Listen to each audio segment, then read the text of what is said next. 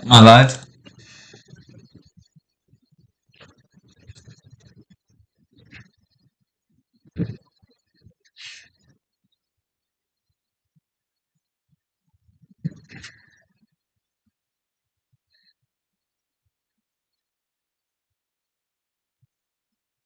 Am I live? Am I live? Okay, I am in fact live. Welcome, welcome to Doki Doki Literature Club. Quickly, I want to say a warning before the stream begins. This game is not suitable for children. It has a lot of dark themes in it, or people who are sensitive to this.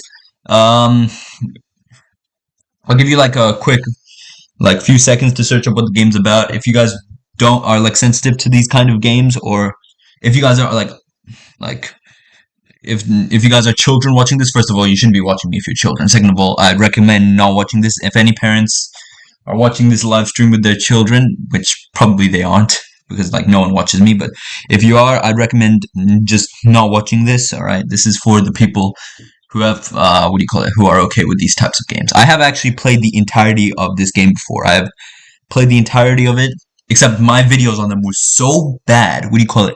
The audio, you could barely hear me because my voice would keep jittering because my settings were too high, so my videos were extremely laggy sometimes. And in like the final few parts, I forgot to record the entire audio. I also missed out on a lot of secrets, a lot of things that what do you call it? That I wanted to kind of catch on in the series, so I decided to come back and live stream the entire thing. Alright. If you guys want to see my original playthrough of the game, it is on my YouTube channel, PhilDauSecret, youtube.com/PhilDauSecret. You guys can go check it out. I've also played like mods of this game and stuff, but I haven't actually streamed the game, so like I am streaming the entire game. Alright. I don't know if I'm gonna finish it all in like one stream, but like we'll definitely get a lot of it done. So like, yep. Let's just get right into it. I also kind of just don't want my cursor to be shown during the stream. Alright, let's go. So you guys have gotten your warning, and let's jump into it. Individuals suffering from anxiety or depression may not have a safe experience while playing this game. For content warnings, visit here. It's right here. Visit that link if you guys want to see it all. Okay. And I am definitely over 13 years of age, game. Team Salvado. I love this game so much. This shit slaps. This is a masterpiece. Doki Doki. Yes, and you guys can play along. That's so fun.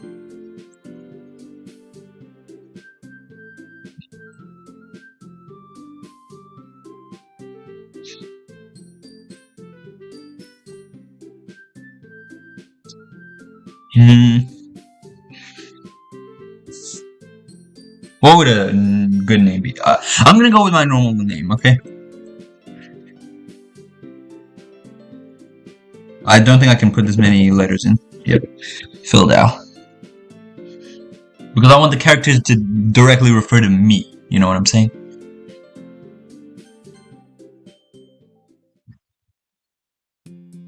Hey! I see an annoying girl running towards me from the distance, waving her arms in the air like she's totally oblivious to any attention she might draw to herself. The girl is Sayori, my neighbor and good friend since we were children. Okay, luckily since this is a live stream, I can kind of listen to myself to see if my voice is lagging. My voice is in fact not lagging, okay. You know, the kind of friend you never see yourself making today, but it just kind of works because you've known each other for so long. That is very loud, let me turn it down. We used to walk to school together on days like this, but starting around high school, she would oversleep more and more frequently, and I would get tired of waiting up. But if she's gonna chase after me like this, I almost feel better off running away. However, I sigh and idle in front of the crosswalk and let Sayori catch up to me. I overslept again, but I caught you this time. Maybe only because I decided to stop and wait for you. You say that like you were thinking about ignoring me. That's mean, PhilDau.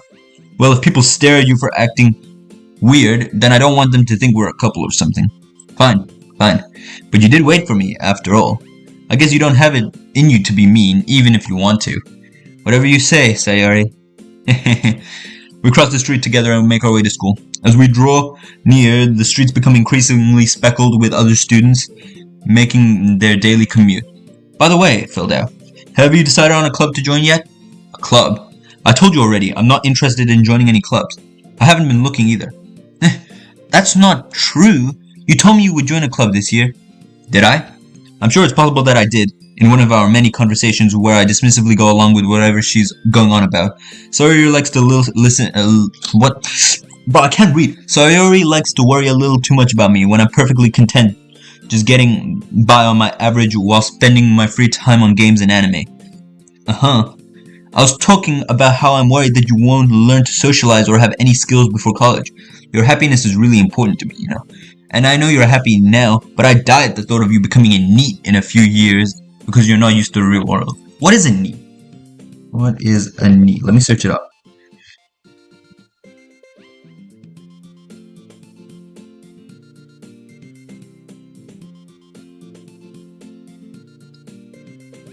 Not in education, employment, or training. Okay. You trust me, right?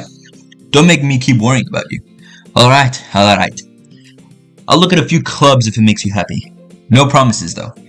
Will you at least promise me you'll try a little? Yeah, I guess I'll promise you that. Yay! Why do I let myself get lectured by such a carefree girl? More than that, I'm surprised I even let myself relent to her. Also, something I did not do in my original series, I'm gonna keep the files open. Okay, I'm gonna keep my game files open. Alright, I did not do this in the original playthrough, so I probably missed out on a lot of stuff. I guess seeing her worry so much about me makes me want to ease her mind at least a little bit, even if she does exaggerate everything inside of her head. The school day is as ordinary as ever, and it's over before I know it. After I pack my things, I stare blankly at the wall, looking for an ounce of motivation. Clubs. Sayori wants me to check out some clubs. I guess I have no choice but to start with Anime Club. Hello? Sayori? Sayori must have come into the classroom while I was spacing out. I look around and realize I'm the only one left in the classroom. I thought I'd catch you coming out of the classroom, but I saw you just sitting in here and spacing out, so I came in. Honestly, you're even worse than me sometimes. I'm impressed. You don't need to wait up for me if it's gonna make you late to your own club. Well, I thought you might need some encouragement, so I thought you know what? Well, then you could come to my club. Sayori. Yeah? There is no way I'm going to your club. Meanie. Sayori is vice president of the literature club. Not that I was ever aware she had any interest in literature. In fact, I'm 99% she only joined because she thought it would be fun to help start a new club. Since she was the first one to show interest after who proposed the club, she inherited the title vice president. That said, my interest in literature is guaranteed to be even less. Yeah, I'm going to the anime club. Come on, please. Why do you care so much anyway? Well, I kind of told the club yesterday that I would bring in a new member, and Natsuki made cupcakes and everything. I used to call her Natsuki, bro. Her name's Natsuki. That's how you pronounce it. If you don't believe me, search it up. Don't make promises you can't keep. I can't tell if Sayori is that much of an airhead or if she's so cunning as to have planned all of this out. I let out a long sigh. Fine, I'll stop by for a cupcake, okay? Yes! Let's go! And thus, today marks the day I sold my soul for a cupcake. I dejectedly follow Sayori across the school and upstairs, a section of the school I rarely visit, being generally used for third-year classes and activities. Sayori, full of energy, swings open the classroom door. Everyone, the new member is here. I told you, don't call me a new member. I glance around the room. Welcome to the literature club. It's a pleasure meeting you. Sayori always says nice things about you. Seriously? You brought a boy? Way to kill the atmosphere. Ah, PhilDau. What a nice surprise. Welcome to the club. All words escape me in this situation. This club is full of incredibly cute girls. What are you looking at? If you want to say something, say it. Sorry. Natsuki. The girl with the sour attitude, whose name is apparently Natsuki, is one I don't recognize. Her small figure makes me think she's probably a first year. She's also the one who made cupcakes, according to Sayori. You can just ignore her when she gets moody. Sayori says that quietly in my ear and turns back towards the other girls. Anyway, this is Natsuki, always full of energy. And this is Yuri, the smartest in the club. Don't say things like that. Yuri, who appears comparably more mature and timid, seems to have a hard time keeping up with people like Sayori and Natsuki. Ah, well, it's nice to meet the both of you. And it sounds like you already know Monika. Is that right? That's right. It's great to see you again, PhilDau. Monika smiles sweetly. We do know each other. Well, we really talked, but we were in the same class last year. Monika was probably the most popular girl in the class. Smart, beautiful, athletic, basically completely out of my league. So having her smile at me so genuinely feels a little... You too, Monika. Come sit down, PhilDau. We made room for you at the table so you can sit next to me or Monika. I'll get the cupcakes. Hey, I made them. I'll get them. Sorry, I got a little too excited. Then, how about I make some tea as well? The girls have a few desks arranged to form a table. As Sayori mentioned, it's been widened so that there is one space next to Monika and one space next to Sayori. Natsuki and Yuri walk over to the corner of the room where Natsuki grabs a wrap tray and Yuri opens the closet. Still feeling awkward, I take a seat next to Sayori. Natsuki proudly marches back to the table, tray in hand. Okay, are you ready? Ta-da! What? I like how Sayori and Monika both get surprised before Natsuki even shows the cupcakes, even today. Natsuki lifts the foil off the tray to reveal a dozen white fluffy cupcakes decorated to look like little cats. The whiskers are drawn with Ice King? Am I real? Icing, and little pieces of chocolate were used to make ears. So cute! I had no idea you were so good at baking, Natsuki. Well, you know. Just hurry and take one. Sayori grabs one first, then Monika. I follow. It's delicious. Sayori talks with her mouth full and already managed to get icing on her face. I turn the cupcakes around in my finger, looking for the best angle to take a bite. Bite. Bro, I actually can't read. Oh, I'm a fan of Undertale, alright? So, reading is a little out of my league as well. Natsuki is quiet. I can't help but notice her sneaking glances in my direction. Is she waiting for me to take a bite? I finally bite down. The icing is sweet and full of flavor. I wonder if she made it herself. This is really good. Thank you, Natsuki. Why are you thanking me? It's not like Haven't I heard this somewhere before? Made them for you or anything. I have heard this before, in my original playthrough of the game. I thought you technically did. Sayori said, well, maybe, but not for, you, dummy. Alright. I give up on Natsuki's weird logic and dismiss the conversation. Yuri returns to the table carrying a tea set. She carefully places a teacup in front of us before setting down the teapot next to the cupcake tray. You keep a whole tea set in your classroom? Don't worry, the teachers gave us permission. After all, doesn't a hot cup of tea help you enjoy a good book? I guess. Don't let yourself get intimidated. Yuri's just trying to impress you. That's not... Insulted, Yuri looks away. I meant that, I believe you. Well, tea and reading might not be a pastime for me, but at least I enjoy tea. Bueno. Okay, whatever. I'm glad. Yuri faintly smiles to herself in relief. Monika raises an eyebrow and smiles at me. So what made you consider the literature club? I was afraid of this question. Something tells me I shouldn't tell Monika I was practically dragged here by Sayori. Well, I haven't joined any clubs yet, and Sayori seemed really happy here, so... That's okay, don't be embarrassed. We'll make sure you feel right at home, okay? As president of Literature Club, it's my duty to make the club fun and exciting for everyone. Monika, I'm surprised. How come you decided to start your own club? You could probably be a board member for any of the major clubs. Weren't you a leader of the debate club last year? Oh, well, To be honest, I can't stand all of the politics around the major clubs. It feels like nothing but arguing about budget and publicity and how to prepare for events. I'd much rather take something I personally enjoy and make something special out of it. And if it encourages others to get into literature, then I'm fulfilling that dream. Monika really is a great leader. Yuri also nods in agreement. Then I'm surprised there aren't more people in the club yet. It must be hard to start a new club. You could put it that way. Not many people are interested in putting out all the effort to start something brand new, especially when it's something that doesn't grab your attention like literature. You have to work hard to convince people that you're both fun and worthwhile, but it makes school events like the festival that much more important. I'm confident we can really grow this club before we graduate.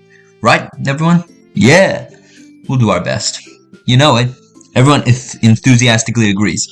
Such different girls, all interested in the same goal. Monica must have worked really hard just to find these three. Maybe that's why they're all so delighted by the idea of a new member joining. Though I still don't really know if I can keep with their level of enthusiasm about literature. So, PhilDau, what kind of things do you like to read?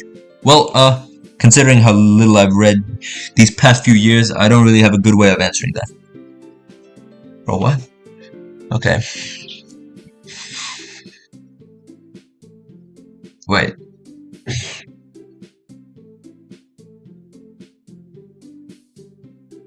Bro, I swear, these people in chat always telling me...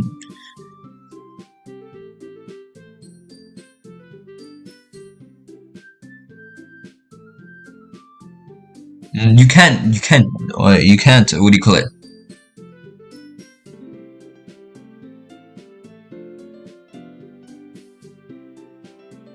What do you call it? You can't be sending me these chats in the chat.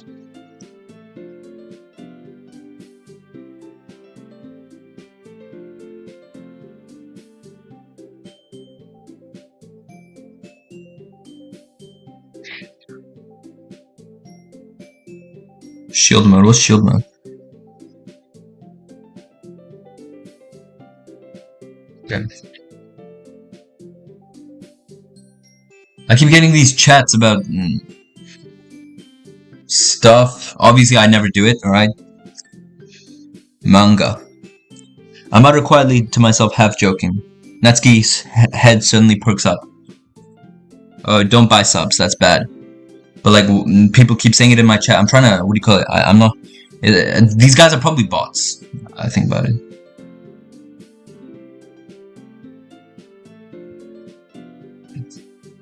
Yeah.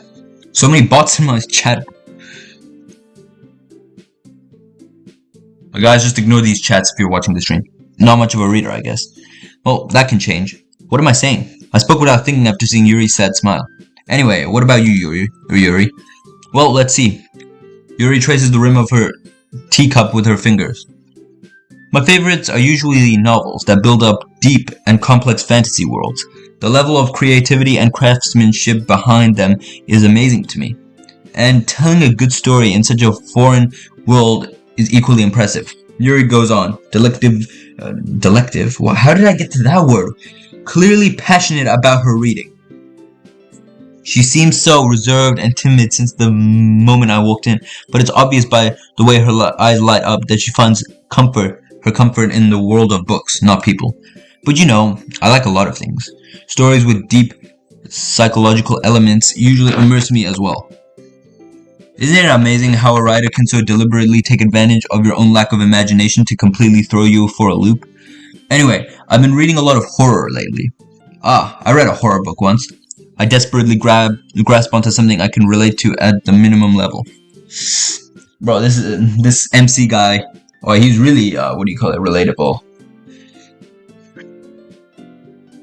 At this rate, Yuri might as well be having a conversation with a rock. It would probably be better to be having a conversation with a rock at this point. Really? I wouldn't have expected that, Yuri. For some reason, for someone as gentle as you, I guess you could say that. But if a story makes me think, or at least takes me to another world, then I really can't put it down. Surreal horror is often very successful at changing the way you look at your world, if only for a brief moment. I hate horror. Oh, why's that? Well, Natsuki's eyes dart over to me for a split second. Never mind. That's right, you usually like to write about cute things, don't you, Natsuki? What? What gives you that idea? You left a piece of scrap paper behind last club meeting. It looked like you were working on a poem called Don't Say That Out Loud. And give that back. Fine. Your cupcakes, your poems, everything you do is just as cute as you are. Sayuri settles up behind Natsuki and puts her hands on her shoulders. I'm not cute! I'm fucking rock! I'm tough! I'm into BDSM! Natsuki, you write your own poems? Well, I guess sometimes. Why do you care? I think that's impressive. Why don't you share them sometime? No. Natsuki averts her eyes. You wouldn't like them. Not a very confident writer yet. I understand how Natsuki feels. Sharing that level of writing takes more than just confidence. The truest form of writing is writing to oneself. You must be willing to open up to your readers, exposing your vulnerabilities and showing even the deepest reaches of your heart. Do you have writing experience too, Yuri? Maybe if you share some of your work, you can set an example to help Natsuki feel comfortable enough to share hers. I guess it's the same for Yuri. Aw, I wanted to read everyone's poems. We all sit in silence for a moment. Okay, I have an idea, everyone. Natsuki and Yuri look quizzically at Monika. Let's all go home and write a poem of our own. Then, next time we meet, we'll share them with each other. That way everyone is even. Yeah, let's do it. Plus, now that we have a new member, I think it will help us all get a little more comfortable with each other. Strengthen the bond of the club. Isn't that right, PhilDau? Monika smiles warmly at me once again. Hold on, there's still one problem. What's that? Now that we're back to the original topic of me joining the club, I bluntly come forth with what's been on my mind the entire time. I never said I would join this club, bro. I swear to God, this PhilDau. Well, I'm PhilDau, but this MC guy, bro, always throwing at every possible moment. All four of them are here. You can't be saying that, bro. Plus, you got Monika and Sayori. You can't really. Sayori may have convinced me to stop by, but I never made any decision. I still have other clubs to look at, and I lose my train of thought. Yeah, bro. Are we real? The first time I played this game, I swear to God, this pod drove me insane. Why does he have to think of the worst things to say at the worst situations? Fuck this man, bro. All four girls stare at me with dejected eyes. What did you say, you son of a bitch? But, I'm sorry, I thought, PhilDau. I thought you were different. You're just as fuckwitted as all of them. Screw you, PhilDau. Stupid asshole. You all. I'm defenseless against these girls. How am I supposed to make a clear-headed decision when it's like this? That is, if writing poems is the price I need to pay in order to spend every day with these beautiful girls, then I'll become a cuck. You're right. Okay, I've decided then. I'll join the literature club. Woo! One by one, the girls' eyes light up. Yes, I'm so happy. Alright.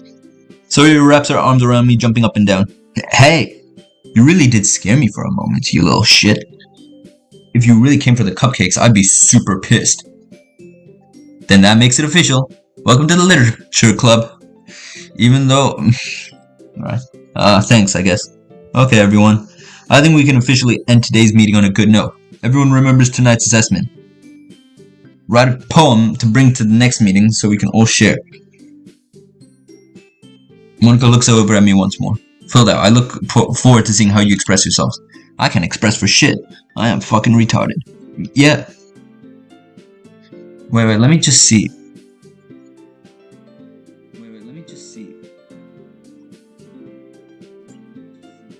Alright, I just have to check. Can I really impress the class star Monika with my mediocre writing skills? I already feel the anxiety welling up inside of me. Meanwhile, the girls continue to chit-chat as Yuri and Natsuki clean up their food. Hey PhilDau, since we're already here, do you want to walk home together? That's right, Sayori and I never walk home together anymore because you always stayed after school for clubs. We can walk together whenever the fuck you want, I don't care. Sure, might as well. Yay! With that, the two of us depart the club room and make our way home. The whole time, my mind wanders back and forth between the four girls. Sayori, Natsuki, Yuri, and of course, Monika. Will I really be happy spending every day after school in a literature club? Perhaps I'll even have the chance to grow closer to one of these girls. Alright, I'll just need to make the most of my circumstances, and I'm sure a good fortune will find me. And I guess that starts with writing a poem tonight. It's time to write your poem. Pick words that your favorite club member will like. Something good might happen with whoever likes your poem the most. Alright. Should I go for the good ending or the bad ending? Or like the normal ending? I meant. Technically no bad ending. The normal ending is kind of a bad ending. Kind of.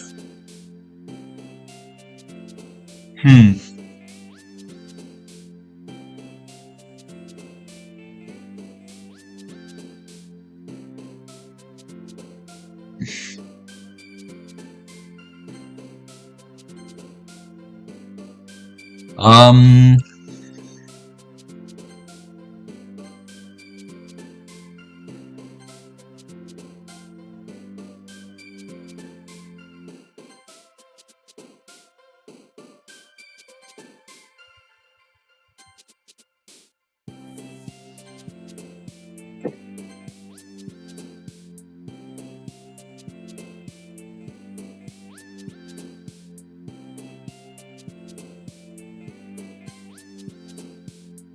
Lost?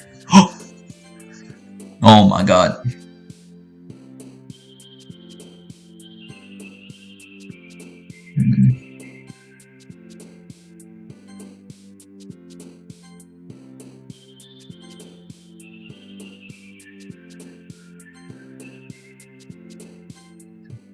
Okay, I guess Yuri will like my poem the most.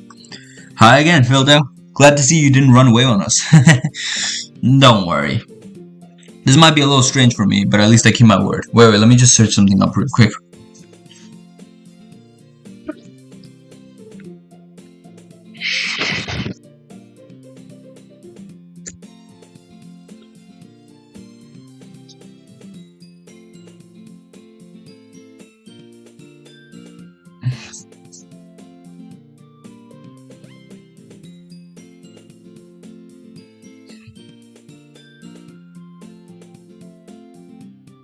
Alright.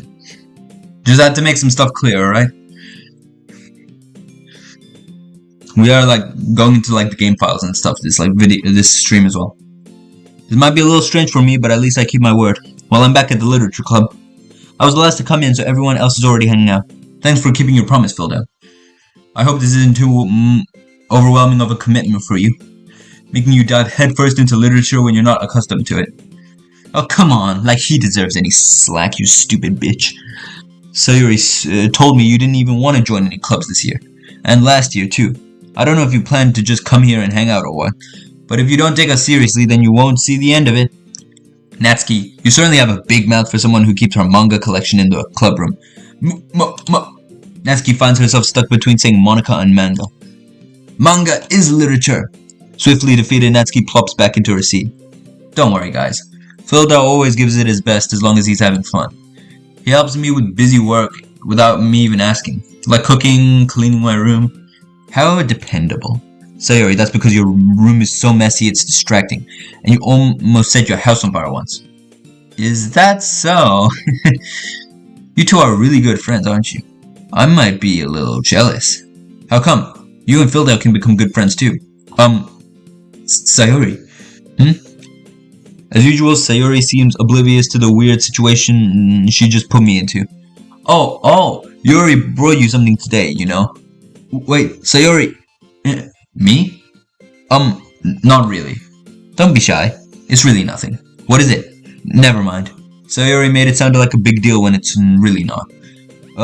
What do I do? I'm sorry, Yuri, I wasn't thinking. I guess that means it's up to me to rescue this situation.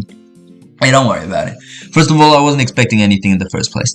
So any nice gesture from you would be a pleasant surprise. It'll make me happy no matter what. Is that so? Yeah, I won't make it a big deal if you don't want it to be. Alright. Well, here. Yuri reaches into her bag and pulls out a book. I didn't want you to feel left out, so I picked a book that I thought you might enjoy. It's a short read, so it should keep your attention even if you don't usually read. And we could, discuss it if you wanted. This is... How is this girl accidentally being so cute? She even picked out a book that she'll think I'll like, despite me not reading much. Yuri, thank you. I'll definitely read this. I enthusiastically take the book. Whew. Well, you can read it at your own pace. I look forward to hearing what you think. Now that everyone is settled in, I expect Monica to kick off some scheduled activities for the club, but that doesn't seem to be the case. Sayori and Monica are having a cheery conversation in the corner. Bro, I always hate it so fucking much when the stream just, I have to use such low ass quality just to make like a stream work. I've had comments on old YouTube channels saying that my quality is shit, even though the video was good, but the quality is absolute shit, and I'm not able to change it because my computers are just so bad. Yuri's face is already buried in a book, so that's why the quality of the stream is so bad, even though I wanted it to be good. But like, I can't make it good because otherwise my stream will lag like fucking crazy. I can't help but notice her intense expressions like she's waiting for this chance. Meanwhile, Natsuki is rummaging around in the closet. I'm really curious to talk to Yuri a little more. But at the same time, I would feel bad for distracting her from reading. I catch a glimpse of the cover of her book. It looks like the same book that she lent to me. More than that, she seems to be on the first few pages. Crap. I think she noticed me looking at her. She sneaks another glance at me and our eyes meet for a split second. But that only makes her hide her face deeper in her book. Sorry. I was just spacing out. I muttered this, sensing I made her uncomfortable. Oh, it's fine. If I was focused, then I probably wouldn't have noticed in the first place. But I'm just rereading a bit of this, so... That's the book you gave me, right? I wanted to reread some of it. Not for any particular reason. Just curious. How come you have 2 copies of the same book? Well, when I stopped at the bookstore yesterday... that's not what I meant. I mean, I just happened to buy 2 of them. Ah, I see. There's something fairly obvious here that Yuri isn't telling me, but I decided to let it go. When she was at the bookstore yesterday, she was like, oh, I can get a new book for the club member, and then I can bring it back, and then coincidentally just, oh, do you want this book? As a nice gesture. I'll definitely start reading it soon. I'm glad to hear. Once it starts to pick up, you might have a hard time putting it down. It's a very engaging and relatable story. Is that so? What's it about anyway? Well, Yuri closes the book and scans her eyes over the back. Also, I might start reading more of the dialogue and what do you call it? In my original YouTube playthrough of this, I didn't actually there was some of the dialogue, especially during the darker parts of the game, which I didn't read because then YouTube would age restrict the video. But this is Twitch, so it's obviously different probably. The book is titled Portrait of Markov. There's an ominous-looking eye symbol on the front cover. Alright, I just wanted to make sure I don't accidentally give anything away. Basically, it's about this girl in high school who moves in with her long-lost younger sister. Yeah, you're just gonna give the entire book away. Easy. But soon as she does so, her life gets really strange. She gets targeted by these people who escaped from a human experiment prison. And while her life is in danger, she needs to desperately choose who to trust. No matter what she does, she ends up destroying most of her relationships and her life starts to fall apart. That's kind of dark, isn't it? Yuri made it sound like it was gonna be a nice story, so that dark turn came from nowhere. Yuri gently giggles all of a sudden. Are you not a fan of that sort of thing, PhilDau? No, it's not that. I mean, I can definitely enjoy these kinds of stories, so don't worry. I hope so. Yeah, I totally forgot that Yuri's into those things. She's so shy and reclusive on the outside, but her mind seems to be completely different. It's just that those kind of stories, they challenge you to look at life from a strange new perspective. When horrible things happen to you, it's not just because someone wants to be evil, but because they have their own goals, or their own philosophy that they believe in. Then suddenly, when you thought you related to the protagonist, they're made out to be the naive one for letting their one-sided morals interfere with the villain's plans. Hold up. Hold up.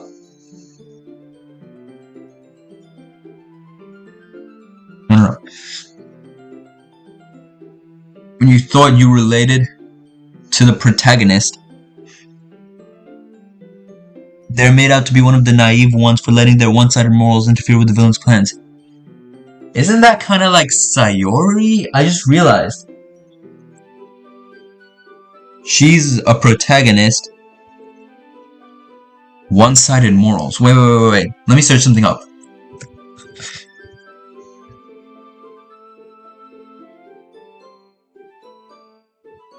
Okay, wait. I'm gonna mind. I'm rambling, aren't I? Not again. I'm sorry. Hey, don't apologize. I haven't lost interest or anything. Well, I guess it's alright then. But I feel like I should let you know that I have this problem. When I let things like books and writing fill my thoughts, I kind of forget to pay attention to other people. So I'm sorry if I end up saying something strange. And please stop me if I start talking too much. I really don't think you need to worry. That just means you're passionate about reading. The least I can do is listen. It's a literature club after all. That's true. In fact, I might as well get started reading it, right? You don't have to. What are you saying?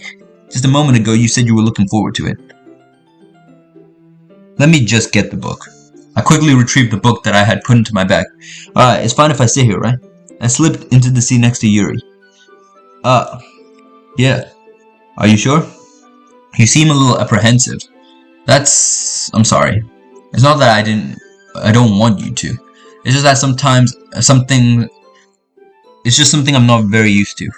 That is, reading in company with someone. I see. Well, just tell me if I end up distracting you or anything. Alright. I open the book and start the prologue. I soon understand what Yuri means about reading in company. It's as if I can feel her presence over my shoulder as I read. It's not particularly a bad thing. Maybe a little distracting, but the feeling is somewhat comforting. Yuri is in the corner of my eye. I realize she's not actually looking at her own book. I glance over. It looked like she's reading from my book instead. Sorry. I was just... Yuri, you really apologize a lot, don't you? I do? I don't really mean to. Sorry. I mean... Here. This should work, right? I slide my desk until it's up against Yuri's, then hold my book between the two of them. I suppose so. Yuri timidly closes her own copy. Once we lean in a little bit, our shoulders are almost touching. It feels like my left arm is in the way, so instead I use my right hand to hold the book open. I guess it makes it kind of difficult to turn the pages. Here. Yuri takes her left arm and holds the left side of the book between her thumb and forefinger. I do the same with my right arm, on the right side of the book. That way, I turn a page and Yuri slides it under her thumb after it flips to her side. By holding it like this, we're huddled even closer together than before. It's actually kind of distracting me. My voice really hurts a lot. It's as if I can feel the warmth of Yuri's face, and she's in the corner of my vision. Hold up, I need to go get some water. I'll be back. I also need to take a quick piss. I'll be right back.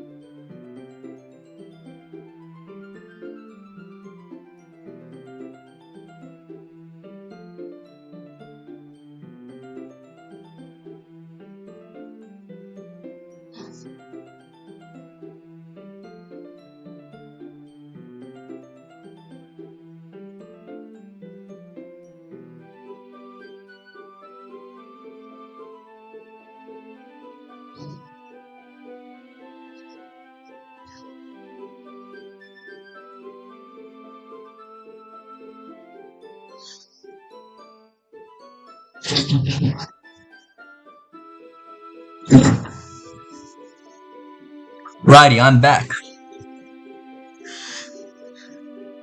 My throat is starting to hurt like a lot.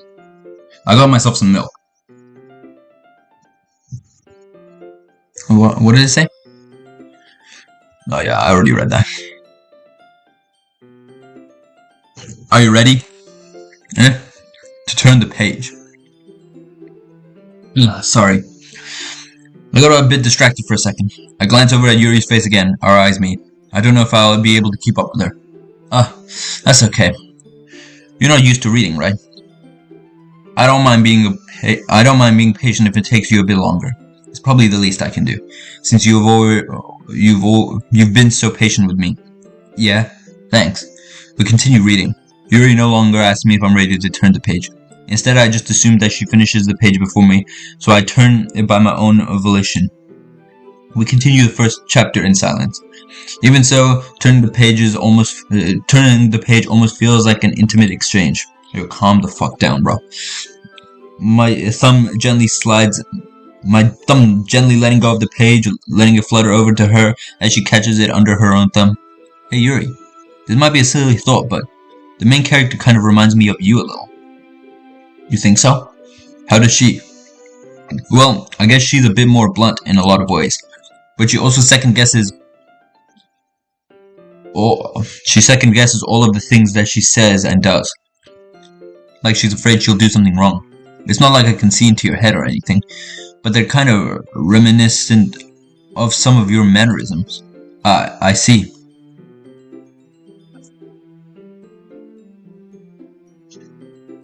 Yuri remains silent for a moment. But PhilDau, that's probably a terrible thing to have in common with her. Oh, that's so embarrassing that you think that. Wait, I didn't mean it in a bad way or anything. Sorry, I didn't know you were so self-conscious about that sort of thing. I guess it's more... I guess I'm more meant that it's kind of cute. What are you saying all of a sudden? Okay, everyone. I think it's about time we shared our poems with each other. We might not have enough time if we wait too long. Yuri exhales, spared from finishing her thought. Is that alright, Yuri? You look kind of down. I'm sorry if you haven't been looking forward to this. It's fine. Yuri releases her hand from the book, causing it to close on top of my thumb. Alright, I guess I'll do some more reading tonight. Or would you prefer I only read it with you? I guess I don't have too much of a preference either way. In that case, I'll read a little more tonight. It'll be more fun to read with you after it picks up a bit, you know? That's good reasoning. In that case, feel free to finish the first 2 chapters in your own time. Alright, I stand up. I make mental note of where I left off in the book. Then slip it back into my bag. By the way, did you remember to write a poem last night? Yeah? My relaxation ends. I can't believe I agreed to do something so embarrassing. I couldn't really find much inspiration since I never really done this before. Well, now that everyone's ready, why don't you find someone to share with? I can't wait. Sayori and Monica enthusiastically pull out their poems. Sayori is on a wrinkled sheet of loose leaf torn from a spiral notebook. On the other hand, Monica wrote hers in a composition notebook. I can already see Monica's pristine handwriting from where I sit. Natsuki and Yuri reluctantly comply as well, reaching into their bags. I do the same myself. Who should I show my poem to first?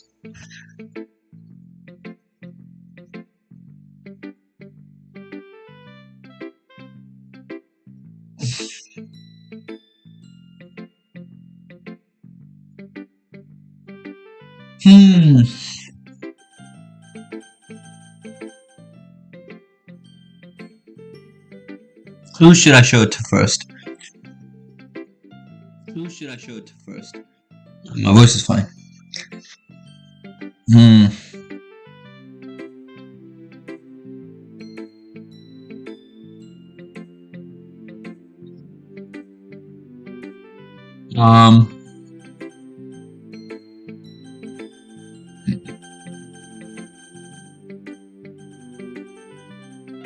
Let's think about this.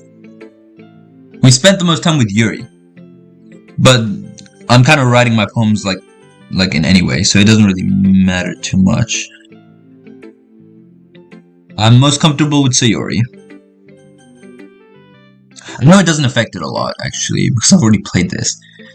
Natsuki's my personal favorite, but Monica is amazing too. Yo, Natsuki! I told Natsuki I was interested in her poem yesterday. It's probably only fair if I shared mine with her first. PhilDau, if you're not gonna take this club seriously, then go home. What? Harsh. What, you expect me to believe you actually put effort into this? Do you think I'm stupid? I'm not a writer. Maybe it's not very good, yeah, but I did put an effort. We all start somewhere, right? If you're still proud of the first poem you ever wrote, then I'd like to read it. Painful to think about? I think Natsuki's a little fucking mad. Fine. Well, sorry. You'll get better anyway. I tell you what to improve, but you're better off just trying again. Fair enough. Well, to each their own, I guess. To each their own. Anyway, I gotta share mine now. Knowing you'll probably think it's stupid.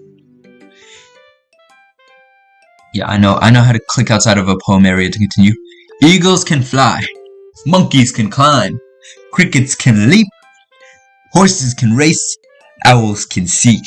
Cheetahs can run. Eagles can fly. People can try. That's about it.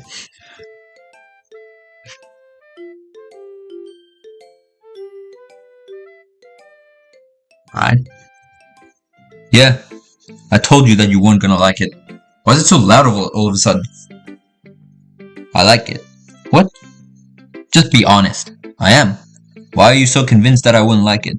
Well, because everyone in high school thinks writing has to be all sophisticated and stuff. So people don't even take my writing seriously.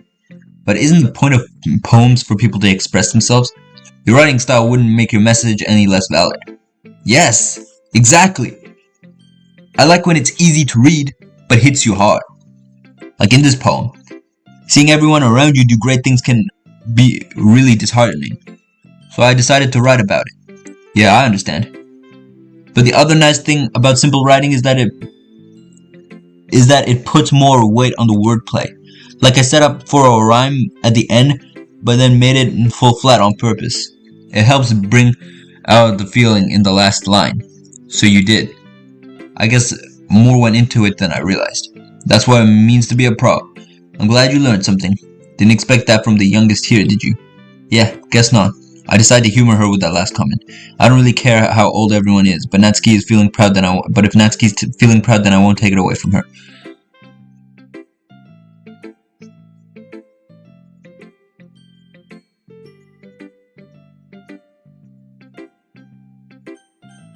Monica! Hi, PhilDau. Having a good time so far? Yeah.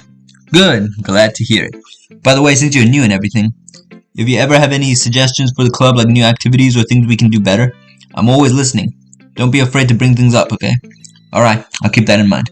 Of course I'll be afraid to bring things up. I'm much better off going with the flow until I'm more settled in. Anyway, want to share your poem with me? It's kind of embarrassing, but I guess I have to. Don't worry, PhilDau. We're all a little embarrassed today, you know? But it's the sort of barrier that we'll learn to get past soon. Yeah, that's true. I am Monica, my poem. Great job, PhilDau.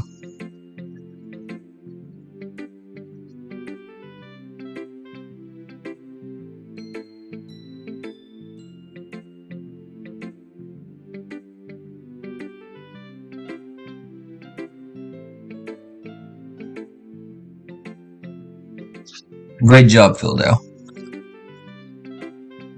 I was going oh in my head while reading it. It's really metaphorical. I'm not sure why, but I didn't expect you to go for something so deep. I guess I underestimated you. It's easiest for me to keep everyone's expectations low. That way it always counts when I put in some effort. That's not very fair. Well, I guess it worked anyway. You know that Yuri likes that kind of writing, right? Writing that's full of imagery and symbolism. Unlike Sayori, who likes using simple and direct words to describe happiness and sadness, Yuri likes it when readers are left to derive their own meaning out of it. It's very challenging to write like that effectively, both allowing people to get something out of it just by feel, or letting them deeply analyze all of the nuisances. It can take years of practice, which I'm assuming Yuri has at this point. I never really asked though. I'm sure I'm nowhere near her level yet. Don't worry so much about that. You do your own thing. Just keep exploring and learning by trying new things. I'm sure I'll end up trying different things a lot. It could take a while before I feel comfortable doing this. That's okay. I love to see you try new things. That's the best way to find the kind of style that suits you. Everyone else might be a little biased towards their own kinds of styles, but I'll always help you find what suits you the most. So don't force yourself to write the way everyone else wants you to write. It's not like you have to worry about impressing them or anything. Anyway, do you want to read my poem now? Don't worry, I'm not very good. You sound pretty confident for someone who claims not to be very good. Well, that's because I have to sound confident. It doesn't mean I always feel that way, you know. I see. Well, let's read it then. Hole in the wall. It couldn't have been me. See the direction this... Wait, I have to make it bigger. This... Hold on. See the direction the speckle protrudes? A noisy neighbor, an angry boyfriend, I'll never know. I wasn't home. I peer inside for a clue. No, I can't see it. I reel, blind, like a film left out in the sun. But it's too late. My retina's already scorched with a permanent copy of the meaningless image. It's just a little hole. It wasn't too bright. It wasn't too deep. Stretching forever into everything. A hole of infinite choices. I realize now that I wasn't looking in. I was looking out. And he, on the other side, was looking in.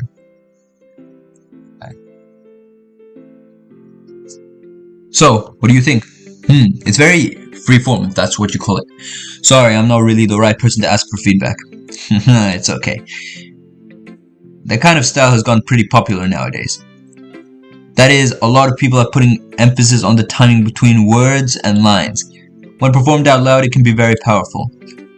What was the inspiration behind this one? Well, I'm not sure how to put it. I guess you could say that I had some kind of epiphany recently. The epiphany... How do you pronounce this word? Wait.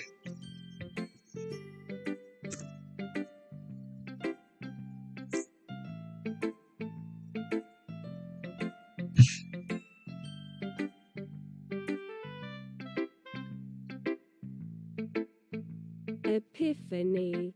Epiphany. Wait.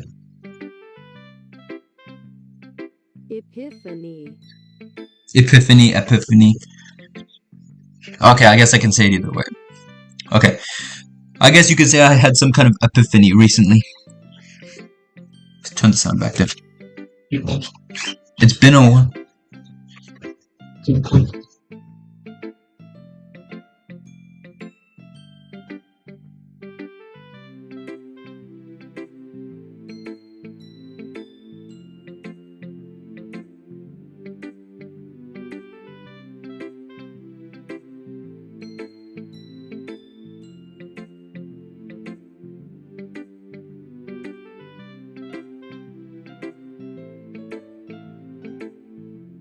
It's been influencing my poems a bit. But let me just go back to the thing. An epiphany. So basically the epiphany is like how when you're a club president, you get like, what do you call it? You have like, what is it called? Like self-awareness. Like you realize that you're in a game. You're not actually like you're an AI in a game, basically. She has like, because she's club president, she basically has, what do you call it? Self-awareness. But she doesn't want to just give it all away, so she calls it her epiphany. So that's basically that. I think that's what it is. And wait, let me just quickly switch it off again.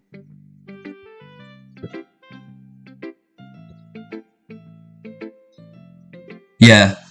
The epiphany is a sudden, jarring realization by a character, specifically Monica, that the world is a simulation and they are merely video game characters. And that's basically how she came up with the inspiration to write that poem. See? Am I muted? No, I'm not.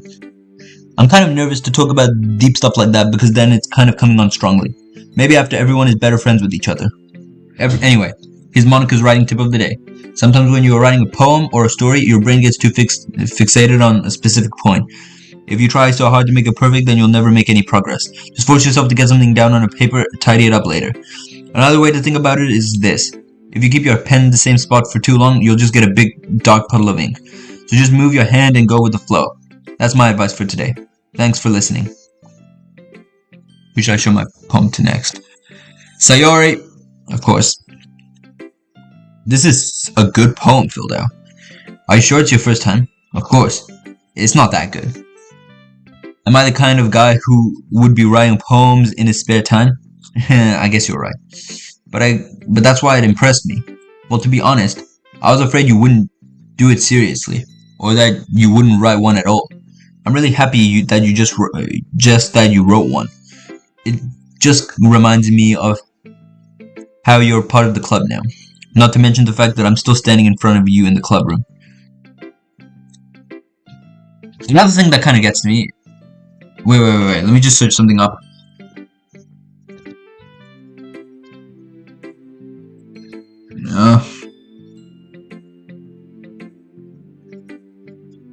Okay. So before the MC joined in the game, the literature club members did not share poems with each other. The club was loosely organized and primarily served as a place for the members to share literature. Right. Like reading manga or novels. And so they never knew how to, they never shared poems with each other. But Monica knew their writing styles. So that's kind of interesting as well. It shows that Monica knows a lot more than we just think. But what? Oh, well, of course. I'm not really into that yet, but it doesn't mean I'll break my promise. See? It's like I said before, PhilDau. Deep down, you're not selfish at all, you know. Trying new things like this for other people. That's something that only really good people do. Thanks, Sayori. I'm not sure if Sayori sees the full picture of my motivation here. Then again, I can't deny that she's part of the reason I joined. Knowing how much this means to her and all. Yeah, and I'm gonna make sure you have lots of fun here, okay? That will be my way of thanking you. Alright, I'm gonna hold on to that then. Yay, now you'll read my poem too now, right? Don't worry, I'm really bad at this. We'll see about that. Wait a minute. Why does the audio like it gets like louder when I go into full screen, and when I'm not in full screen it gets like quiet. Dear sunshine, the way you glow through my blinds in the morning, it makes me feel like you missed me, kissing my forehead to help me get out of bed, making me rub the sleepy from my eyes. Are you asking me to come out and play? Are you trusting me to wish away a rainy day? I look above, the sky is blue. It's a secret, but I trust you too. If it wasn't for you, I could sleep forever, but I'm not mad. I want breakfast.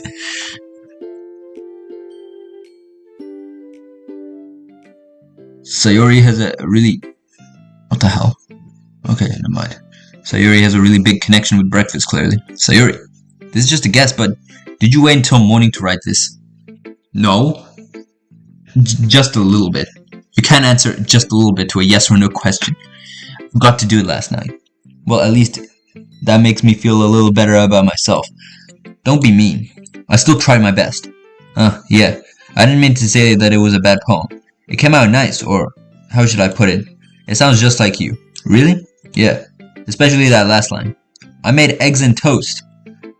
Even though you were late to school? It's bad to skip breakfast. I get all cranky. Well, I guess there's no point in arguing. Again, anyway, thanks for showing me. This was so much fun. Monica's the best. Yeah. But next time I won't forget, and I'm gonna write the best poem ever. Well, I guess I look forward to it. Who should I show my poem to next? This is a difficult situation. I'm just kidding, the only option is Yuri.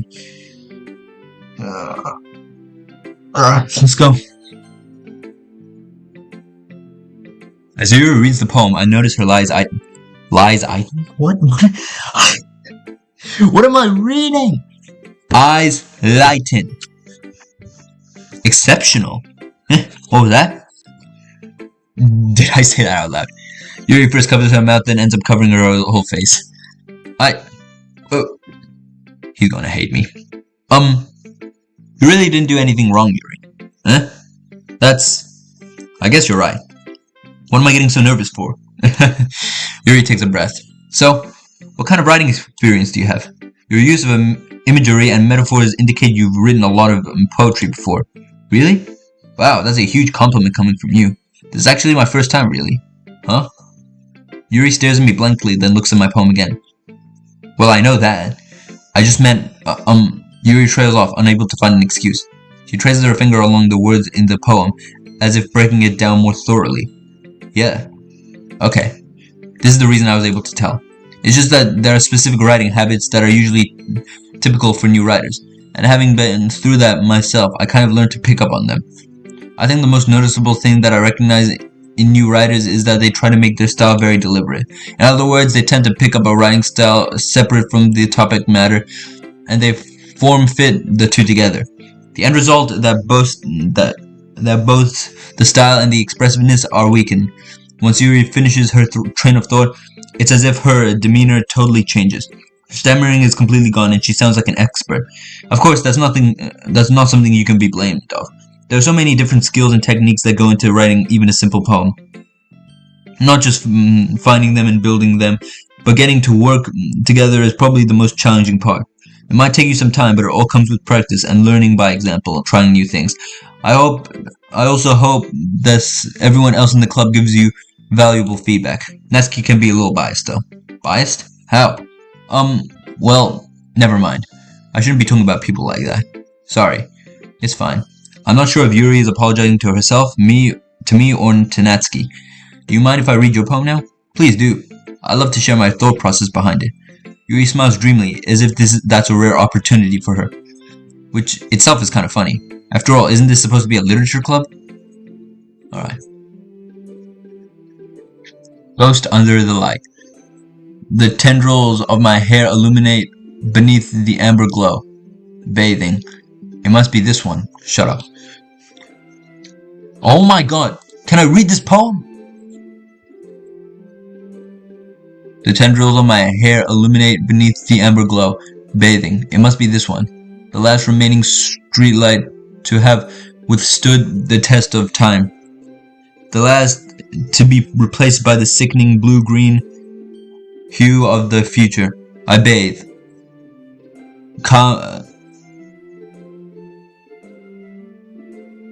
Okay. Does that say calmly? What does that say? I bathe. I don't know.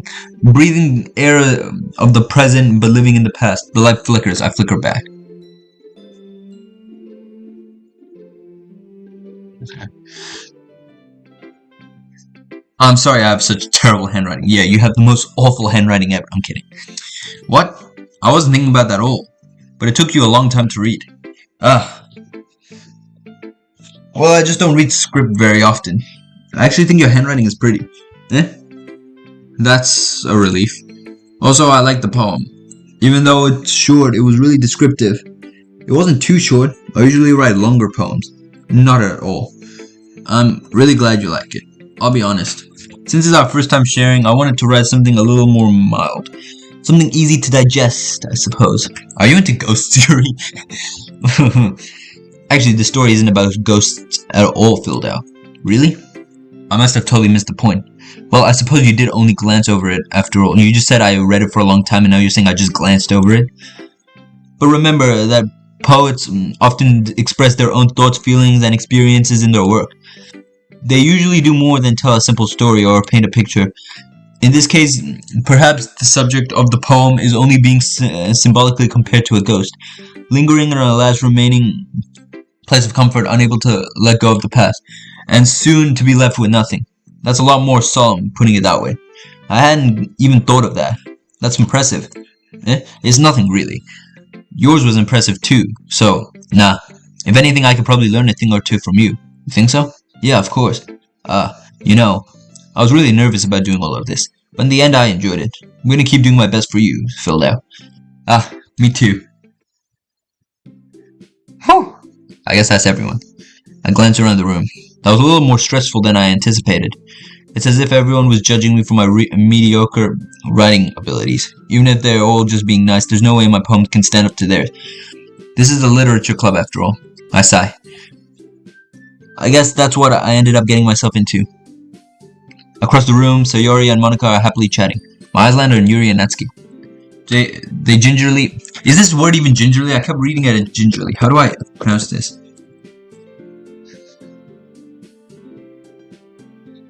Gingerly. It is gingerly. I've never heard that word in my life. They gingerly exchange sheets of paper, sharing their respective poems. As I read in tandem, I watch each of their expressions change. Natsuki's eyebrows furrow in frustration. Meanwhile, Yuri smiles sadly. What's with the language? Did you say something? Oh, it's nothing. Natsuki dismissively returns to the poem to the desk with one hand. I guess you could say it's fancy. Ah, thanks. Yours is cute. Cute? Did you completely miss the symbolism or something? It's clearly about the feeling of giving up. How can that be cute? I know that. I just meant the language, I guess. I was trying to say something nice. You mean you have to try that hard to come up with something nice to say? Thanks, but it really didn't come out as nice at all. Well, I do have a couple of suggestions. If I was looking for suggestions, I would have asked someone who actually liked it. Which people did, by the way. Sayori liked it, and PhilDau did too. So based on that, I'll gladly give you some suggestions of my own.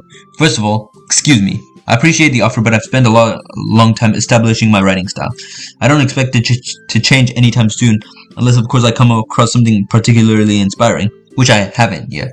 And PhilDau liked my poem too, you know. He even told me he was impressed by it. Natsuki suddenly stands up. Oh, I didn't realize you were so invested in trying to impress our new member, Yuri. That's not what I... You're just... Yuri stands up as well. Maybe you're just jealous that PhilDau appreciates my writing advice more than he appreciated yours. And how do you know he didn't appreciate my advice more? Are you that full of yourself? No. If I was that full of myself, I would deliberately go out of my way to make everything I do overly cutesy. Is everyone okay? Well, you know what? I wasn't the one whose boobs magically grew a size bigger as soon as PhilDau started showing up. Whoa, girls, calm down. Natsuki, that's a little... This doesn't involve you. I don't like fighting, guys. Suddenly, both girls turns towards me as if they noticed I was just standing there.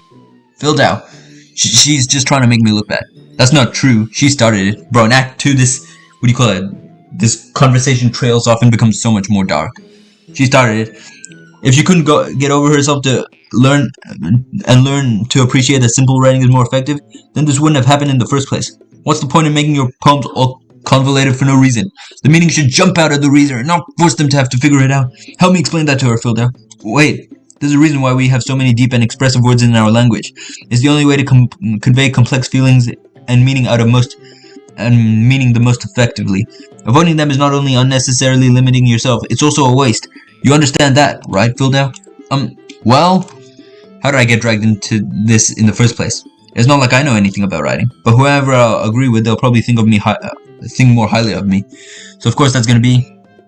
Yep, I remember this choice. Well,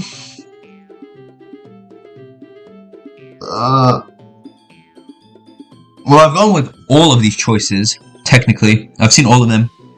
Which one should I choose here?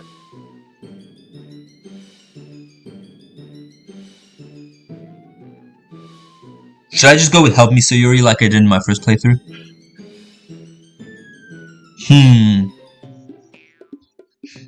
Let's think about this. Well, I'm not trying to side with either of them because, I'm not actually trying to get on any routes or anything. So far I've gone with Yuri more, but Natsuki's my personal favorite. Help me, Sayori. Natsuki glares at me, drying up any words I have in my mouth. So instead I turn to Yuri. Yuri! But Yuri's expression is so defenseless I can't bring myself to say anything to her. Sayori! Huh? Yeah, everyone's fighting is making Sayori uncomfortable. How can the two of you keep fighting when you know you're making your friend feel like this? PhilDau. Well, that's her problem. This isn't about her. I agree. It's unfair for others to interject with their own feelings into our conflict. Yeah, unless Sayori wants to tell Yuri what a stuck-up jerk she's being. She would never. It's your immaturity that made her upset in the first place. Excuse me? Are you listening to yourself? This is exactly why. Exactly why nobody likes... Stop! There we go, Sayori. At the clutch, because our MC is too fucking retarded to fix this conflict.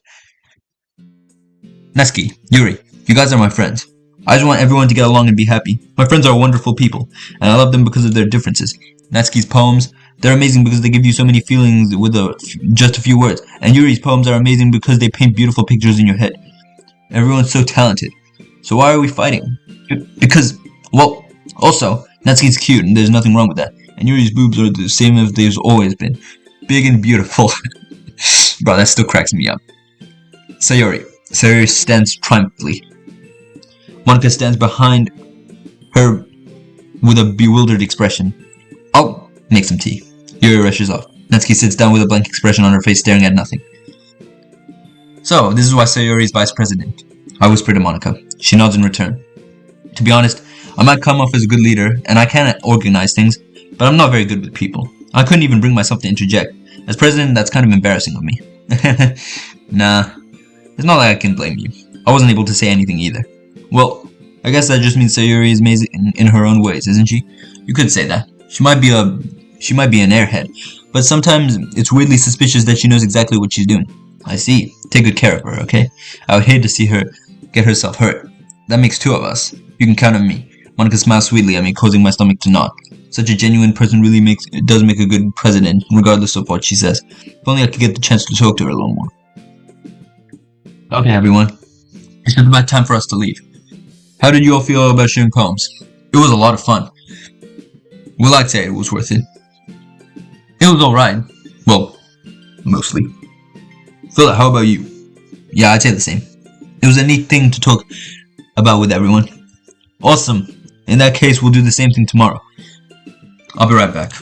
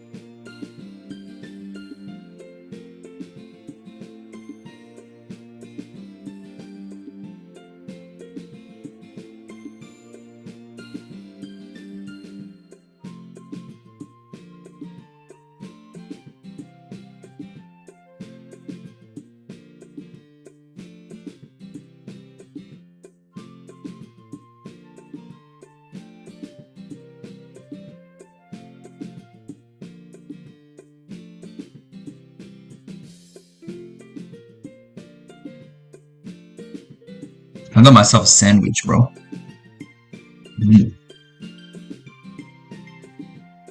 Nutella sandwich.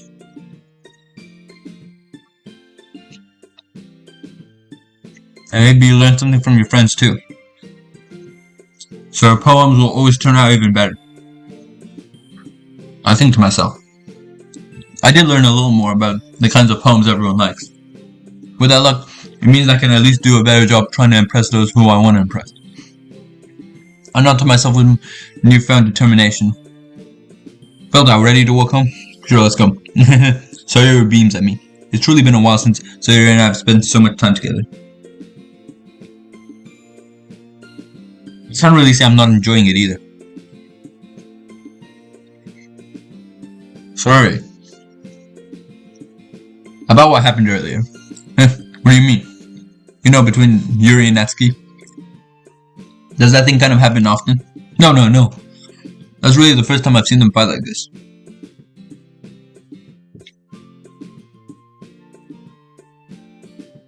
I promise they're both wonderful people. You don't hate them, do you? No, I don't hate them.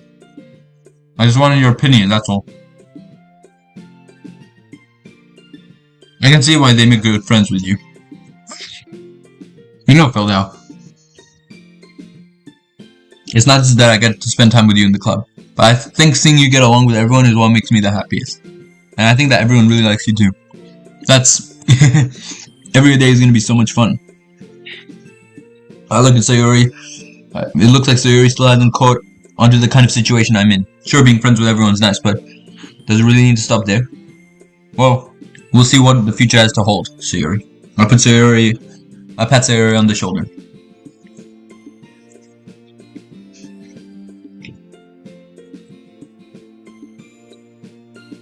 I said that more to myself than to her, but it's easy to use Sayori as an internal monologue sometimes. Okay. Yeah. Let's do this.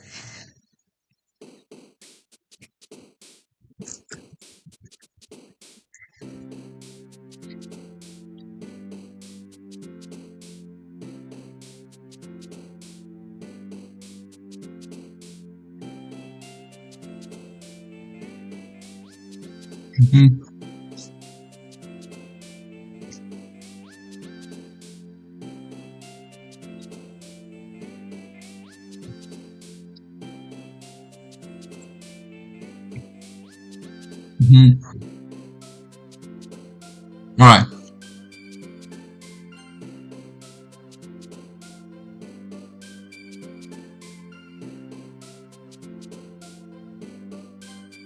No.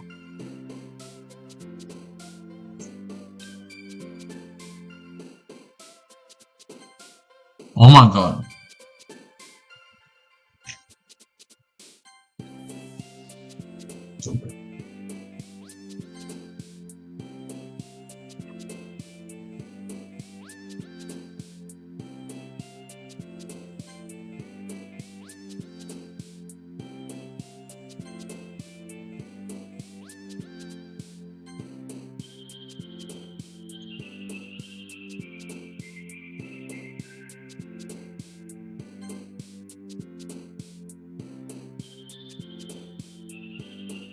Hold up. Papa, I think. Yep.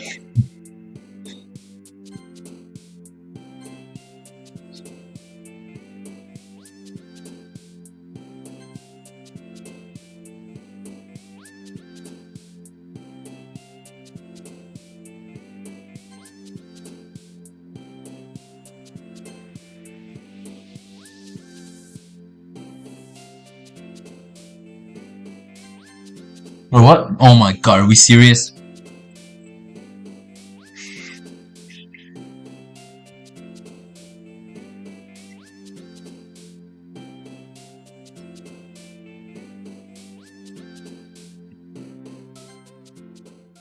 Bro.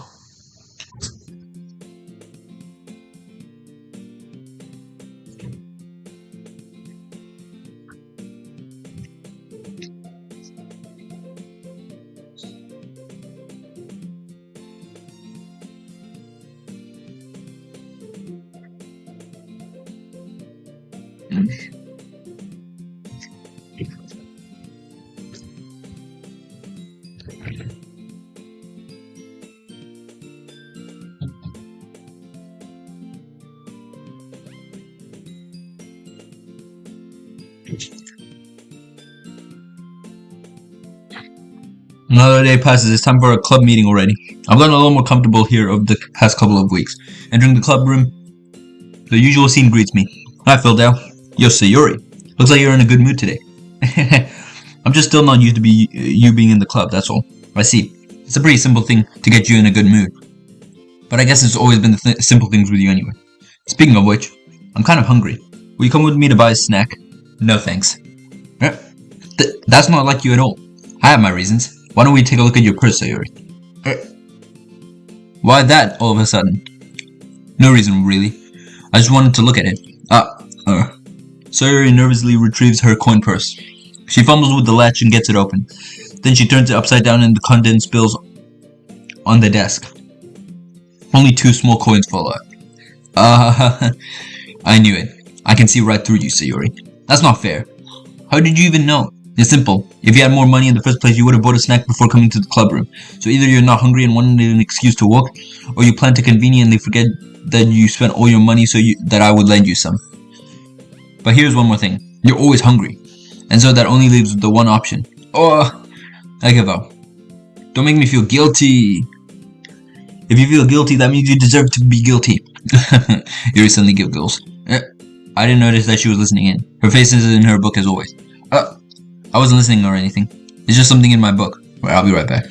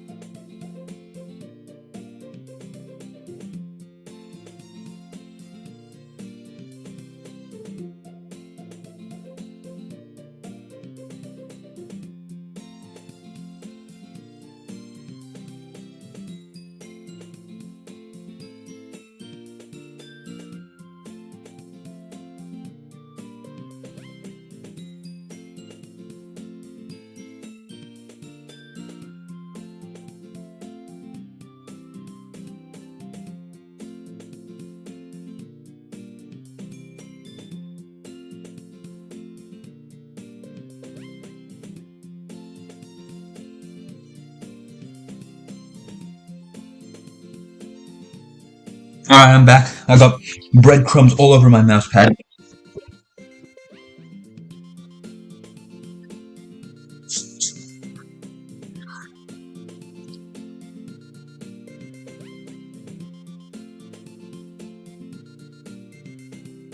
Da Vinci. What? What is this stuff? Alright, my bad. Back to the stream. Let me just open up my Twitch. It was just something in my book. Yuri! Tell PhilDau to let me borrow some money. Don't get me involved like that, Sayuri. Besides, you should only buy what you can responsibly afford. And frankly, after pulling a mischievous little stunt like that, your suffering is fair enough retribution. I didn't mean it like that. I got too absorbed in my book. I really like it when you speak your mind, Yuri. It doesn't happen much, but it's also a fun side of you. There's no way you could think that. You were right though. I did something bad, now I have to accept the retribution. That's still coming from you, Sayuri. I guess there's a little devil inside all of us, isn't there? Don't let her fool you. Sayuri knows exactly what she's doing. After all, she told you guys she was bringing me to the club before she even told me. But you wouldn't have come if it weren't for the cupcakes. So I had to trick Natsuki into making them. Come on, give me a little more credit than that, Sayuri. Get off! Out of nowhere, something smacks Sayuri in the face and tumbles onto her desk. Ow! What was... a cookie. Sure enough, it's a giant cookie wrapped in plastic. Sayuri glances around. Is it a miracle? It's because I paid my restitution. Retribution. Actually, that one almost worked. I was just gonna give it to you. But then I heard you blab about the cupcakes. It was totally worth seeing your reaction, though. Natsuki, that's so nice of you. I'm so happy. Sayuri hugs the cookie. Jeez, just eat it. Sayuri rapidly tears the wrapper and takes a big bite. So good. Sayuri suddenly clasps her hands over her mouth. I bit my tongue. You're going through a lot over just one cookie. Natsuki takes a bite of her own cookie. Yours looks really good too, Natsuki. Can I try it? Jeez, beggars can't be choosers. But yours is chocolate. Why do you think I gave you that one? Fine. Still, I'm really happy that you shared this one with me. Sayuri gets out of her seat and goes behind Natsuki, then wraps her arms around her. Jeez, I get it. Cookie still in hand, Natsuki reaches up to nudge Sayuri off of her. Sayuri suddenly leans down and takes a bite out of Natsuki's cookie. Hey, did you seriously just do that? Mouthful Sayuri trots away to safety. Yuri and I laugh as well. Jeez, you are such a kid sometimes. Monika, can you tell Sayuri... Natsuki glances around. Monika isn't in the club. Where's Monika anyway? Good question. Have any of you heard anything about her being late today? Not me. Yeah, I haven't either. That's a bit unusual. I hope she's okay. Of course she's okay. She probably just had something to do today. She's pretty popular after all. Hey, you don't think she hasn't... I wouldn't be surprised. She's probably more desirable than all of us combined. That's true. Excuse me. Suddenly the door swings open. Sorry, I'm super sorry. There you are. I didn't mean to be a little late. I hope you guys weren't worried or anything. Monika chose the club over her boyfriend after all. You're so strong-willed. Boyfriend? What on earth are you talking about? Monika quizzically glances at me. Never mind that. Wait, was that Sayuri who said it or me? Yeah, that was me. Then why is, she glancing at me? What held you up anyway? Well, my last period today was study hall. To be honest, I kind of just lost track of time. That makes no sense though. You would have heard the bell ring at least. Something I realized is that, even though technically Yuri is the smartest character in this game, Natsuki picks up literally on all of Monika's schemes almost instantly. She talks about this, she also talks about, she also notices that something that Monika says is different when she doesn't use her normal catchphrase, which I guess Yuri picks up on that too. But she also, she also gives us a note talking about Yuri, and then, she points out that Monika is dismissive and not to let her read it.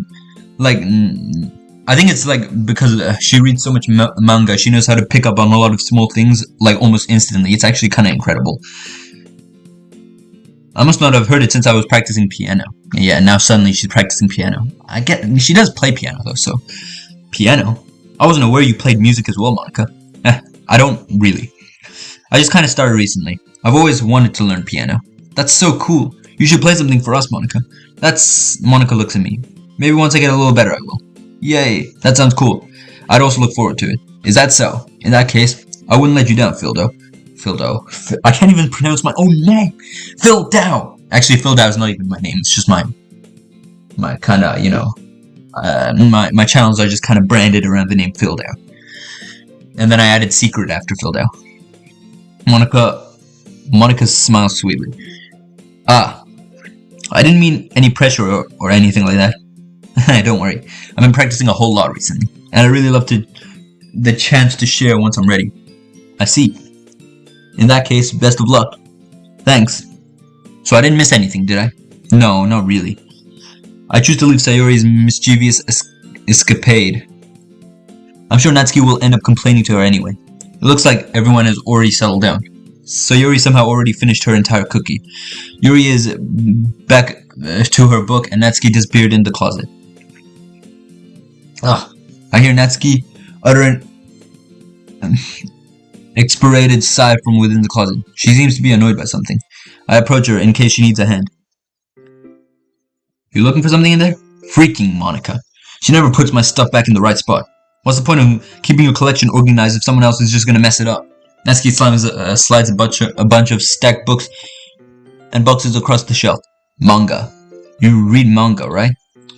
Sometimes. Manga is one of those things where you can't really admit you're into it unless you figure out where the other person stands. How did you know anyway? I heard you bring it up at some point. Besides, it's kind of written on your face. What's that supposed to mean? I see. There's a lone volume of manga amidst the stack of various books on the side of one of the shelves. Curious, I pull it out of the stack. There it is! Natsuki snatches it out of my hand. Then she turns to a box of manga and slips the volume right into the middle of the rest. Much better. Seeing a box set with one book missing is probably the most irritating sight in the world. I know that feel. I get a closer look at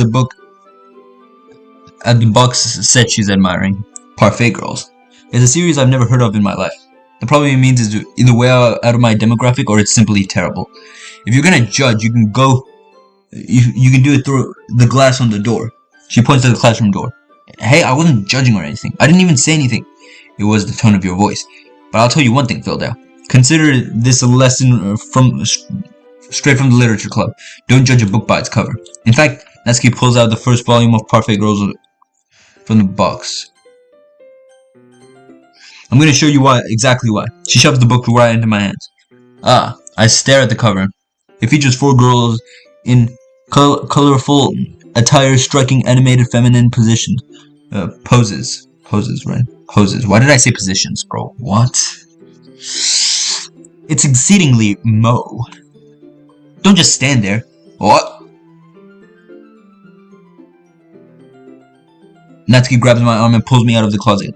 She takes a seat against the wall beneath the windowsills. She pats on the ground next to her, signaling me to sit there. Wouldn't chairs be more comfortable? I take my seat. Chairs wouldn't work. We can't read at the same time like that. Why's that? I guess it's easier to be close together like this. Don't say it like that. You'll make me feel weird about it. Natsuki crosses her arms and scooches an inch away from me. Sorry. I didn't exactly expect to be sitting this close to her either.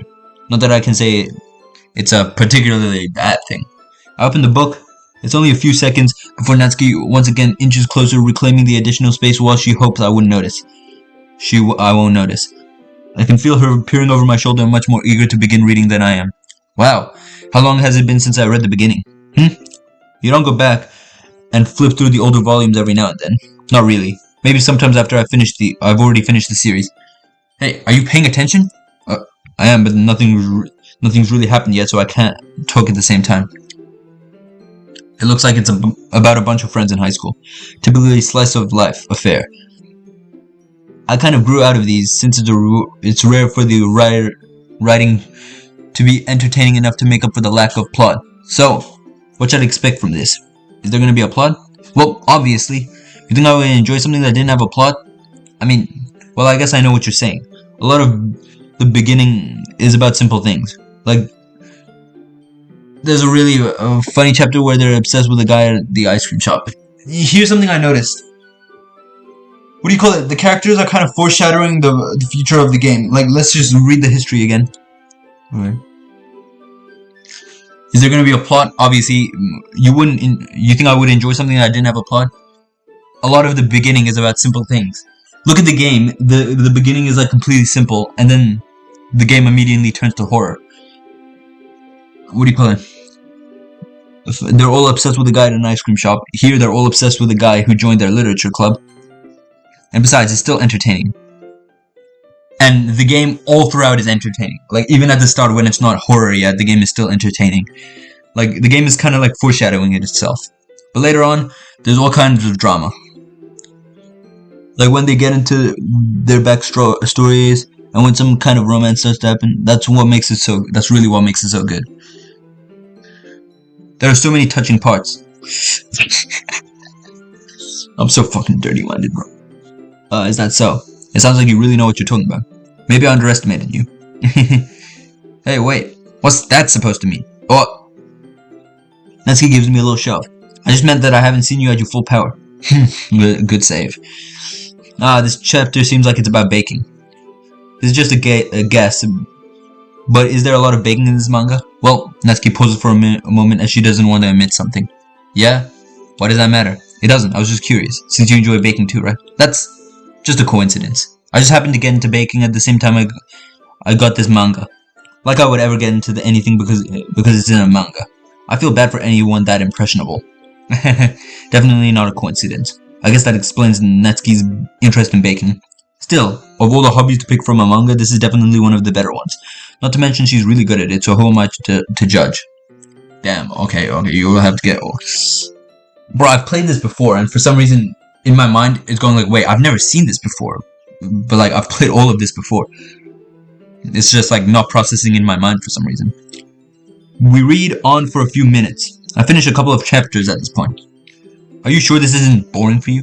It's not. Even though you're just watching me read. Well, I'm fine with that. If you say so.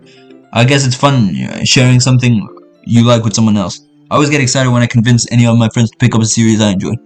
You know what I mean? You don't? That's not...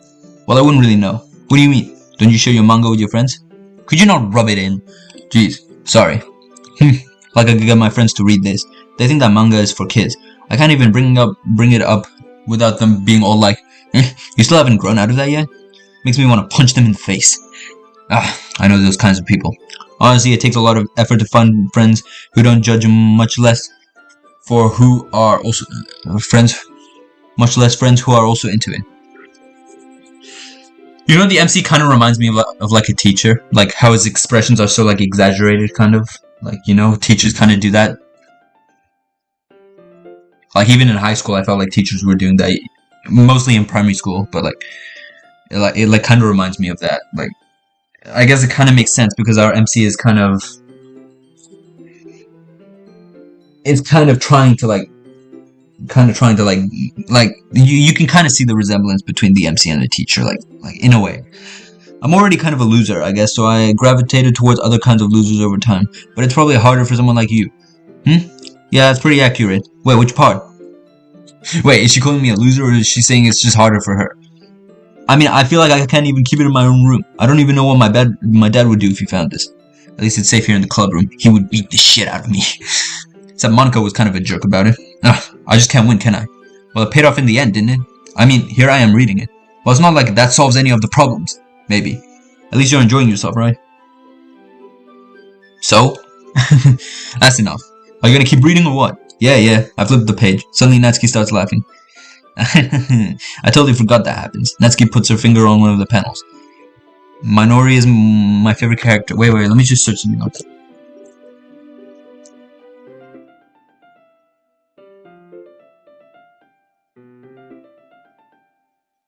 For some reason I had it in my mind that maybe Parfait Girls would be a real manga, but apparently it's just not. It's just made up. Why would I even think that? You always feel a little bad for her since she's so unlucky. But it gets especially bad when... Oh! I shouldn't be talking about that yet. Just finish this chapter. Natsuki's voice sparkles with excitement. It's a stark contrast to her usual bossy tone. But if she's not used to sharing her manga with her friends, I can understand why. It's hard to express in words the feeling you get when connecting with someone like that. And being able to provide that for Natsuki, for whom it's a rare experience, this all makes me smile a little to myself. Okay, everyone. Are you all ready for today's poem? Oh, come on. Could your timing be any worse? Sorry. I just need to make sure we have enough time. Though you do look pretty cozy over there. Oh. Natsuki suddenly notices how Close she's gotten to me. She hastily slides herself a good 12 inches away from me. Alright, guess I'll stop here for her now. I close the book and hand it towards Natsuki. You're just giving it back? Star Dash, thanks for joining the stream. Doki Doki Literature Club. Don't you want to know what happens? Yeah, but Monica just said, don't be dumb. Just take it home with you. Is that really alright? I say that mostly because I didn't plan on using my spare time to read this. Well, of course. It would take forever to finish it if you didn't take it home. Just finish that one before tomorrow so we can start the next one. And if it gets bent, I'll kill you. By tomorrow? I only got part way through the volume so far. I might fall behind on some shows if I try to get through this. But I suppose that's a necessary sacrifice in exchange for seeing Natsuki's enthusiastic face. Or am I more scared of what will happen if I don't finish it? Alright then, I stand up. I return to put my stuff and carefully slip through the book into my bag. Wait, what? I'm reading everything wrong. Carefully slip the book into my bag. Who should I show my poem to first? I know Natsuki's gonna enjoy it, and we already just kinda read with her, so I guess I will just kinda go with it. Natsuki reads my poem. She keeps glancing at me, then back at the poem. By now she must have read it more than once. Aren't you supposed to be bad at this? Is that a compliment? No, I mean, you know. Natsuki struggles to find the words she wants. I just expected a lot less. Expected a lot less after what you showed me yesterday. That's all. Well, I guess I got lucky with this one. Yeah, exactly. You just got lucky, you know. Don't get used to it. You won't always manage to write poems this cute. I mean, well written. No, so that is how it is. My poem is cute. No, why are you smiling? It's not like I like cute things. Natsuki shoves my poem back towards me. Reading it again. I decided it's not so great afterwards. It's too cute and doki doki. It would only impress, you know, girls who like those kind of things. I always had a theory where, you know, on the main menu how it goes, what do you call it? The intro music goes doki doki. It was like maybe Natsuki or Sayori saying that. Natsuki's like, what do you call it? On the poem writings thing, when you click Doki Doki, Natsuki's sticker jumps up, and Natsuki is the only one who mentions the phrase Doki Doki in her dialogue. Nobody else really does that, right? Except maybe Monica in like the end. I don't know. But like the voice actor for like the start of that doesn't sound like Monica at all. So like, I'm not really sure. But at the same time, it's like in a lighter tone, which maybe would point to it being Sayori. I'm not like 100% sure though. For some reason, Natsuki is incredibly easy to see through. Well, anyway, you're gonna read mine now, right? Judging by your taste, you'll probably like it a lot. You'll probably learn something too. Don't forget who the real pro is. Amy likes spiders. You know what I heard about Amy? Amy likes spiders. Icky, wriggly, hairy, ugly spiders. That's why I'm not friends with her. Amy has a cute singing voice. I heard her sing my favorite love song. Every time she sang the chorus, my heart would pound to the rhythm of the words. But she likes spiders. That's why I'm not friends with her. One time I really hurt my leg really badly. Amy helped me up and took me to the nurse. I tried not to let her touch me. She likes spiders, so her hands are probably gross. That's why I'm not friends with her. Amy has a lot of friends. I always see her talking to people. She probably talks about spiders. What if her friends like spiders too? That's why I'm not friends with her. It doesn't matter if she has other hobbies. It doesn't matter if she keeps it private. It doesn't matter if she hurts anyone. It's gross. She's gross. The world is better off without spider lovers. And I'm gonna tell everyone. Alright, Natsuki. Not bad, right? It's quite a bit longer than yesterday's. Yesterday's was way too short. I was just warming up. I hope you didn't think it was the best I could do. No, of course not. Anyway, the message is probably straightforward in this poem. I doubt I have to explain it. Sometimes you can explain complicated issues with much simpler analogies, and it helps people realize how stupid they're being. Like anyone would agree that the subject of this poem is an ignorant jerk. Do you know people like that? Of course, it's about everything things might... That doesn't matter. It can be about anything. I wrote it to be easy to relate to. Everyone has some kind of weird hobby or a guilty pleasure. Well, guilty pleasure. Something that you're afraid if people find out they make fun of you or think less of you. But that just makes people stupid. Who cares what someone likes as long as they're not hurting anyone and makes them happy? I think people really need to learn to respect others for liking weird things. Well, you're definitely right. At least I can relate to that. And I'm sure a lot of other people can too. It's what I do best, after all. I don't like writing unless there's a good message to take away from it. like conveying emotions is important. But I also want to make people think, not just feel. Remember that. I'm gonna write a good one for tomorrow, too, so look forward to it. Or should I show my poem to next?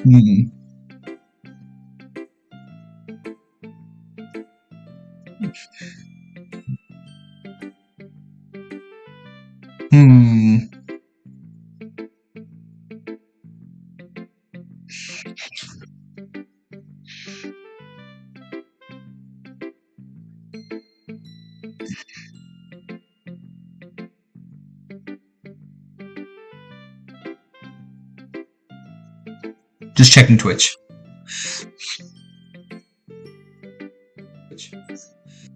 Alright. Who should I show my poem to next, Yuri? Ah, is it my turn? Let's see how it compares to yesterday's. I see. It's a bit different. I respect you for trying different things, Phildo. Were you inspired by Natsuki's poem? Or Sayuri's, perhaps? Well, I guess you could say that. I thought so. I'm happy for you. You don't need to find inspiration in my poems. I write them for myself, not for anyone else, so I don't really need people to like them or anything. Yuri. I'm sorry for being blunt, but you're overthinking this a little. Just because our styles are different doesn't mean I dislike your poems. In fact, I tried to do something in your style. If I tried to do something in your style, I would probably do it just... Wait, what? I can't read this. I would probably just do a terrible job. I see. I'm sorry. My stupid mind. It likes to do that sometimes. Anyway, you don't need to be afraid to be a little more daring. Metaphors can go a long way. Don't feel like you need to work your brain like turning a bunch of gears. Try letting your mind wander through your feelings, and write down the things you see and hear. That's one way to truly enable your readers to see into your mind. It's a very intimate exercise. I see. That's certainly an interesting technique. Thanks for sharing. I have, well, an example of this if you would like to read it. Of course. This is the poem you wrote for today? Yuri nods and timidly hands me her poem. Alright. A raccoon. It happened in the dead of the night while I was slicing bread for a guilty snack. My attention was caught by the scuttering of a raccoon outside my window. That was, I believe, the first time I noticed my strange tendencies as an unordinary human. I gave the raccoon a piece of bread, my subconscious well aware of the consequences, well aware that a raccoon that is fed will always come back for more. The exciting beauty of my cutting knife was the sympathy.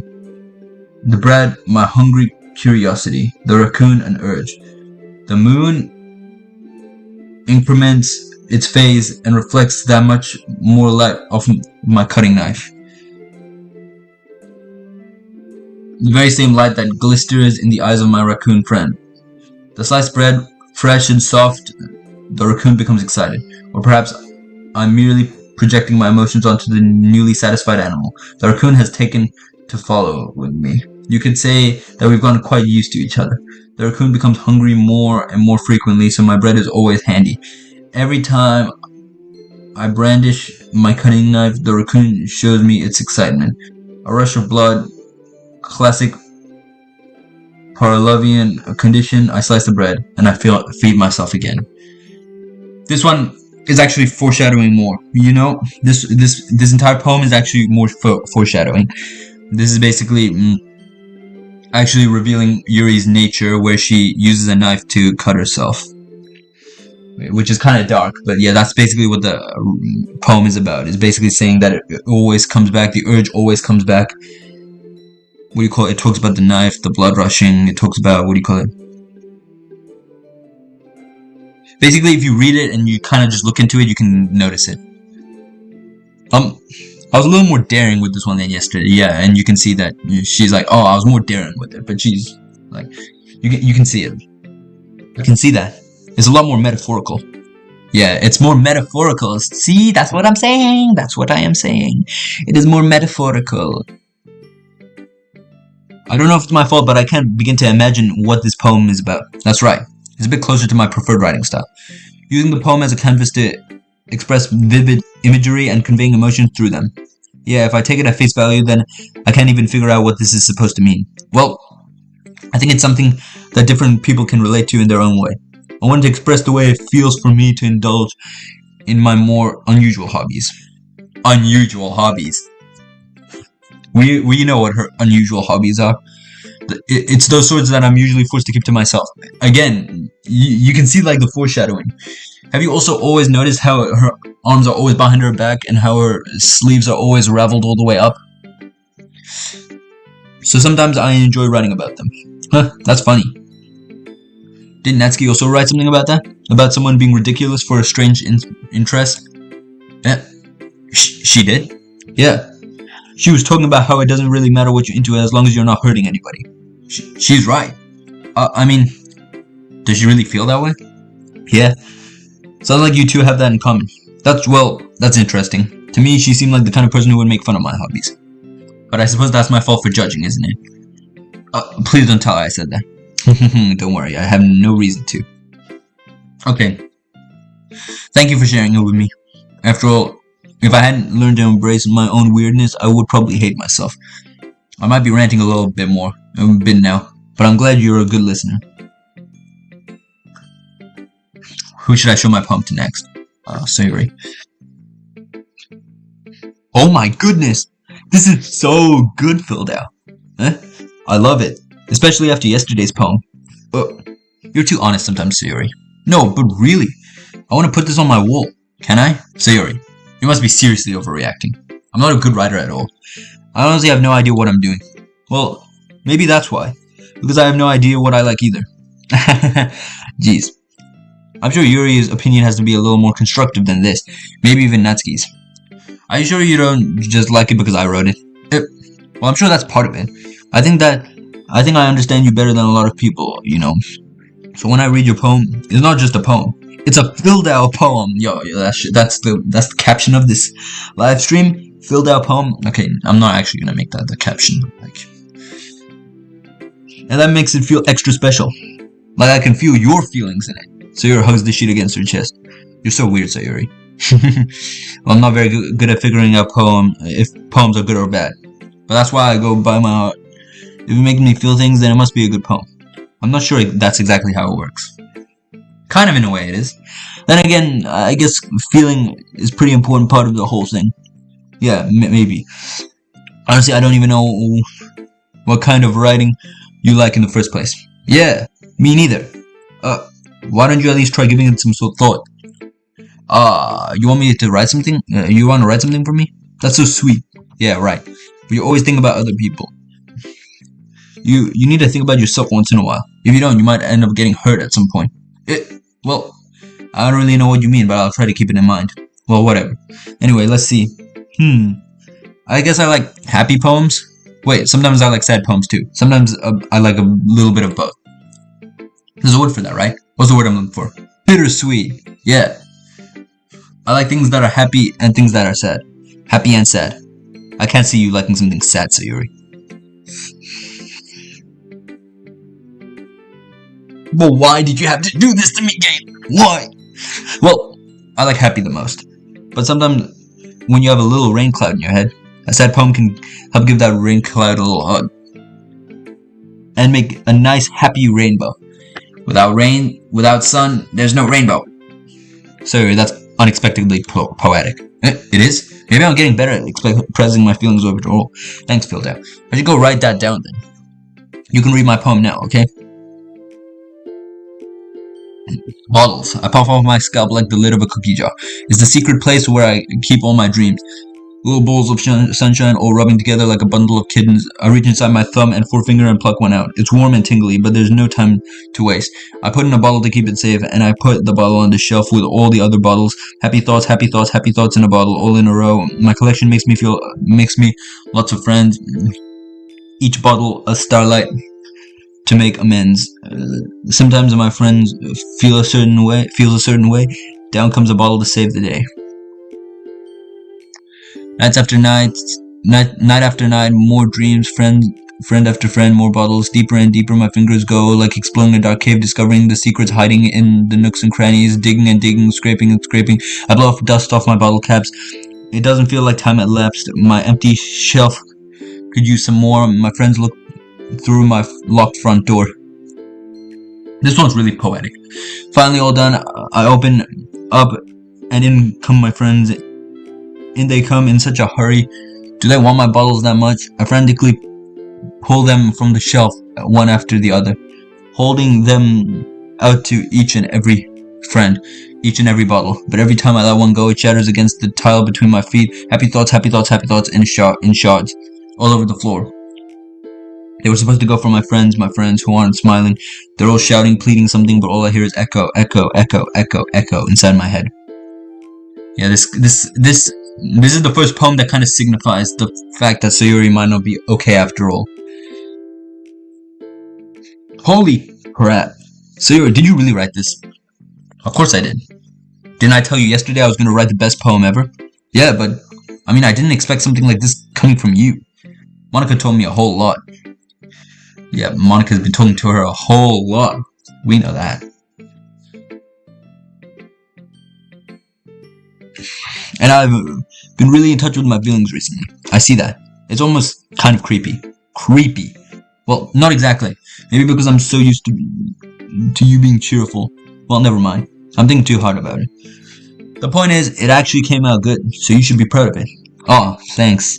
I feel like I was meant to express myself this way. It even helps me understand my own feelings a bit better. Bro, Sayuri was such a good character. Why'd she have to go, bro? Writing is like magic. You've gotten pretty passionate about this, huh? I hope you keep it up. Yeah. Writing is the best. I'm gonna keep writing until I die. That's more foreshadowing. She literally keeps writing until she dies. Don't get ahead of yourself. Sayuri's always had a habit of getting obsessed with something before dropping it no more than a week later. Well, she doesn't live more than a week later. Bro. I wonder if this was one of those times. But seeing the passion in her eyes makes it so hard for me to be pessimistic. Hi again, PhilDau. How's the writing going? Alright, I guess. I'll take that. As long as it's not going bad. I'm happy that you're applying yourself. Maybe soon you'll come up with a masterpiece. Bro, this game is a masterpiece. Dan Salvato, you made a masterpiece of a game. I fucking love this game. This shit slaps. I wouldn't count on that. You never know. Want to share what you wrote for today? Sure, here you go. I'll give my poem to Monica. Alright, I like it, PhilDau. Really? It's a lot cuter than I expected. Oh jeez. No. It kind of makes me think of something Natsuki would write. And she's a good writer too. So take that as a compliment. If you say so. Yep. By any chance have you read something by Shel Silverstein? Maybe a long time ago. He's famous for telling all kinds of stories in just a few simple words. His poems can be funny, endearing, or even sad.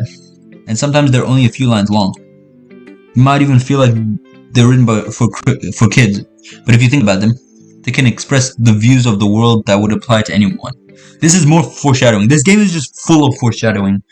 Because we know that, the way we're seeing these poems right now is kind of like showing that these characters, what's coming in the future for them. Kind of like the way Monica's talking about it right now. And how it seems like it's for kids, but then it can express the views to literally anybody. Like how the poems kind of seem like, they're supposed to be simple and stuff, and then they kind of like, they show like the dark nature of what the game kind of becomes. I see. So you're saying that Natsuki is kind of like that? Sort of. Maybe she's not an expert, but you probably won't find much of a filler in her poems. That might be easy to write, but they're super challenging to get past through. So I can see why it would be your kind of poem to explore. But anyway, you want to read my poem now? I like the way this one turned out, so I hope you do too. Alright, let's take a look. Save me, the colors they won't stop, bright, beautiful colors, flashing, expanding, piercing, red, green, blue, an endless cacophony of meaningless noise. I can't read, my bad. The noise, it won't stop, violent, grating, where forms, squeaking, screeching, piercing, sine, cosine, tangent, like playing a chalkboard on a turntable, like playing a vinyl on a pizza crust, an endless poem of meaningless. Okay. It's even more abstract than your last one, huh? I guess it's just the way I write. I'm sorry if you don't like it. No, I never said that. It's just kind of thing I never really seen before, I guess. I kind of like playing with my space on the paper. Choosing where and how to space your words can totally change the mood of a poem. It's almost like magic. The way I wrote the lines really short makes it feel like they're trying to speak over the noise. I see. It's still hard for me to tell what it's about though. Sometimes asking what a poem is about isn't the right question. A poem can be abstract as a physical expression of a feeling, or a conversion with the reader. So putting it in that way, not every poem is about something. Anyway, here's Monica's writing tip of the day. Sometimes you'll find yourself facing a difficult situation. When that happens, don't forget to save your game, of course. You never know when you might change your mind. This also kind of proves that Monica is able to break the fourth wall, if you guys know. Or when something unexpected may happen. Wait, is this tip even about writing? What am I even talking about? That's my advice for today. Thanks for listening. Okay, everyone. We're all done reading each other's poems, right? I have something extra planned today. So if everyone could come sit at the front of the room. Is this about the festival? Well, sort of. Do we really have to do something for the festival? It's not like we can put together anything good in just a few days. We'll just end up embarrassing ourselves instead of getting any new members. That's a concern of mine as well. Wait.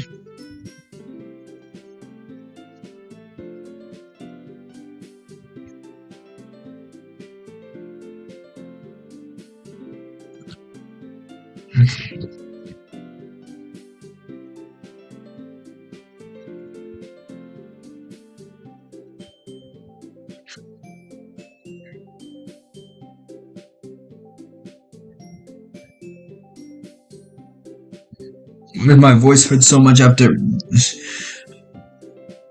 speaking during live streaming. I'm experiencing vocal fatigue or acute laryngitis. I don't care. It's something I'm willing to do to stream. That's a concern of mine as well. I don't really do well with the last minute preparations. Don't worry so much. We're gonna keep it simple, okay? We won't need much more than a few decorations. So Yuri has been working on posters and I've designed some pamphlets we can give out during the event. Okay, that's great and all, but that doesn't tell us what we're actually going to be doing for the event. Ah, sorry, I thought you heard about it already. We're going to be performing. Performing? Monica. Yeah, we're going to be having a poetry performance. Each of us are going to choose a poem to recite during the event. But the cool part is we're also going to let anyone else come up and recite poems too. Sayori is putting it all on the posters in case anyone wants to prepare ahead of time. Sayori, who's been coloring a poster, holds it up for us to see. Are you kidding me, Monica? You didn't already start putting up those posters, did you? Well, I did. Do you really think it's that bad of an idea? Well, no, it's not a bad idea, but I didn't sign up for this, you know. There's no way I'm going to be performing in front of a group of people like that. I agree with Monica. I could never in my life do something like that. Imagining it, Yuri shakes her head in fear. Guys, no, Sayori. I understand where they're coming from. Remember that Natsuki and Yuri have never shared poems with anyone until just a couple of days ago.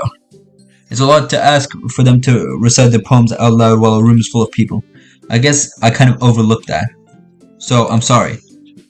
But I still think we should give it our best. We're the only ones responsible for the fate of this club. If we start the event and each put on a good performance, then it will inspire others to do the same. And more people who perform, the better we'll be able to show everyone what literature is all about. Yeah, it's about expressing your feelings, being intimate with yourself, finding new horizons, and having fun. That's right. And it's those reasons that we're all in this club today. Don't you want to share that with others? To inspire them to find the same feeling that brought you here in the first place? I know you do. I know we all do. You do. I do. We all do.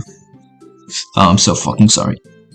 And if it all takes is standing in front of a room for 2 minutes and reciting a poem, then I know you can do it. Natsuki and Yuri remain silent. Sayori looks worried. I guess that leaves me no choice. I agree. I don't think it's too much to ask. I think that Sayori and Monica have been trying really hard to get new members. The least we can do is help them out a little bit. Well, maybe, but it looks like Natsuki doesn't have any arguments left. Oh, okay, fine. I guess I'll just have to get it over with. Alright. Oh, thanks, Natsuki. What about you, Yuri? Yuri dejectedly glances around everyone else's expectant faces. I guess I don't really have a choice. That's everyone. You're the best, Yuri. This club is seriously gonna be the death of me. Oh gosh. You'll be fine, Yuri. But anyway, let's move on to the main event. I want each of you to choose a poem of yours. We're gonna practice reciting them in front of each other. No way. Monica, this is too sudden. Well, you can't recite your poem in front of the club. How are you gonna expect to do it in front of strangers? Oh no, don't worry. I'll start off to help everyone feel a little more comfortable. Can I go next? Of course. Now let's see. Monica flips through her notebook to the specific poem she has in mind for herself. She then stands behind the podium. The title of the poem is The Way They Fly. Monica begins reading her poem.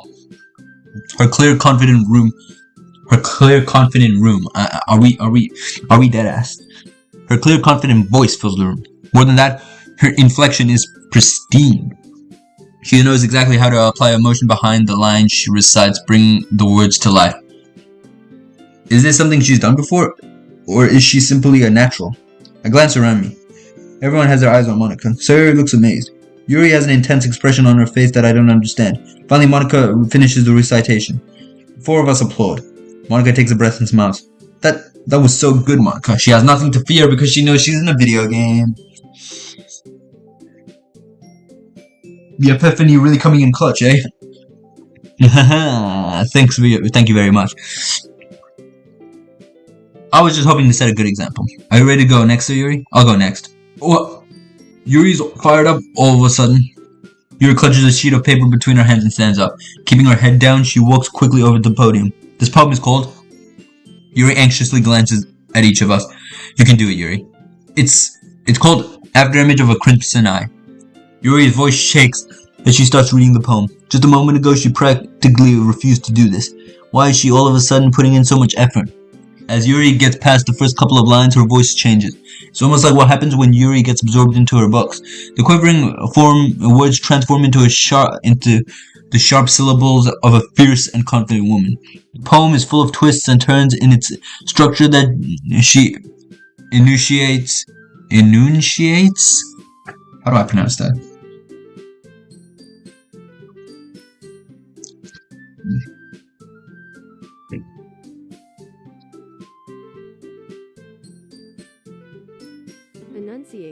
Enunciates, my bad. Enunciates with perfect timing.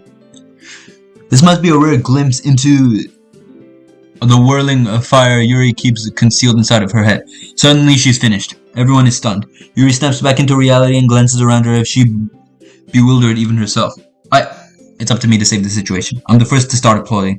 Everyone joins me afterward and we give Yuri the recognition she deserves. It's not that we didn't want to applaud her, but we were so caught off guard that we must have forgotten. As we applaud, Yuri holds up the poem to her chest and rushes back to her seat. Yuri, that was really good. Thank you for sharing. Looks like Yuri is down for the count. Okay, I guess I'm next then. Sayori hops out of her chair and cheerfully walks up to the podium. This one's called My Meadow. Sorry, I giggled. Sayori, it's a lot harder than I thought. How did you guys do it so easily? Try not to think of it like you're reciting to other people. Imagine you're reciting to yourself like in front of a mirror or in your own head. It's your poem, so it'll come out in the best way. The best that way. I see. Okay then. Sayori begins her poem. Somehow it feels like her soft voice was made as a perfect match. The poem isn't aimlessly cheery like Sayori is. It's serene and bittersweet.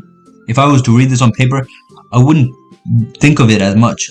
But hearing it come from Sayori's voice almost gives it a whole new meaning. Maybe this is what Sayori meant when she said she likes my poems.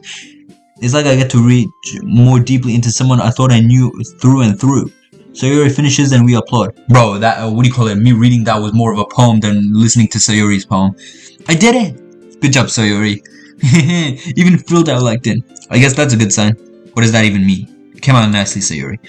The atmosphere of the poem fits you really nicely. But it might be that other poems wouldn't work quite as well with that kind of delivery. I don't really understand. In other words, I've seen poems of yours with the sort of general delivery wouldn't work as well. They need a little more force behind them, depending on what you were reading. Oh, I know what you mean. I've been practicing that kind of thing. It's just embarrassing to do it in front of everyone. The next time, I'm gonna make you pick a poem that challenges you. I'm gonna make you pick a poem that challenges you a little more. We don't have much time before the festival, you know. Okay, now who's next? Natsuki? Don't make me go before PhilDau. It's not like I can compare to you guys anyways. Might as well let PhilDau lower everyone's standards a little before I have to do it. Natsuki. It's fine, it's fine. I might as well get it over with, but it's not like I have much of a selection of what to read. I'll have to go with what I wrote for today. I stand up in front of the podium. Everyone has their eyes on me, making me feel terribly awkward. I recite my poem. Since I'm not exactly confident in my own writing, it's hard to put energy into it. Despite that, once I finished, I receive applause anyways. Sorry, I'm not good as everyone else. Don't worry about it so much. I think less about your ability and more of your lack of confidence in your writing. That's something that'll improve over time though. Yeah, maybe. Alright then, that just leaves you, Natsuki. Yeah, I'm going. Natsuki begrudgingly gets out of her seat and makes her way to the podium. The poem is called, Why Are You All Looking at Me? Because you're presenting. Anyway, the poem is called Jump. Natsuki takes a breath. When she starts reciting the poem, her sour attitude disappears a little. While she's a little unenthused, her poem has rhythm and rhyme to it. It's Natsuki's trademark style, and works surprisingly well when spoken aloud. The words feel like they bounce up and down, as if giving life to the poem. Wait 1 second.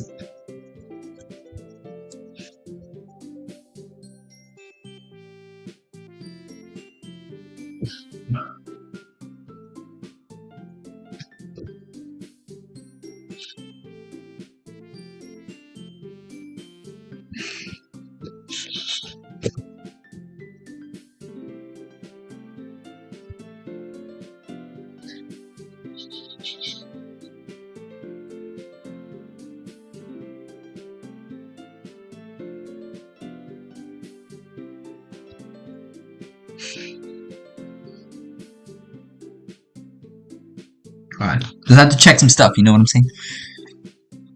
Natsuki finishes and everyone applauds. She huffs back into her seat. That wasn't so bad, was it? Easy for you to say. You better not make me do that again. Ah, well, do you at least feel prepared enough to recite in front of other people? I mean, doing it in front of other people will be way easier. I can put on whatever face I want for other people.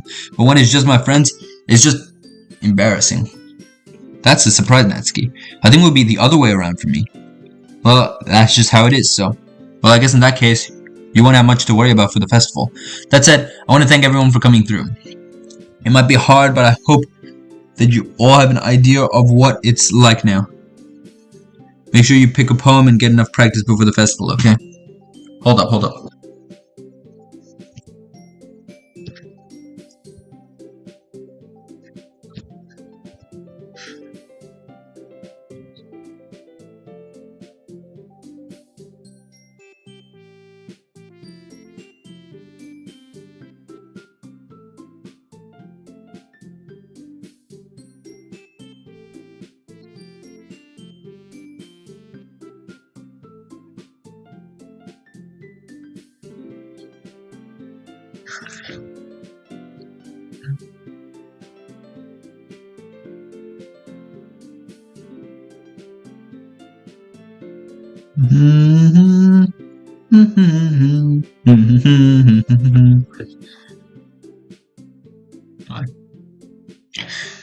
Back to the game.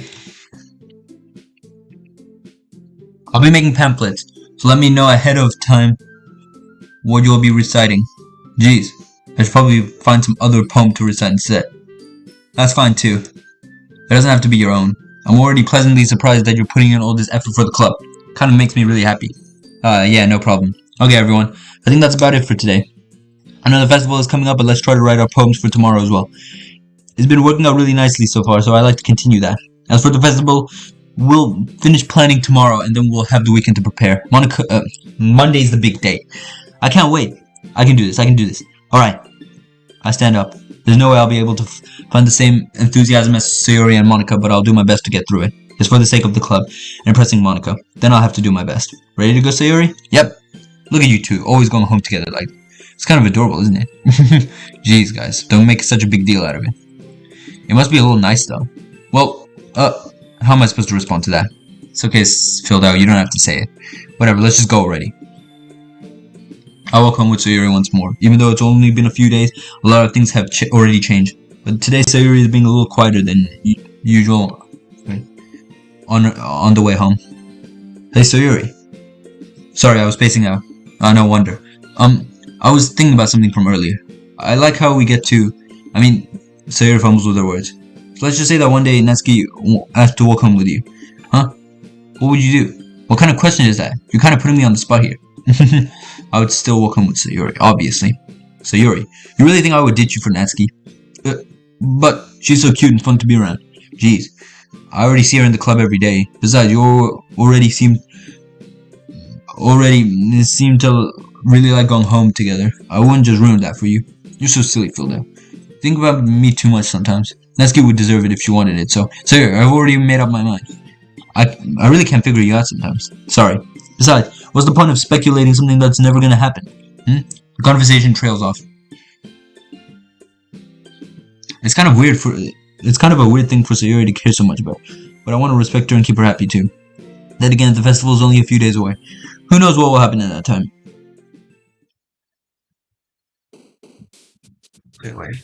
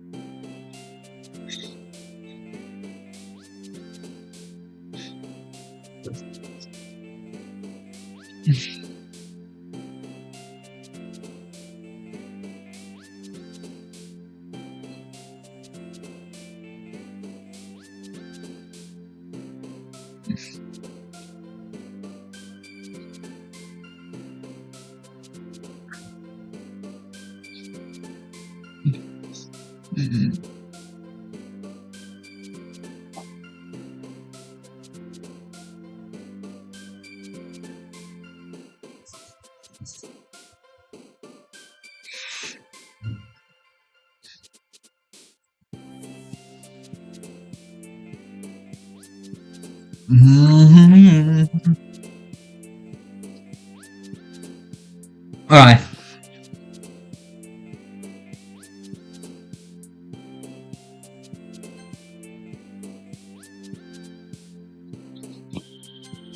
Bro.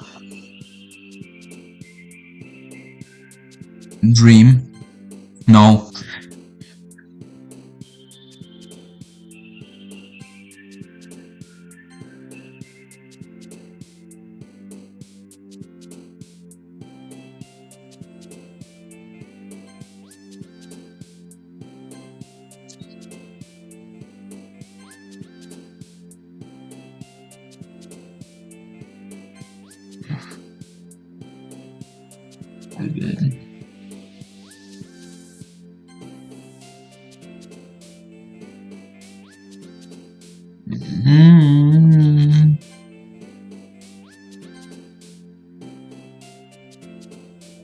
Um.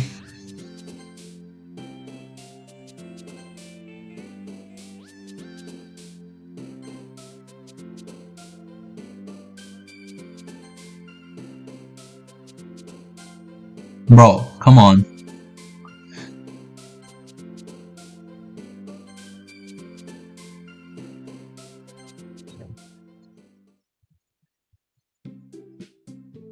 Oh man, I'm the last one here again. Don't worry, I just walked in too. Were you practicing piano again? I'll be right back. Just give me a second.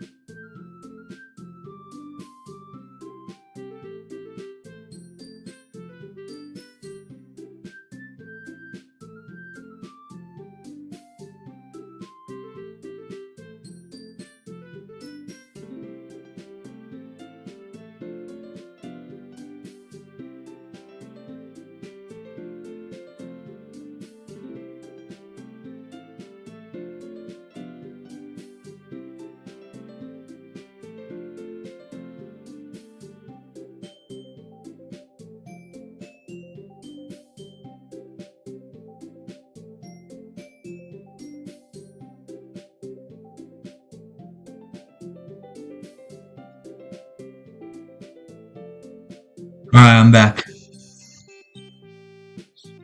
I got myself 2 Reese's cups. Alright, because I was a little hungry. Were you practicing piano again? Yeah. Must have a lot of determination.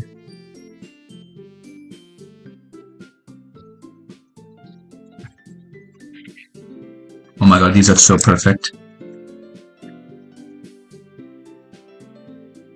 I'm just gonna eat it as I play.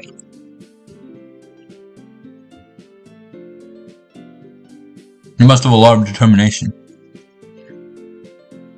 Starting this club and now picking up piano.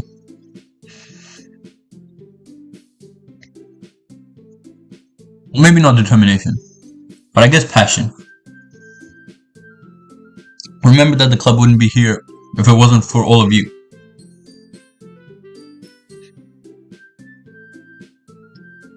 And I'm super happy you're all willing to help out for the festival too.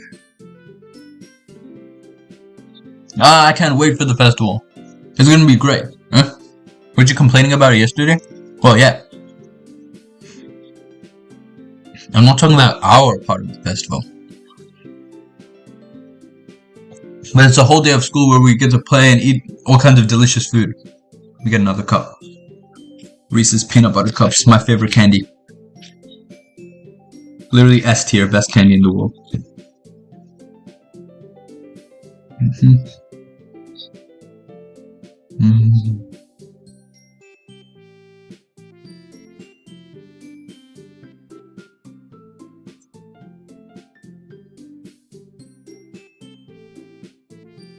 You sound like a bit like Sayuri. You sound a bit like Sayuri all of a sudden.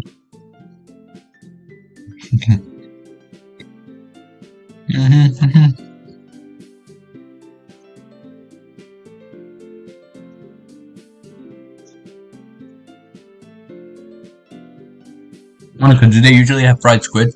Squid? That's a pretty specific thing to look forward to. Oh, come on. Are you saying you don't like squid? You of all people? Yeah, I didn't say I don't like it.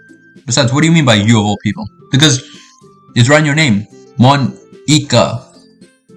Yeah? That's not how you say my name at all. Also, that joke made no sense in translation. This is another kind of fourth wall break, and alright, this one right here is also more foreshadowing. Like, what the hell is this stuff?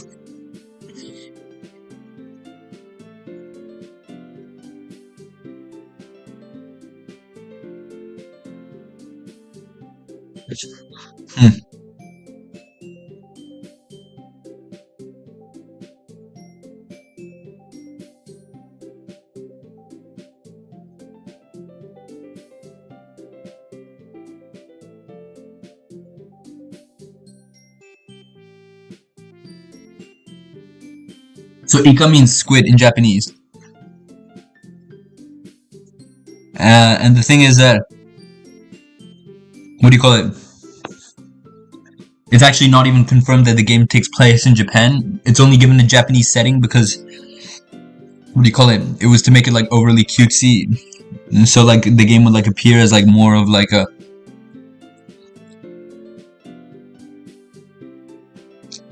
what do you call it? Like more innocent. Add my server. Woody Hazels, thanks for joining the stream. Add my server. What server? Wait, let me check this guy's server.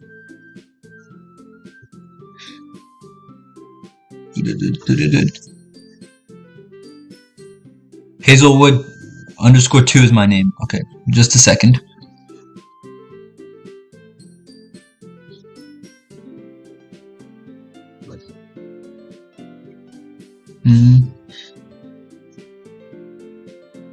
Alright.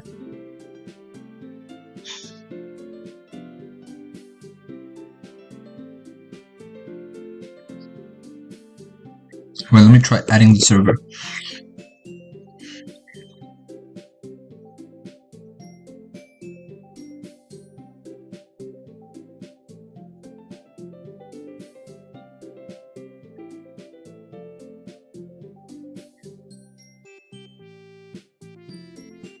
Copy link address.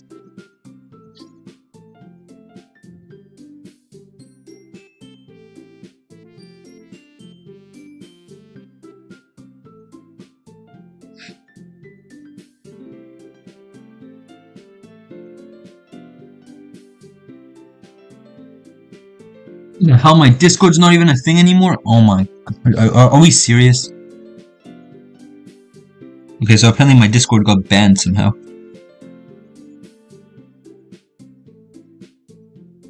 Luckily I have a backup account. That's not my back... No. Alright. I have a backup account. I can add you on my backup account. My normal account, I don't know what the hell happened to it. Hazelblood_2. Yes, I am human. Oh my god, come on now.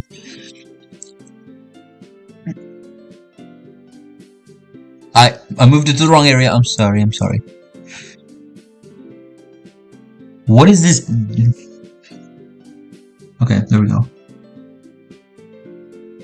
Bro, it just said, wait, are you human? And once I confirmed and I did the same thing, it said, wait, are you human? Discord is not real, bro. This is why I never use this.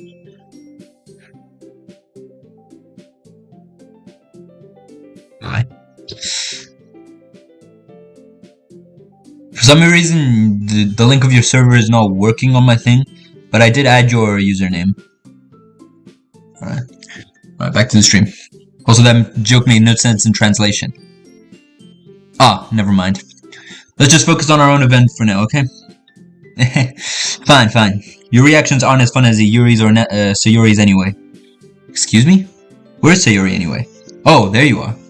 Sayuri is sitting at a desk in the corner of the room looking down at nothing. I walk over to her. Hey, Sayuri. I wave my hand in front of her face. Wait 1 second.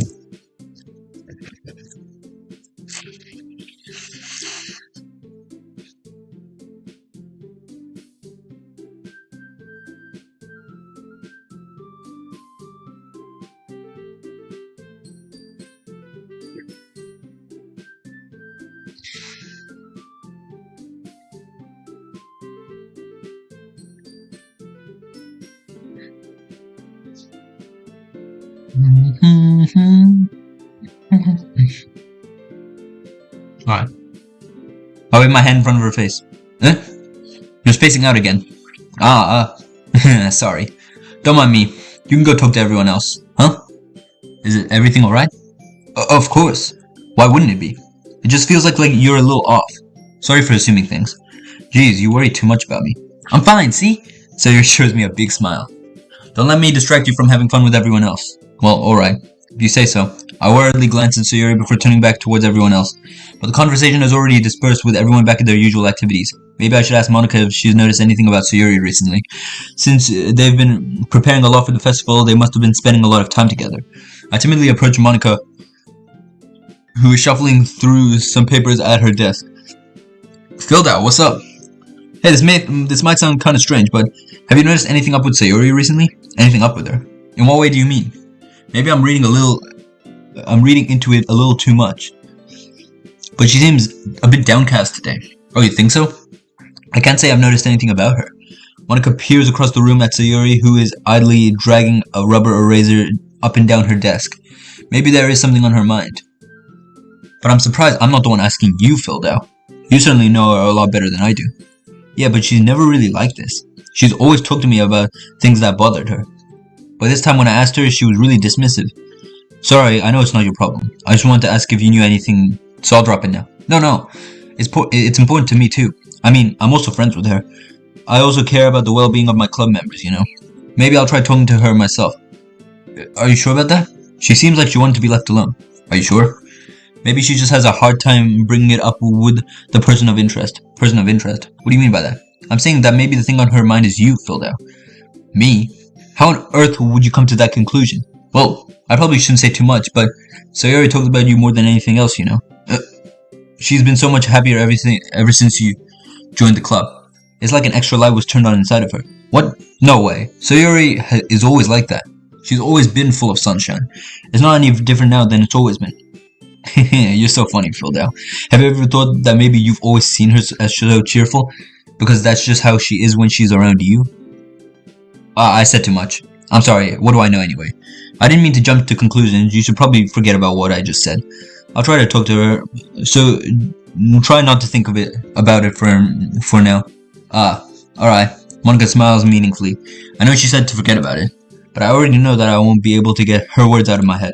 Monica stands up from her desk and walks across the room to where Sayori is sitting. I watch her kneel down next to Sayori and gently talk to her, but she's keeping her voice so quiet that I can't hear her from here. Yep, this is more foreshadowing. We don't know what Monica said to Sayori, but after this, she's never really been the same. So, Monica might have said some pretty dark things to Sayori. After all, she's keeping her voice really low so we won't be able to hear it. I sigh and sit myself down. I know Sayori told me not to worry about her and to have fun with everyone else, but that's impossible to do when she's behaving like this. Exactly how much do I care about her that I'm letting this weigh on me down so much? Now it feels like I'm the one behaving out of the ordinary. But there's nothing I can do besides wait for Monica. Hey, you! I look up and see Natsuki next to me. Are you just gonna sit there and keep staring at nothing? There isn't much time, so... Oh, sorry, I didn't mean to make you worry or anything. It's not like I'm worried. I was just... Natsuki glances down at her side. She's holding a volume of manga in her hand. Wait, I'll be right back. 1 second.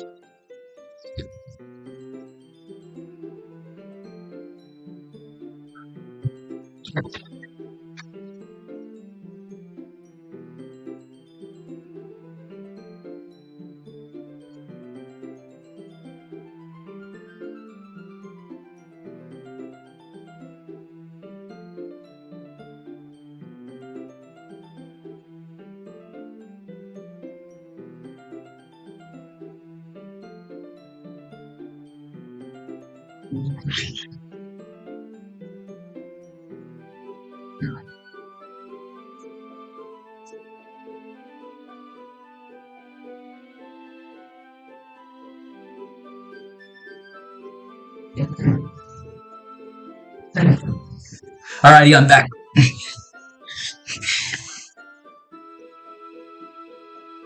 She's holding a volume of manga in her hand.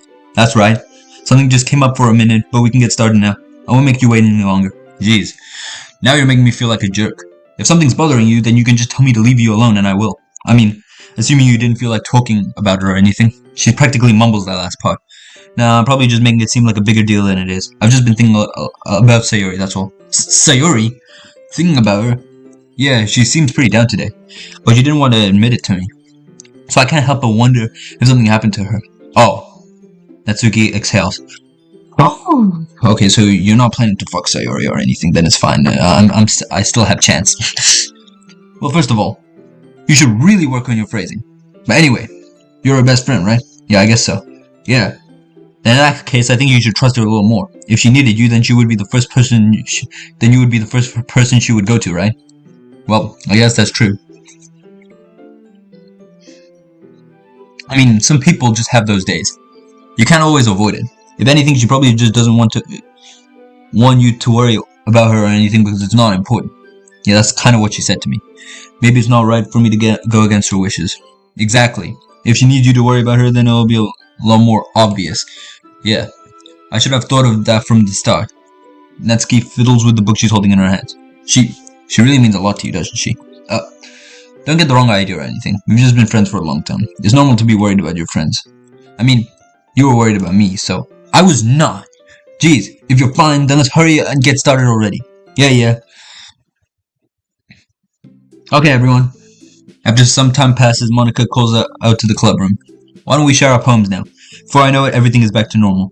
Everyone goes to retrieve their poems and I do the same. I make eye contact with Monica and she smiles at me. I wonder what she was talking about with Sayori.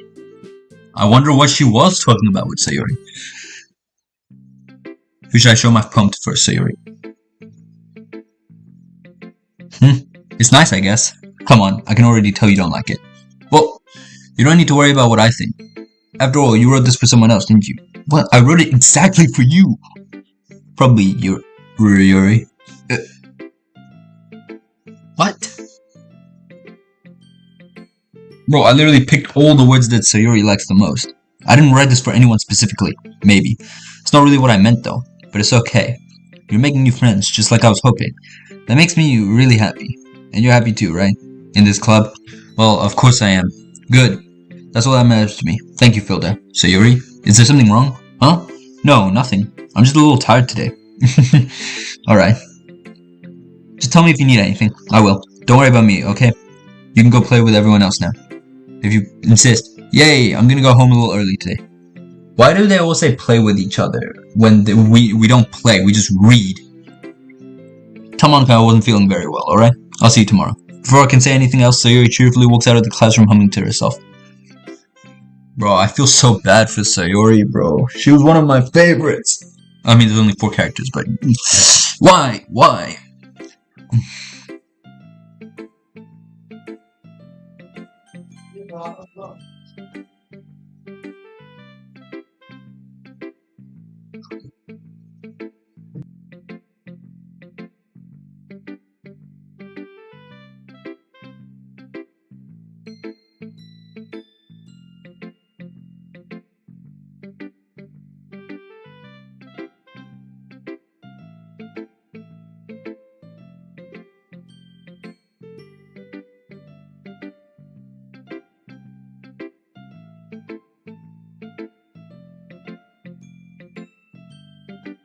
Alright, I'm back.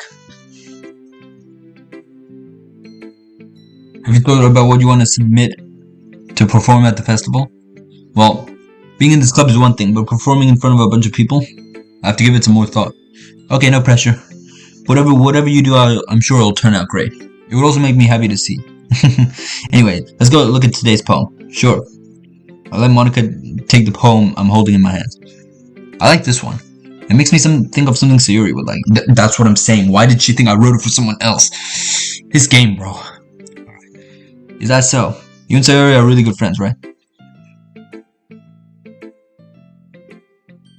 I wouldn't be surprised if you had those sorts of things in common.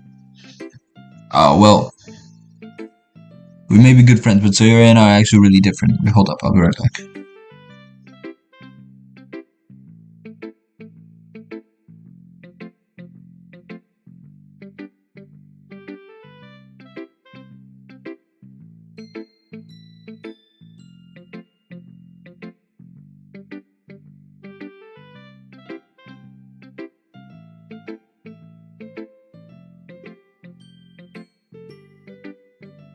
I'm gonna do something. I'm gonna change my volume and turn it up. I can't be talking very loud right now, so I can like talk at this like volume as well. I guess we'll be fine. Either way. Alright. Well, that may be the case, but there are also some similarities you wouldn't expect. The way she talks about you, it sounds like the two of you really care about each other's well-being. Even if you show it in different ways, it ends up being more similar than you think. So I think the kind of vibe I get when reading your poem. You sure you're not reading into it too much? I could be. Oh gosh, I sound like Yuri. But in any case, so Yuri's writing has a general feel to it. I can tell that she likes exploring with emotions, like happiness and sadness. Who knew that someone so happy would enjoy sad things too? Yeah, that's totally unexpected. Well, to each their own. And you shouldn't be afraid to experiment a little bit either. Anyway, I'll share my poem with you now, alright? Yeah, alright. The Lady Who Knows Everything. An old tale tells of the lady who wanders earth, the lady who knows everything, a beautiful lady who has found every answer, all meaning, all purpose, and all that was ever sought. And here I am, a feather. That's more foreshadowing right there. Basically, Monica knows everything, that she's in a game. What do you call it? She's found every answer. She's found her purpose.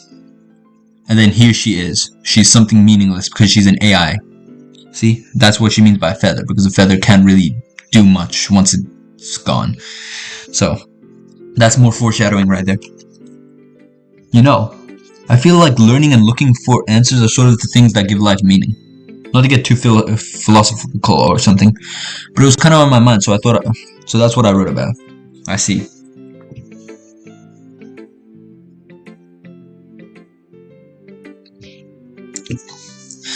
I never really put much thought into it. In a way, it's almost paradoxical, because if we had all the answers, wouldn't the world start to lose its meaning? You know, there's something I noticed. It seems like everyone in the club prefers writing about things that are more sad than happy. Are you surprised?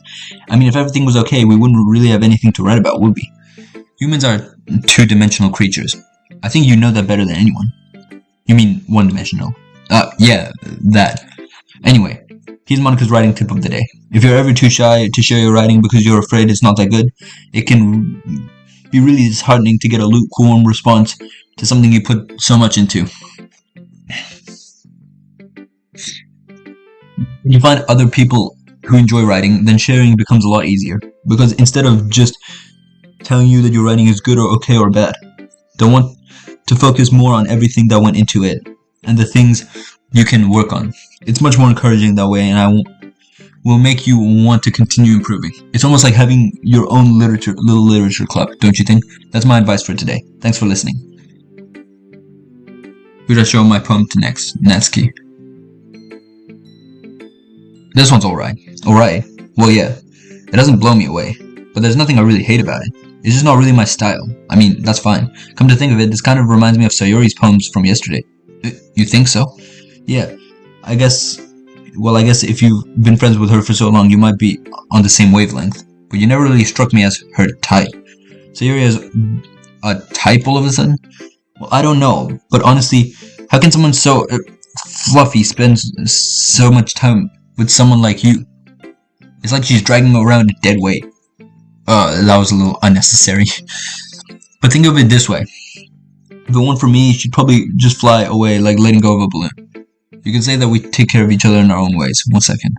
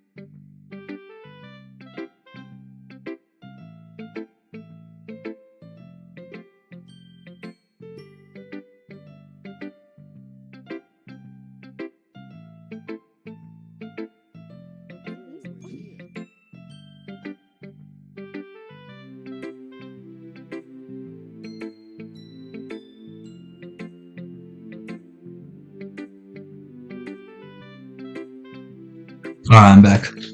Just had to make sure some stuff, you know what I'm saying? Whatever it is, I don't get it. Oh yeah, I guess I'm supposed to show you my poem. Here.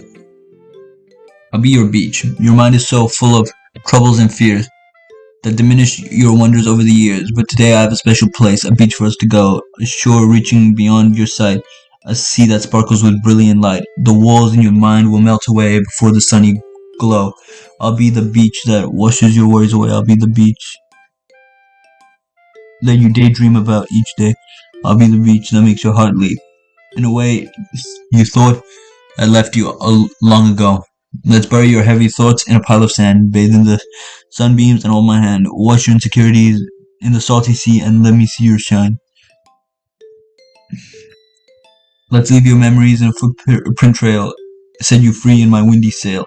And remember the reasons you're wonderful when you press your lips to mine. I'll be the beach that washes your worries away. I'll be the beach that you daydream about each day. I'll be the beach that makes your heart leap in a way you thought I left you long ago. But if you let me by your side, your own beach, your own escape, you learn to love yourself again. Yeah, I felt I kept writing about negative things, so I wanted to write about something with a nice message for once. Besides, the beach is awesome. Kinda hard to write about anything negative about the beach. So you decided to write about the beach first, then came up with the message later? Yeah, well, it's only because of what happened yesterday. I mean, after Yuri and I realized we kind of wrote about the same thing, she wanted to pick a topic and have us both write about it, or whatever. You can really see her doing that too. Making us write about a simple topic, then trying to impress me by coming up with something all fancy. Well, it's not like I care. I just did it anyway. I mean, I guess mine ended up being kind of metaphorical too. But there's nothing wrong with doing that once in a while. At the very least, it was good practice.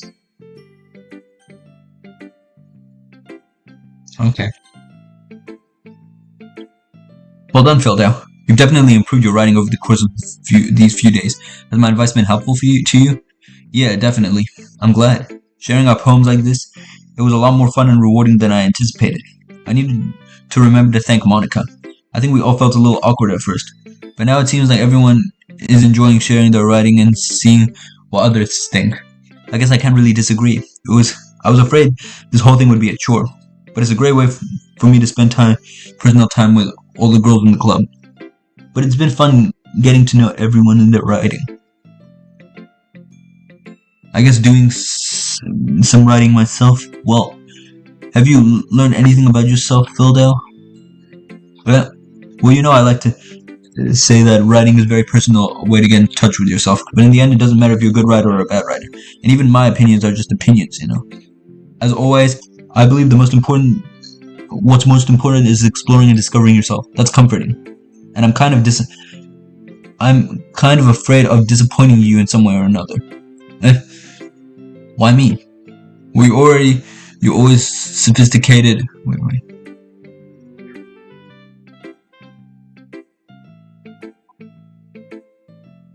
Hold the phone.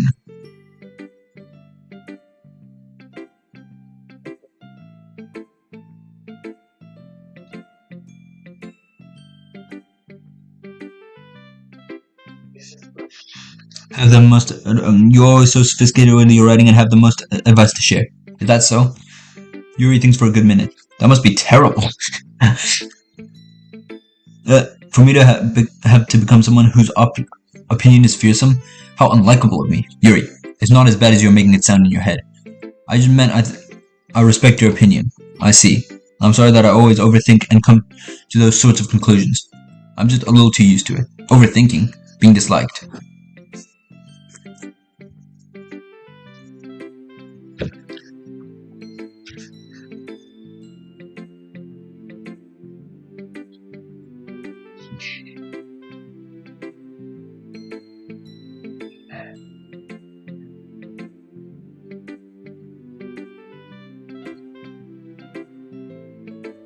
Yuri, what am I saying? I'm sorry, I didn't mean to bring that up. Let's move on. Alright. Do you want to share your poem now? Okay, here. Beach.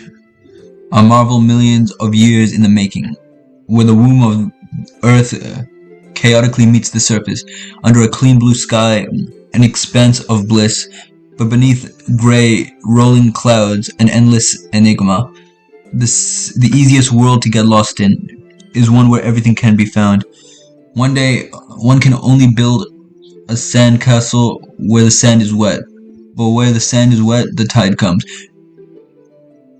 Will it gently lick at your foundations until you give in? Or will a sudden wave send you crashing down in the blink of an eye? Either way, the outcome is the same. Yeah, we still build sandcastles. I stand where the foam wraps around my ankles, where my toes squish into the sand. The salty air is therapeutic. I don't know what that says. I can't really read that writing. The breeze is gentle yet powerful. I sink my toes into the ultimate boundary line, tempted by foamy tendrils. Turn back and abandon my peace to a road at the shore. Drift forwards and I return to Earth forevermore. Bro, one thing.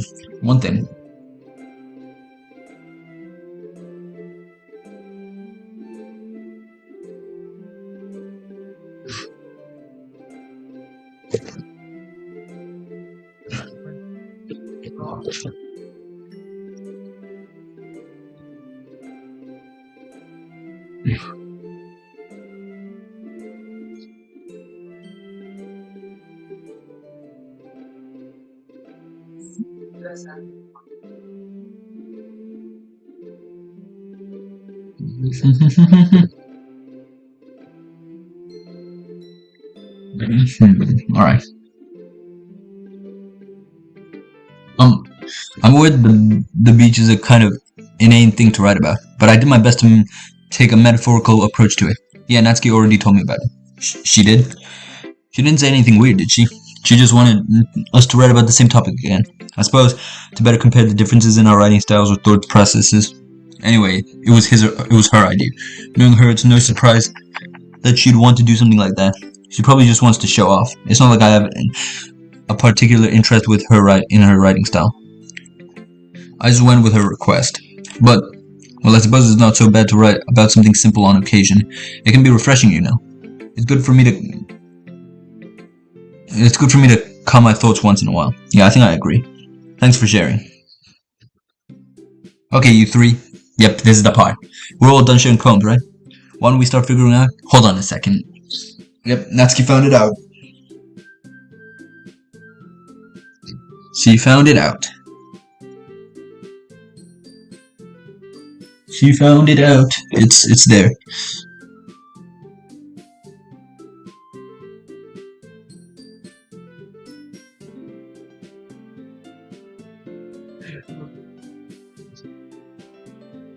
In my opinion, okay, this might be what do you call it? This might be a controversial opinion, but like the style Yuri writes in, like cursive, in my opinion, yeah, cursive is impressive and stuff. But just because it's impressive, it doesn't mean like it's like it's hard to read and it's like a time-consuming skill. Learning the skill is fine. That's not my problem. My problem is when people like actually just keep writing it again and again. And expect people to be able to read their writing. I have to log back into my... God, who uses Discord in 2026?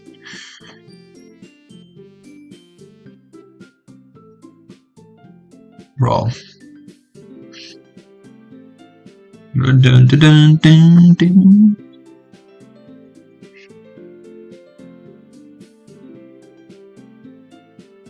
Oh my god, yes, I am human. I am very human.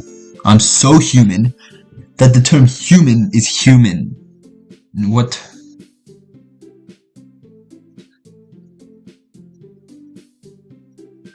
Oh my god, huh? Okay, there we go.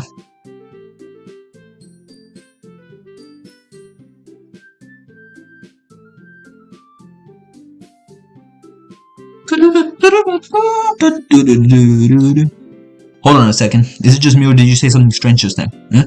Something did sound a bit unusual. That's right. You deviated from your usual catchphrase when addressing the club. Catchphrase? I don't have a catchphrase. Jeez, why is the mood so weird today? Look, even Yuri isn't immune to it. Stagnating air is a common foreshadowing that something terrible is about to happen. In your books, maybe. Yep. Look, even Yuri can pick up that there is some foreshadowing happening. And something terrible is about to happen. Look, the only thing different is that Sayuri isn't here. It seems you're right. Sayuri always helps to lighten up the mood a little bit, doesn't she? It's almost like everyone's balance is thrown off a bit when she's not around. Where the heck did she run off to anyway? I thought she just went to pee. Natsuki, please show some decency. Oh, come on. She actually wasn't feeling too well and went home early. Is that so? I hope she's alright. Seriously? Of all the times to not go home with her, you picked the time she's feeling not well? So much for you two being all lovey-dovey. No. First of all, stop misunderstanding my friendship with Sayuri. And second, she's kind of been avoiding me today, so I didn't want to force it. Ooh. That curious expression coming from Yuri, of all people? Calm down, guys. I talked to her earlier, and everything was fine. What did you say? Anyway, we need to figure out the rest of the festival preparations, so let's decide what everyone will be doing this weekend. I already know what I'm doing. That's right, Natsuki will be making cupcakes, but we'll need a lot of them, and different flavors. Can you handle that all by yourself, Natsuki? Challenge accepted. As for myself, I'm gonna be printing and assembling all of the poetry pamphlets. Sayuri will be helping me design them. As for Yuri, you can, guys, can you help me come up with something for Yuri? I'm useless. No, that's not it at all. You're the most talented person here, you know. Now, Natsuki pouting too? Jeez, even I can tell now. I guess I never give Sayuri enough credit, but I can tell these things are even harder on you when she's not around. That may be the case, but if I can't also be a leader on my own, then I won't grow as a person. So, Yuri, you're beautiful. You have beautiful handwriting, you know. You should make some banners and decorations to help set up the atmosphere. Atmosphere? About that, I love atmosphere. Yuri's expression suddenly changes. Wait. Let me go back to the stream. Back to Twitch. Yuri's expression suddenly changes and she stares at her desk in focus and starts nodding to herself. Your mind is already racing, I see. That's great. You'll be a wonderful help, Yuri. But anyway, that just leaves you, PhilDau, the one who's truly useless. Did I say that? Oh yeah, I said that. I thought Monica said that. The one who is truly useless. Don't say that. In fact, both Natsuki and Yuri have some pretty heavy tasks to handle. It would probably go a long way if you gave one of them a hand. You can always help me out as well. I would be really appreciative of that. Is Monica suggesting I spend the weekend with one of my club members? How on earth are they going to respond to a suggestion like that? I suppose I wouldn't mind a little bit of help. Well, even if you do know how to bake, there's always some dirty work that I can give you. It's not like Monica's going to give me a choice, and you shouldn't be sitting on your butt anyways. Yuri tries to mumble a bunch of excuses like that. If I recall, Natsuki, you mentioned that you would like to handle the baking on your own. PhilDau may not like to be around if you only made him out to be a nuisance. So therefore, he may be more suited to assisting the decorations. Hold on, I never said that. How hard could it be to make a few decorations anyway?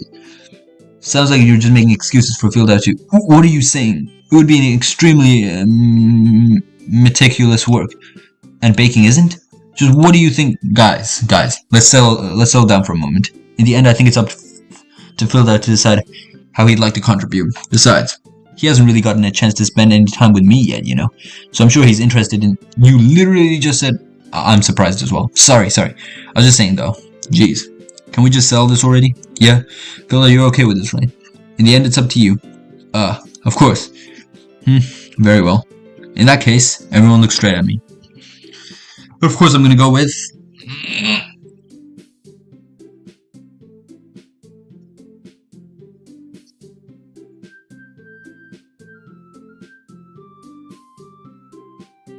Okay.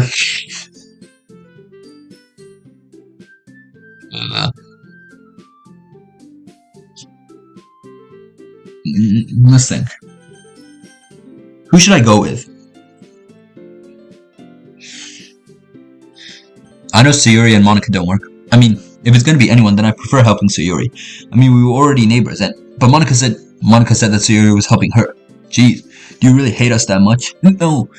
Sorry, I didn't mean for this to be difficult. Just think of the club, okay? Okay, Monica. Well, I guess you should probably be helping Monica. Yay, you picked me! Hold on a second. Yeah, Monica, you're the one who needs the least help out of all of us. But I agree with Natsuki. Not only Okay. Not only is your work the most suitable for one person, but you already have Sayuri as well. But PhilDau was the one who... that doesn't matter.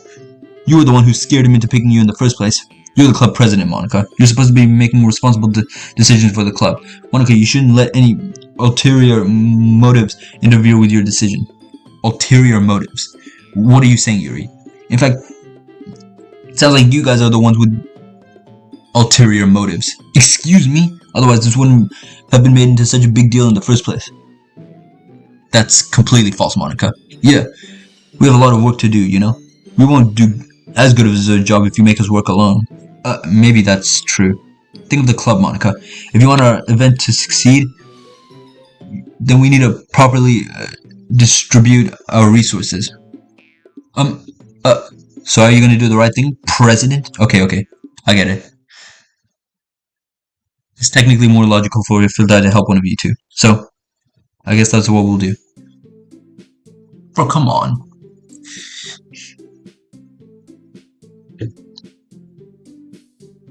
Okay, Natsuki. Well, baking sounds like it could be fun. And you guys made it sound like a lot of work, so it could probably use 2 people. Don't worry. Baking is a ton of fun. You'll definitely agree. Just a minute ago you were saying that's because... Never mind, okay? Well, anyway, you'll be fine with yourself, right, Yuri? Of course. I'm used to it, after all. That's good. Even though Yuri is being melodramatic, it's a little hard to not feel bad. So that's everything, right? Anything else we need to talk about? No, I think that's it. Are you guys excited? Yes. Everything except the performance is gonna be awesome. I don't think that really counts. What about you, PhilDau? Me? I guess you could say I'm interested in how it'll turn out. That's good enough for me. What about you, Yuri? Yuri? She's still sulking. Natsuki starts pounding too. It's not that big of a deal or anything. Well, it might not be, just that I think that Yuri might just be feeling a little underappreciated in general. Having to come up with something for her to do and then nobody offering to help. That doesn't mean... Sayuri glances back and forth between everyone with a worried expression. Look, Sayuri goes and puts her hands down on Yuri's shoulder. Yuri, you really are the most talented one here. And you're gonna make the event a lot more fun and welcoming. I mean, the cupcakes will probably help a lot too, but you're gonna make the atmosphere special. That'll be really important for the way that people feel during the performance. So, you need to stop being dumb and give yourself a little more credit. Natsuki releases her hand and turns her to face the other direction. You didn't really mean that, did you? Not really, but Yuri isn't the only one surprised. Monica and I are also taken aback by Natsuki's words. Natsuki, of all people, trying to say such encouraging things. I begin to understand. Natsuki was trying to sound like Sayuri. Even if it didn't work perfectly, I can tell she's tried to say something Sayuri would say at a time like this. But Sayuri always helps everyone smile and feel good about themselves. I'm sorry for being dumb. I'm gonna do my best, and all of us are gonna make a really great event. Yeah, I hope to see everyone do their best. But with that, there's nothing more for today, so I guess it's time for us to head out. Okay, but I'm staying here a bit long. I barely got to do any reading today, so fair enough, there's nothing wrong with that. Everyone packs up their things. I start to follow Monica and Yuri out the door as they chat between each other. Where are you going? Yeah, we still need to figure out our plans for this weekend. You literally would have gone home and realized you didn't even have a way to contact me. Oh, that's true. I have no idea how that slipped my mind. Jeez, good thing I stopped you. I'm giving you my number, okay? You better not make it weird or anything. Why would I do that? Nats gives me her number. Okay, I'm coming over on Sunday. I'll bring the ingredients. Wait, you're coming to my house? Well, yeah. What's wrong with that? I mean, I just figured since I'm the one helping, I would be going to your house. Yeah, right. Like I could have a guy over at my house. My dad would kill me. Really? That's kind of strict if you ask me. I mean, not really. My dad would be the same if I brought a girl over. Yeah, how do you think I feel? I can't do anything when my dad is home. Anyway, I just needed to complain for a second. We have each other's numbers now. That's all I needed from you. But I guess I'll text you when I'm coming over. Alright, fine by me. Yep. I'm really gonna show you why I love baking so much.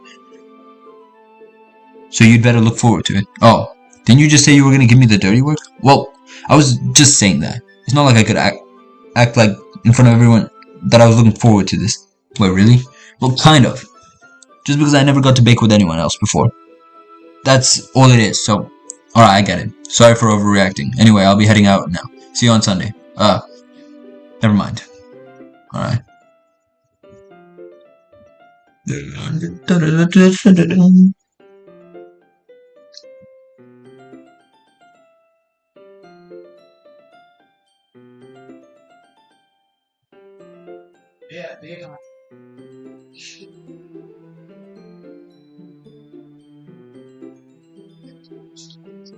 Hold on, give me a second.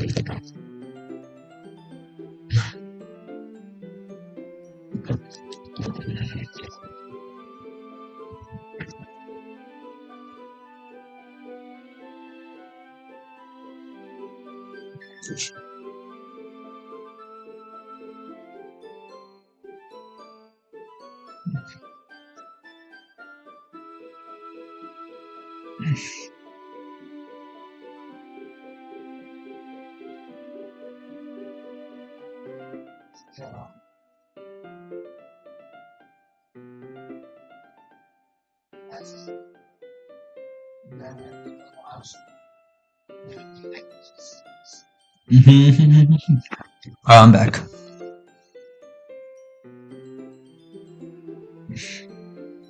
I can't believe this. Natsuki's gonna be coming to my house on Sunday. Even though I would have preferred to do this with Sayori, my anxiety still shoots through the roof. I guess I've gotten pretty used to handling her at this point.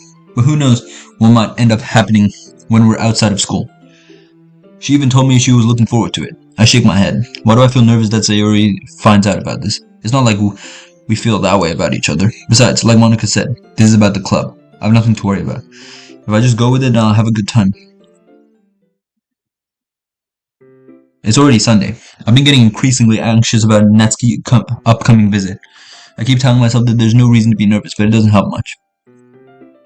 I wonder if she'll act any different when it's just the two of us. Meanwhile, she's been texting me a lot. We sent each other exchanging numbers to double check, but it turned into a conversation. She's almost a different personality on the phone, using a ton of emojis and cute language. She also really likes complaining about things, but I kind of saw that one coming. But putting Natsuki aside, I haven't heard a thing from Sayori since she left the club early the other day. It's not like we text each other all the time or anything, but I've been worried about her in the back of my mind. Between what Sayori said and what Monica said, is it really okay for me to put Sayori's feelings aside when she might need me? I decide to visit Sayori before Natsuki comes over. Rather than just asking her, I simply text her I'm coming over, much like we've done in the past. Once I reach Sayori's house, I knock on the door before entering myself. Again, we used to play so often that we've made it a habit of simply entering each other's houses like we were family. The house is quiet. Sayori isn't really anywhere on the first floor, so I assume she's up in her room. It's already strange of her not to run down and greet me. I head up to her bedroom where I finally found her. Sayori? Oh my god, look at this room. It's not even that messy. Oh wait, no, it is messy. I never realized how messy it was. I always thought that, when the MC says damn, your room is so messy. I just kind of assumed that, what do you call it? He was kind of over-exaggerating, but yeah, it is messy. There's like a sock on the floor and like something on the chair. Something falling off, a calendar ripped, a box on the top of the shelf, the blankets falling off the bed. Yeah, it's better than my room, so. Hi, PhilDau. I sit down in her room. Sayori forces a smile, but it's easy to tell that she's different.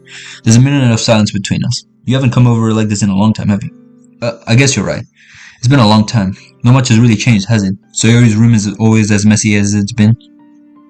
I also recognize the same stuffed animals and wall decorations she's had for years now. If you came over more often, it wouldn't be so much of a mess. That's because I ended up cleaning it for you. How come you suddenly wanted to come over today? Aren't you supposed to see Natsuki today?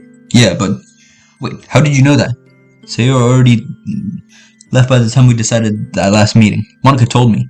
It's only natural for her to keep me informed about the festival preparations, right? That's true. But what about you? Aren't you going to be helping Monica today? Of course, but I'm helping her online. We didn't plan to meet up or anything.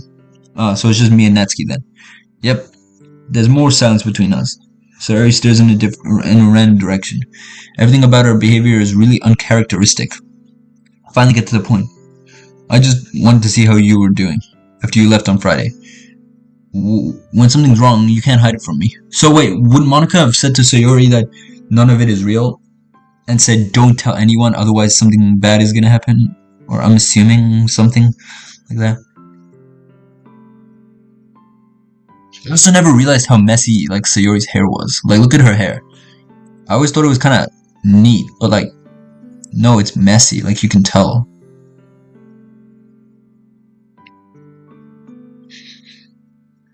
I know you too well. So, Sayori smiles, shaking her head. That's no good, PhilDau. Huh? Why can't it just be like it's always been? This is all my fault. If I didn't get so weak and accidentally express my feelings, if I didn't make that stupid mistake, then you wouldn't have been worried about me at all. You wouldn't have come here. You wouldn't have been thinking about me right now. But this is just my punishment, isn't it? I'm getting punished for being so selfish. That's why the world decided to have you come over today. He just wants to torture me. Sayori. I grabbed Sayori by the shoulder. What on earth are you saying? Are you listening to yourself right now? I know something happened to you. There's no other explanation for you to be like this. So tell me already. Until I know, I won't be able to stop thinking about it. Sayori gives me an empty smile. You're really putting me in a trap, PhilDau. But you're wrong. Nothing's happened to me. I've always been like this. You're just seeing it for the first time. Seeing what? What are you talking about, Sayori?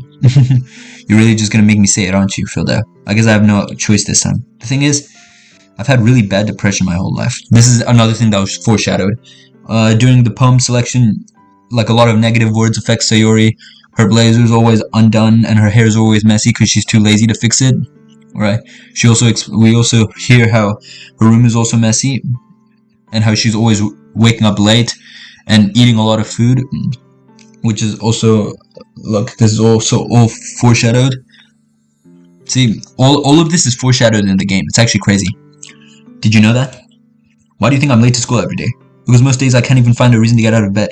What reason is there to do anything when I know fully how worthless I am? Why go to school? Why eat? Why make friends? Why make other people put their energy and caring into waste by having them spend it on me? That's what it feels like. That's why I just want to make everyone happy, without anyone worrying about me. That's also why she's kind of the sunshine of the group, always helping everyone, always trying to make everyone happy. And it makes her feel like she has a purpose, basically. I'm in shock. I can't even figure out how to respond. How is it possible that Sayori kept this from me the entire time that I've known her? Did she really want so badly for her just not to think about me? Why, Sayori? Why is it that you never told me about this? It almost feels like I've been betrayed as your close friend. Because if I knew, I would have done anything. I would have done everything I could to support you. Even if there's so much I could do, I would have tried a little harder to make every day a little better for you. That's why I'm your friend. All you had to do was tell me. You don't understand at all, PhilDau. Why do you think I didn't tell you? Because if I told you, then you'd have to waste effort in caring about me instead of doing important things. I don't want to be cared about. It's bittersweet when people try to care about me. That's why she always writes about bittersweet things. It feels nice sometimes, but it also feels like a bat being swung up against my head. That's why I wanted so badly for you to make friends with everyone else. Helping everyone would be be happy together is the best thing for me. But then I discovered something else too. Seeing you make friends and get closer with everyone in the club, it feels like a spear going through my heart. So that's why I decided the world just wants to torture me. Every path that leads to nothing but hurt. You're right that I don't understand. I don't understand your feelings at all, Sayuri. But I don't need to understand. Whatever it takes for me to help you stop hurting, that's what I'll do. No, PhilDau, there's nothing. Nothing at all. The only thing that could have helped me is if everything could be like it always was. But I was selfish. I finally showed you what a horrible person I am. It's crazy how she calls herself a horrible person despite trying to help everyone. Like, tears streaked down Sayuri's face. I made you join the literature club because I was selfish. I was punished by my heart hurting in a way that I couldn't understand. And now you came here and I made you hurt too. I'm just weak and selfish. That's all I am. That's why I'm gonna accept these punishments. Because I deserve every last one. Without thinking, I once again grabbed Sayuri's shoulder, this time pulling her into a tight embrace. PhilDau, Sayuri, I don't care if you feel selfish. I'm really happy that you convinced me to join the club. Seeing you every day makes it worthwhile enough. If I make friends with everyone else, then that's just a bonus. But please never underestimate how much I care about you. I wouldn't have it any other way. PhilDau. Sayuri isn't hugging me back. Despite my arms being wrapped around her, Sayuri's arms remain at her side. She starts sobbing next to my ear. No, don't do this to me. Please don't do this. Sayuri, PhilDau. Sayuri barely manages to speak between her sobs. I don't know if I'm doing the right thing, but all I want for her to know is that I care. If you have it in yourself to call yourself selfish, if you have it in you to call yourself selfish, then you have to let me be selfish too. No matter what it takes, I'll figure out what needs to change. I'll make these feelings go away. And if there's anything you need me to do, then you better tell me. I'll get mad if you don't. I don't know. Gently, Sayuri finally puts her arms around me in return. I don't know anything. It's all really scary. I don't understand any of my feelings, PhilDau. The only time I'm not feeling nothing is when I'm feeling pain. But your hugs are so warm, and that's really scary too. Fuck, bro. Sayuri lets me go. As she does, I let her go as well. The festival is tomorrow. Yeah. It's gonna be fun, right? Yeah. How would you like me to spend it all with you? Oh my god, can you hear that? Spend it all with you. Oh my god, can you...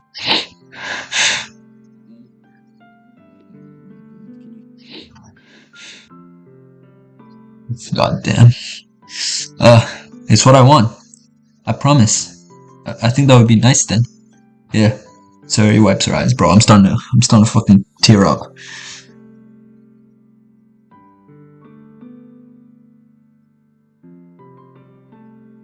Why am I cranking up? I've played this game before. If I could spend the whole day here, I would. Of all days, this has to be the one where I have other plans. Maybe I should cancel. No, don't. Please don't. If you did that, then I really wouldn't forgive you. But it's almost time for Natsuki to meet me at my house.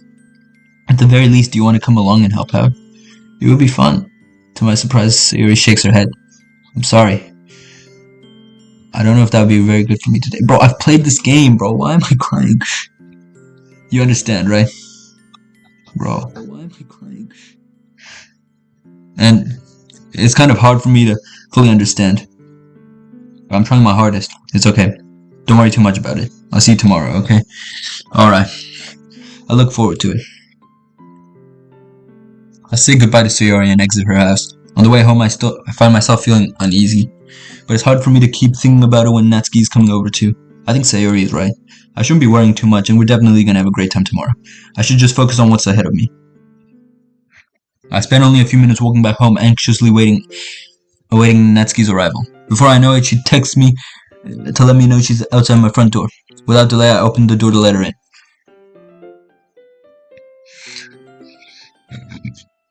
But now looking at it, Natsuki's hair is also kind of like messy. Actually, no, never mind. Sup? Hey. I don't know what I was expecting, but seeing Natsuki in something other than her school uniform really threw me off. Seeing her in such cute clothes makes the uniform seem totally unfitting in comparison. Jeez, don't make it feel so awkward already. It's gonna be a long afternoon, so just don't be weird just because you're not used to seeing me outside of school. Anyways, I'm coming in. I see you brought a lot of stuff. Natsuki's carrying a large bag that is probably full of baking supplies. Well, I didn't want to come all this way to find out that your kitchen isn't equipped for the job. You bought everything I asked you to, right? Yeah, I did. Yesterday, Natsuki asked me to buy a bunch of ingredients that I didn't already have at home. Good. Glad I could count on you to do your part. Well, of course.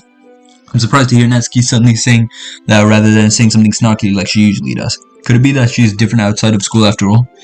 Anyway, let's go to the kitchen. What? You're not even going to offer to take this heavy bag from me? Where's your hospitality, PhilDau? Come on. Since when did I need to be a gentleman? I grab the bag Natsuki holds out to me. This is ridiculously heavy. I carried that all the way here. Are you impressed? I see now. Yeah, I'm impressed, Natsuki. It seems like I always underestimated you. It's because I'm so small, isn't it? You jerk. Natsuki hits a fist into my chest. Hey, your size has nothing to do with it. Do you really hate being small that much? It's not like I hate it. I mean, sometimes I like proving people wrong when they only think I'm worth my size. It's fun when I get to be small and also better than other people. But, geez, never mind. What are you making me say? Don't think you can make me talk about weird things just because we're not at school. Are we getting started or what? There's a lot of stuff I gotta teach you. What? That's a little bit more like you. You're more fun when you just speak your mind like that. Hey, now you are treating me like a kid. I was just trying to be a little nicer to you, you know? And just because I don't have a mature and sexy figure like you, it doesn't mean you should treat me like... Natsuki catches her words and her face turns red. Natsuki, forget it. I didn't say anything. I should apologize. I appreciate that you were trying to be nicer. I should have been a little more considerate too. But also, if that's what you're thinking, then you should know there are tons of guys who are into body types like yours. Like Bijou Mike. How would you know that anyways? Just trust me on this one. Gross. Hey, was that to me? Who else? Man, let's just get started already. You get so all sour when a girl calls you gross. I finally found your weakness, PhilDau. Natsuki smiles deviously. Please spare me. Well, if Natsuki decides to dish out one more insult like that, there's no way I'm not fighting back. But she's satisfied enough for now, finally starting to pull things out of her bag so we can get started. Before long, the whole kitchen is a mess. Spoons, dirty bowls, flour, spilled fluids, and plastic bags are strewn about every countertop. The mixer isn't big enough to make all the batter at once, so we've had to do it several times. Meanwhile, Natsuki is babysitting all of my movements to make sure I don't mess up her precious baking. PhilDau, where did you put the food coloring? The batter's going in the oven soon. I need to fill the trays. I think it's still in the bag next to the table. What are you using it for? To color the batter, of course. I'm making each tray a different color. That way, if the flavors aren't different, everyone can still pick their favorite. Ah, that's a cute idea. Are we doing anything like that with the icing? Do you want to? You're asking me? I don't really have a preference, so come on. You're not putting any heart into this at all. Can you at least try to have fun? I'm having fun. I'm not really sure what Natsuki's trying to get out of me. Meanwhile, I see her separate the batter into smaller bowls and put a few drops of food coloring into each. That does look pretty cool. See?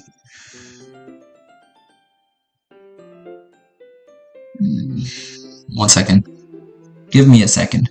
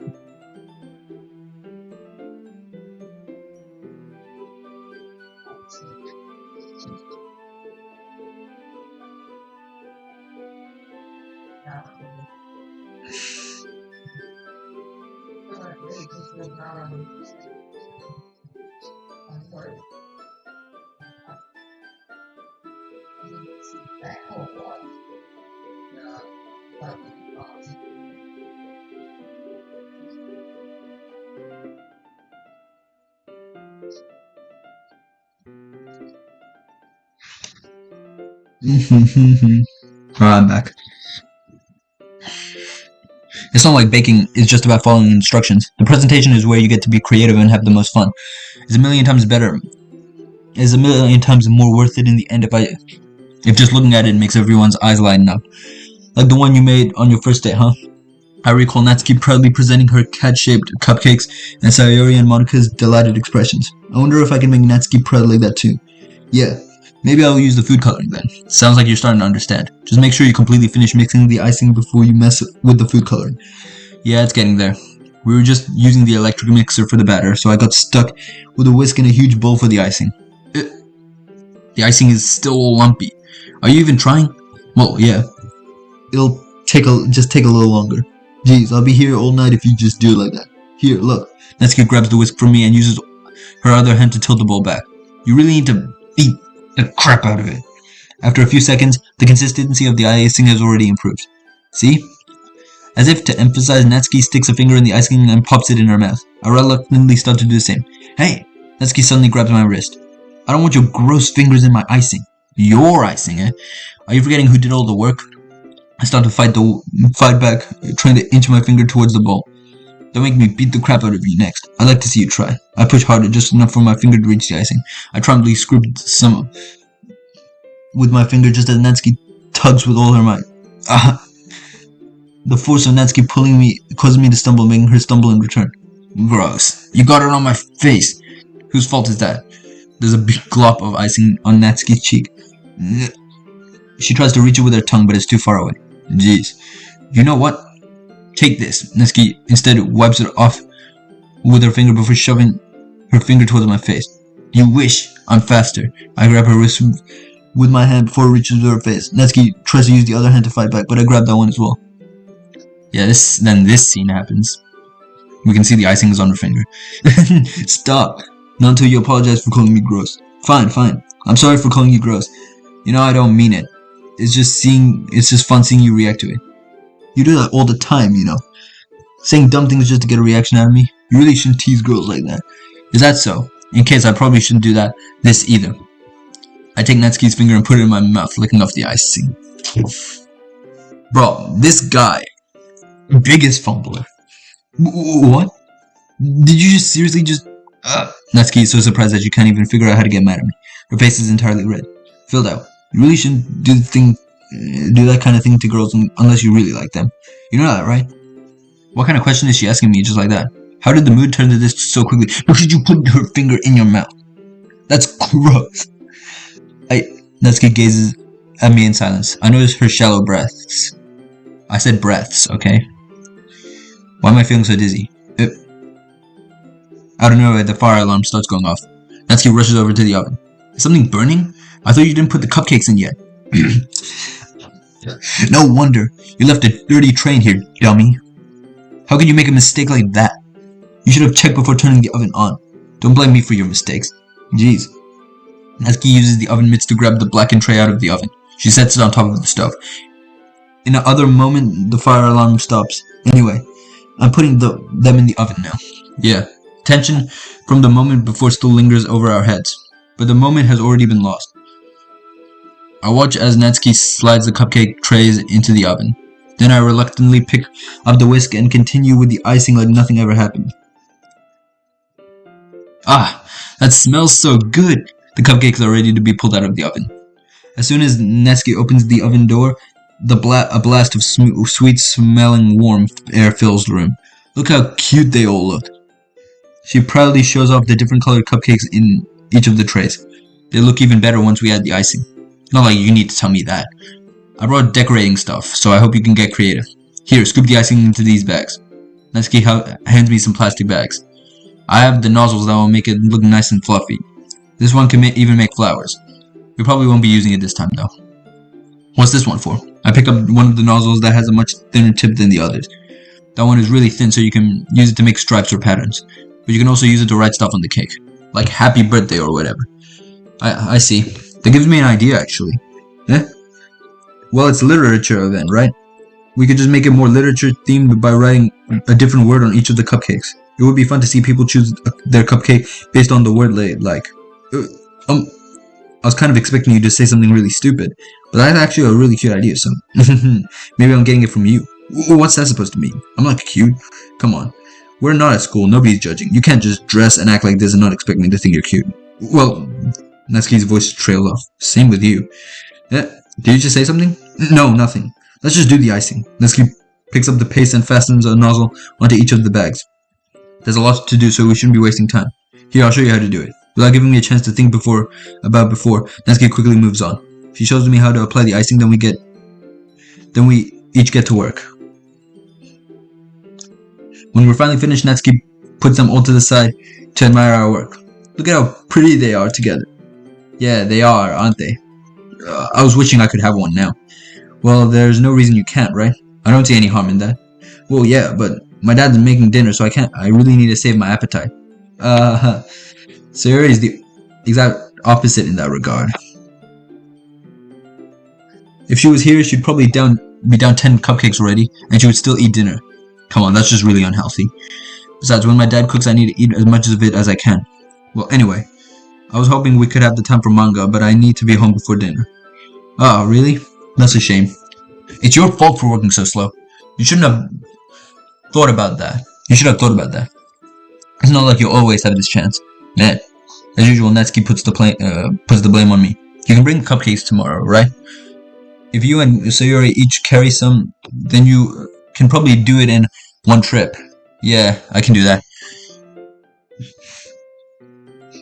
And don't worry, I won't let her have any. I wish you would listen to me the way she listens to you. Ah, yeah. I again think back to the conversation I had with Sayori earlier today.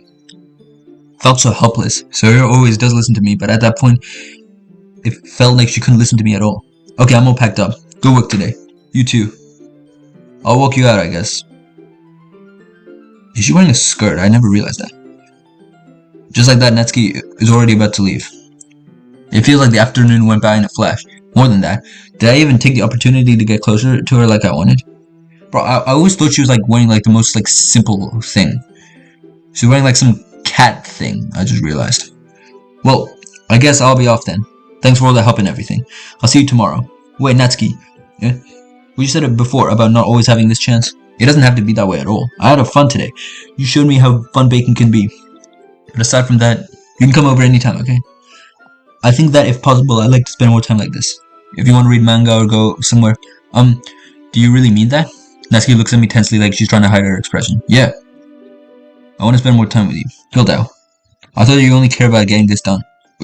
I'm sorry I had to leave so early today. I really didn't want to. I would really stay here longer if I could. I feel the same way as you, so. I just realized why are her eyes like the same color as her hair? Natsuki suddenly gets closer to me. Wait, Natsuki, standing inches from me. Natsuki looks up.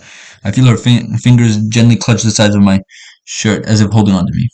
Her rose-colored cheeks and matching eyes fill my vision along with her slightly parted lips. What is happening? My head starts to go dizzy as I feel her soft breaths on me, against me. I felt it. For a while now.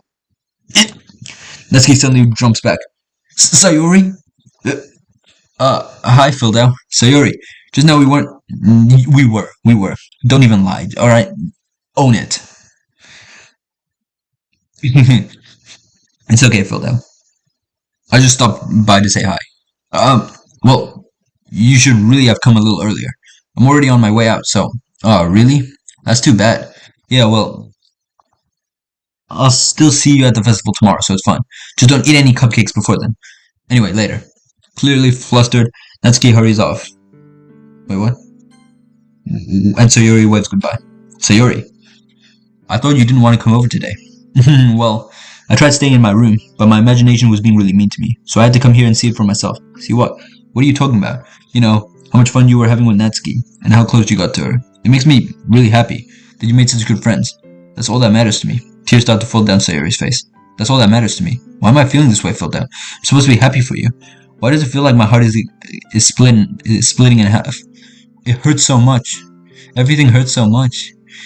This would be better if I could just disappear. Oh god, not again. Bro. Alright. This would be so much better if I could just disappear. Sayori, don't say that. It's true, PhilDau. If I wasn't here, then you wouldn't have to waste your sympathy on me. You wouldn't have to put up with me being selfish. Monaco was right. I should just Monica? Monica was right about what? Sayori, what I said before is true. I'm not gonna let this continue. Oh my god, are we serious? I'm always cranking up at the randomest moments. Caring about you like this isn't a burden your mind is making it out to be. It's something that makes me happy.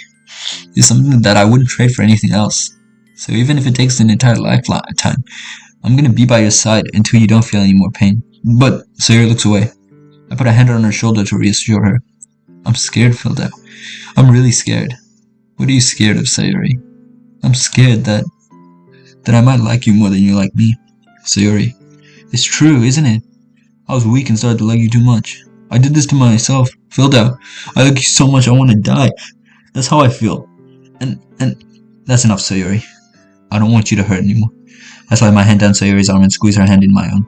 Do you remember how I said I always know what's best for you? Do you still believe me? Wordlessly, Sayori nods. Even if you don't understand all of your own feelings, I know what you need most right now. That's what I'm gonna give you. Bro, I'm being so I'm being so dead ass right now. I've said I love you before. Technically both of these will lead to the same thing. Have I seen what happens if I say you'll always be my dearest friend? I don't think I've seen it. I really don't want to. Okay, look. The only reason I'm doing this is because I've already done this one in my previous playthrough. I don't think it would change much. But I just need, I want to see the next outcome. You'll always be my dearest friend.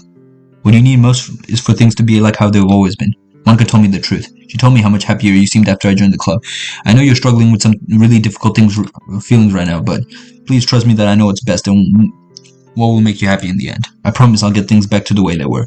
I see. Sayori forces a smile through an incredibly pained expression.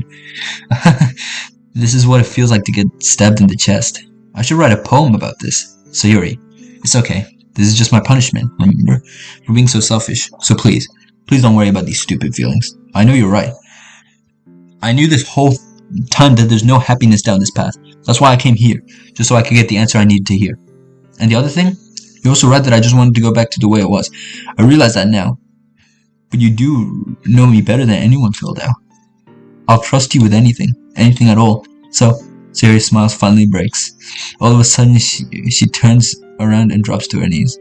Ah! Clutching her head with both hands, she screams as loudly as she can.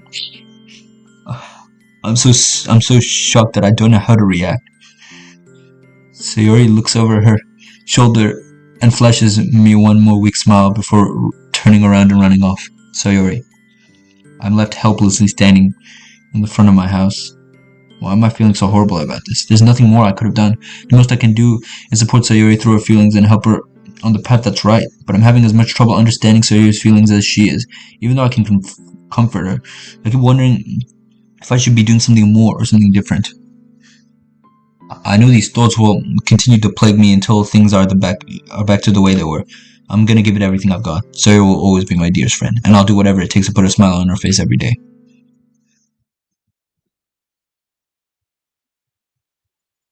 Oh, what the hell? Wait, something just appeared on my game files. Happythoughts.png. Oh no. No. How did I never see this before? What? I never. Wait. Happy Thoughts. The file is called Happy Thoughts. I never saw this because I never looked into the files in my original gameplay, so I never saw this. It's direct foreshadowing.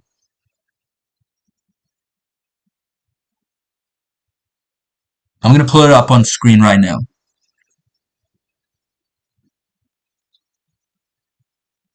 Just give me a second.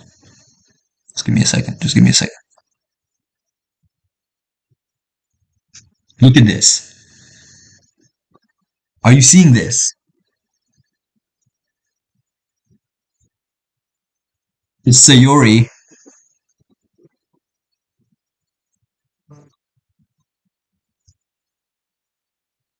Wait, what happened? Wait, what? It's Sayori and her eyes are crossed out. And the file keeps disappearing, but basically, what do you call it? It's Sayori. We can tell from the bow in her hair. Her eyes are. Oh my god, this was literal foreshadowing that this was gonna happen. No! No!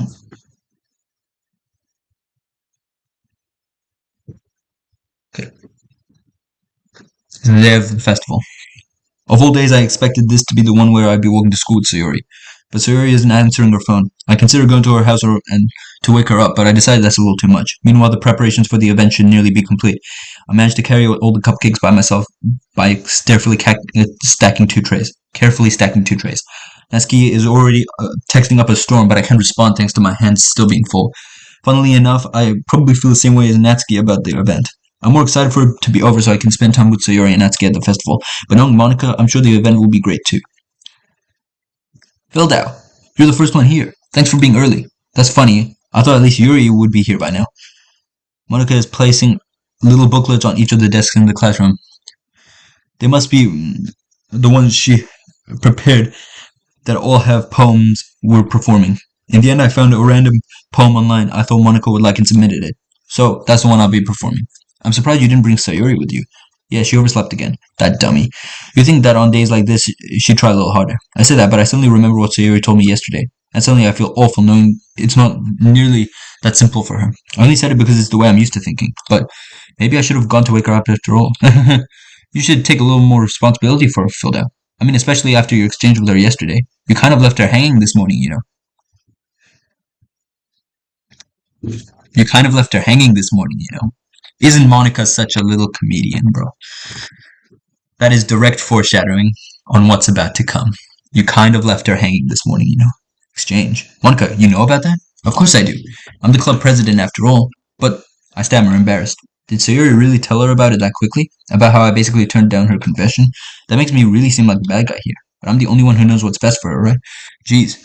You don't know the full story at all, so don't worry. I probably know a lot more than you think.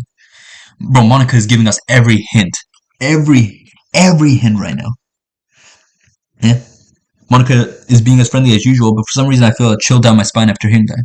Hey, do you want to check out the pamphlets? They came out really nice. Yeah, sure. I grabbed one of the pamphlets laid down on the desk. Oh yeah, they really did. Something like this will definitely help people take the club more seriously. Yeah, I thought so too. I flipped through the pages. Each member's poem is neatly printed on its own page, giving it an almost professional feel. I recognize Natsuki and Yuri's poems from the ones they performed during our practice. What's this? I flipped to Yuri's poem. It's different from the one she practiced. It's one that I haven't read before. Get out of my head, get out of my head, get out of my head, get out of my head, get out of my head. Get out of my head.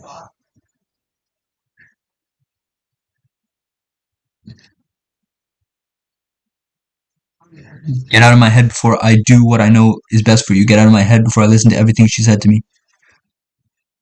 Get out of my head before I show how much I love you. Get out of my head before I finish writing this poem. But the poem is never actually finished. It just stops moving. Yep. I listened to everything she said to me.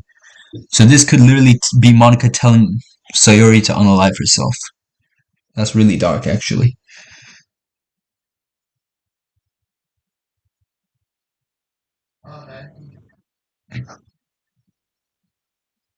Ah, what is this? Reading this poem, I get a pit in my stomach. PhilDau. What's wrong? Nothing. This poem feels completely different from everything else Sayuri's written. But more than that, I changed my mind. I'm going to get Sayuri, so, well, alright. Try not to take too long, okay? I quickly leave the classroom. Don't strain yourself. Monica calls after me. I quicken my pace. What was I thinking? I should have tried a bit harder for Sayuri. It's not a big deal to at least wait for her, or help her wake up. Even if the simple gesture of walking her to school makes her really happy. Besides, I told her yesterday that things will be the same as they've always been. That's all she needs. And that's all I want to give her.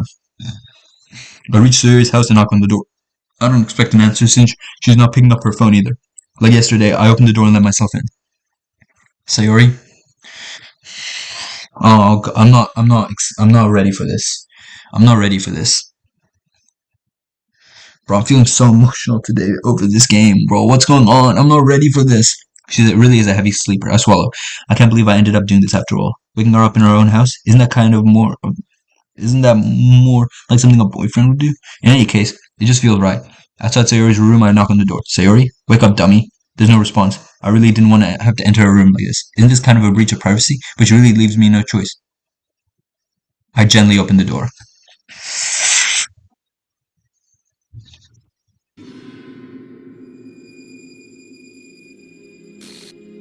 No, Sayori.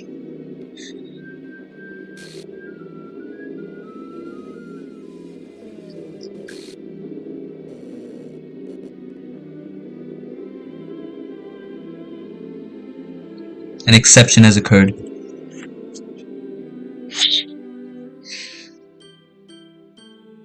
See traceback.txt for details. Wait, let me pull it up.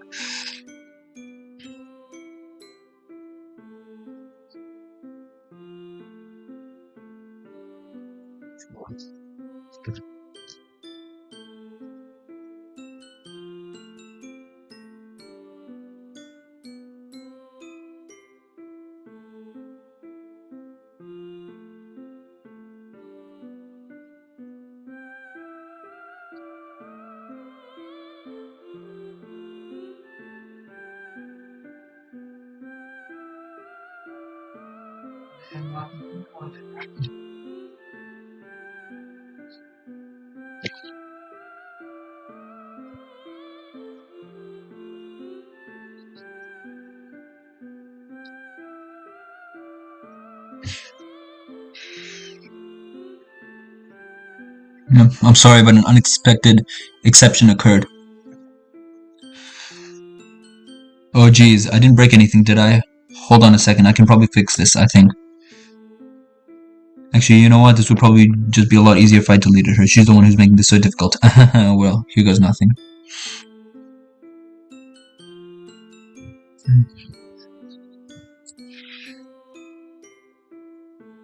What the hell? What the hell? Is this a nightmare? It has to be. This isn't real. There's no way this can be real. Sayori wouldn't do this. Everything was normal up until a few days ago. That's why I can't believe what my eyes are showing me. I suppressed the urge to vomit. Just yesterday, I told Sayori I would be there for her. I told her I know what's best, and I'll do everything, and that everything will be okay. Then why? Why would she do this? How could I be so helpless? What did I do wrong? Turning down her confession? That has to be what pushed her over the edge. Her agonized scream still echoes in my ear. Why did I do that when she needed me the most? Why was I so selfish? This is my fault. My swarming thoughts keep telling me everything I could have done to prevent this. If I just spent more time with her, walked her to school, and gave her what I know she wanted out of our relationship, then I could have prevented this. I know I could have prevented this. Screw the literature club. Screw the festival. I just lost my best friend. You're a chud, play a diff game, loser. Nah, I'm good, bro. She's gone forever now. Nothing I do can bring her back.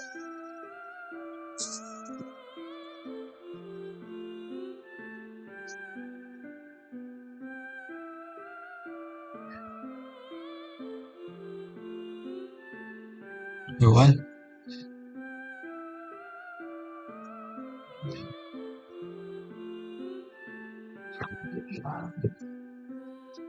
This is a game where I can reset and try something different. It's the only one chance I had and I wasn't careful enough. Now I'll have to carry this guilt with me until I die. Nothing in my life is worth more than hers, but I still couldn't do what she needed from me. And now, I can never take it back. Never, never, never, never, never. You're a chud. Play a different game, loser. Bro, you joined on a Doki Literature Club stream and you're asking me to play a different game. Are we real?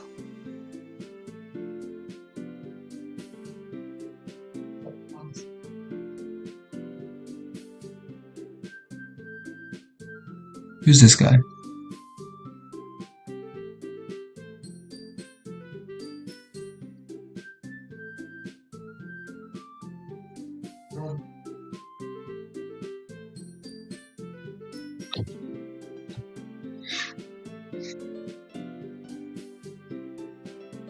Man. Bro, fuck this happy music, bro.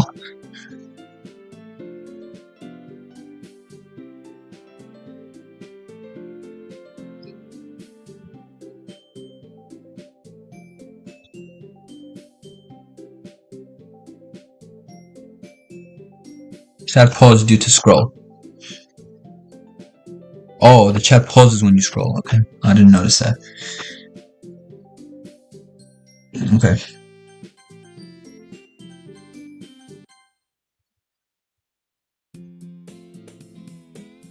Okay, that's interesting.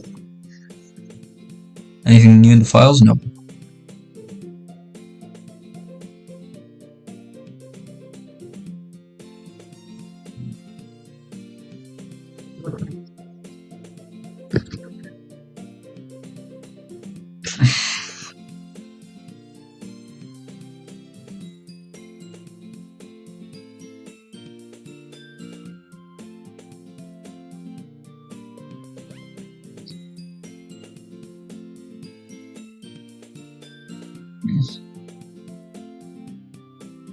Give me a second.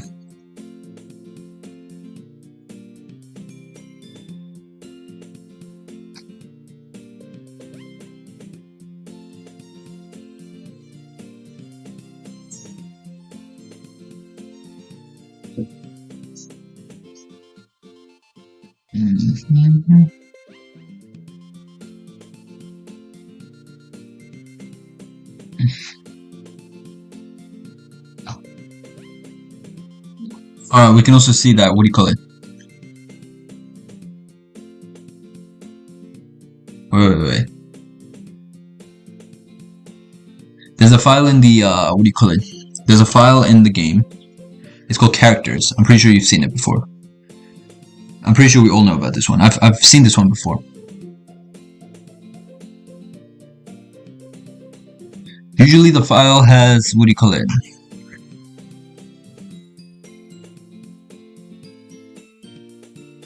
The file has Sayori, Monika, Natsuki, and Yuri, right? But if we look, what do you call it?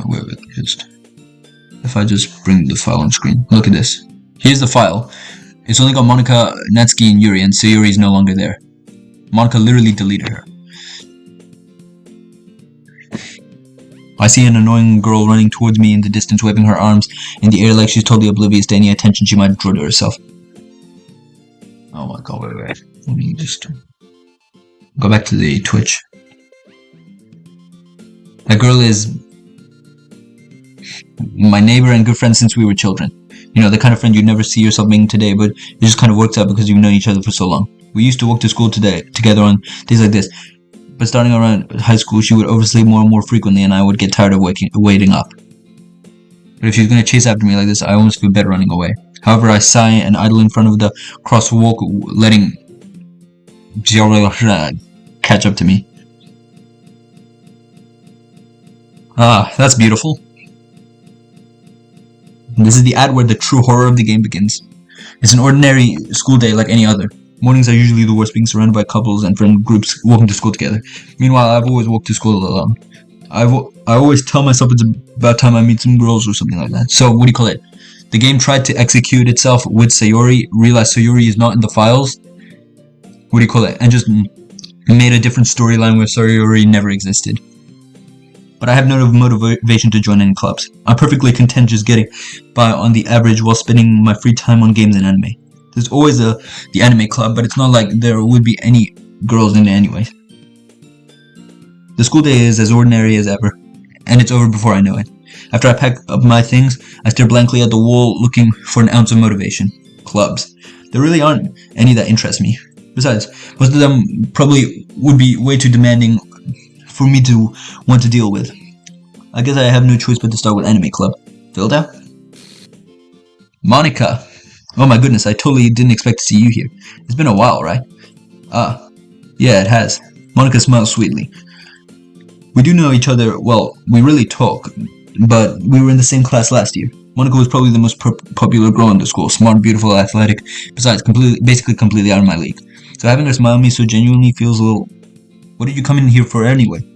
Well, I've just been looking for some supplies to use for my club. Do you know if there's any construction paper in here? Or markers? I guess you could check the closet. You're in the debate club, right? About that. I actually quit the debate club. Really? You quit? Yeah. To be honest, I can't stand all of the politics around the major clubs. It feels like nothing but arguing about the budget and publicity of how to prepare for events. I'd much rather take something I personally enjoy and make something special out of it. In that case, what club did you decide to join? Actually, I'm starting a new one. A literature club. Literature? That sounds kind of dull. How many members do you have so far? It's kind of embarrassing, but there's only 3 of us so far. It's really hard to find new members for something that sounds so boring.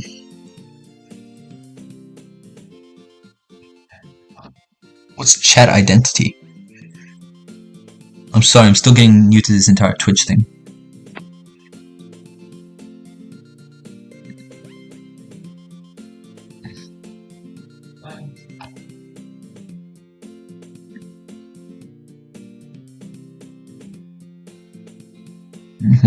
Well, I can see that way. But it's really not boring at all, you know? Literature can be anything. Reading, writing, poetry. I mean, one of my members even keeps her manga collection in the club room. Wait, really? Yeah, it's funny, right? She always insists that manga is literature too. I mean, she's not wrong, I guess. And besides, a member is a member, right? Did Monica say she? Hey, PhilDau, by any chance, are you still looking for a club to join? I mean, I guess so, but in that case, is there any chance you could do me a big favor? I won't ask you to join, but if you could at very least visit my club, it would make me really happy. Please? Well, I guess I have no reason to refuse. Besides, how could I ever refuse someone like Monica? Sure, I guess I could check it out. Awesome. You're really sweet, PhilDau, you know that? It's nothing really. Shall we go then? I'll look for the materials another time. You're more important. And thus, today marks the day I sold my soul to Monica and her irresistible smile. I timidly follow Monica across the school and upstairs, a selection of school I rarely visit, being generally used for third-year classes and activities. Monica, full of energy, swings open the door. I'm back, and I brought a guest with me. A guest? Seriously, you brought a boy? Way to kill the atmosphere. Don't be mean, Natsuki. But anyway, welcome to the club, PhilDau. All words escape me in this situation. This club is full of incredibly cute girls. So let me guess, you're Monica's boyfriend, right? What? No, I'm not. Natsuki, the girl with the sour attitude, whose name is apparently Natsuki, is one I don't recognize. Her small figure makes me think she's probably a first year. Anyway, this is Natsuki. Energetic as usual. And this is Yuri, the vice president. It's nice to meet you. Yuri, who appears comparably more mature and timid, seems to have a hard time keeping up with someone like Natsuki. Yeah, it's nice to meet both of you. So I ran out into PhilDau in a classroom and he decided to come check out the club. Isn't that great? Wait, Monica, didn't I tell you to let me know in advance before you brought anyone new? I was going to, well, you know, sorry. I didn't forget that, but I just happened to run into him. In that case, I should at least make some tea, right? Yeah, that would be great. Why don't you come sit down, PhilDau? The girls have a few desks arranged to form a table. Yuri walks to the corner of the room and opens the closet. Meanwhile, Monica and Natsuki sit across from each other. Still feeling awkward, I take a seat next to Monica. So I know you don't really plan on coming here. But we'll make sure you feel right at home, okay? As president of Literature Club, it's my duty to make the club fun and exciting for everyone. I'm surprised there aren't more people in the club yet. It must be hard to start a new club. You could put it that way. Not many people are very interested in putting all the effort to start something brand new, especially when it's something that doesn't grab your attention like literature. You have to work really hard to convince people that you're both fun and worthwhile. But it makes school events like the festival that much more important. I'm confident we can all really grow the club before we graduate. Why does sometimes the text skip, even though that I don't click twice? I only click once and the text somehow still skips. Right, Natsuki? Well, I guess. Natsuki reluctantly agrees. Such different girls, all interested in the same goal. Monica must have worked really hard just to find these two. Yuri returns to the table, carrying a tea set. She carefully places a teacup in front of each of us before setting down the teapot in the middle. You keep a whole tea set in the classroom? Don't worry, the teacher gave us permission. After all, doesn't a hot cup of tea help you enjoy a good book? I guess. Don't let yourself get intimidated. Yuri's just trying to impress you. That's not insulted. Yuri looks away. I mean that, I believe you. Well, tea and reading might not be a pastime for me, but at least I enjoy tea. I'm glad. Yuri faintly smiled to herself in relief. So, PhilDau, what kind of things do you like to read? Well, considering how little I read in the past few years, I don't really have a good way of answering that. Manga? I quickly muttered to myself, half joking. Natsuki's head suddenly perks up. It looks like she wants to say something, but keeps quiet. Wait. Let me just check something. Oh, all my saves are gone, okay. Not much of a reader, I guess. Well, that can change. What am I saying? I spoke without thinking after seeing Yuri's sad smile. Anyway, what about you, Yuri? Well, let's see. Yuri traces the rim of her teacup with her finger. My favorites are usually novels that build deep and complex fantasy worlds. The levels of creativity and craftsmanship behind them is amazing to me. And telling a good story in such a foreign world is equally impressive. Yuri goes on, clearly passionate about her reading.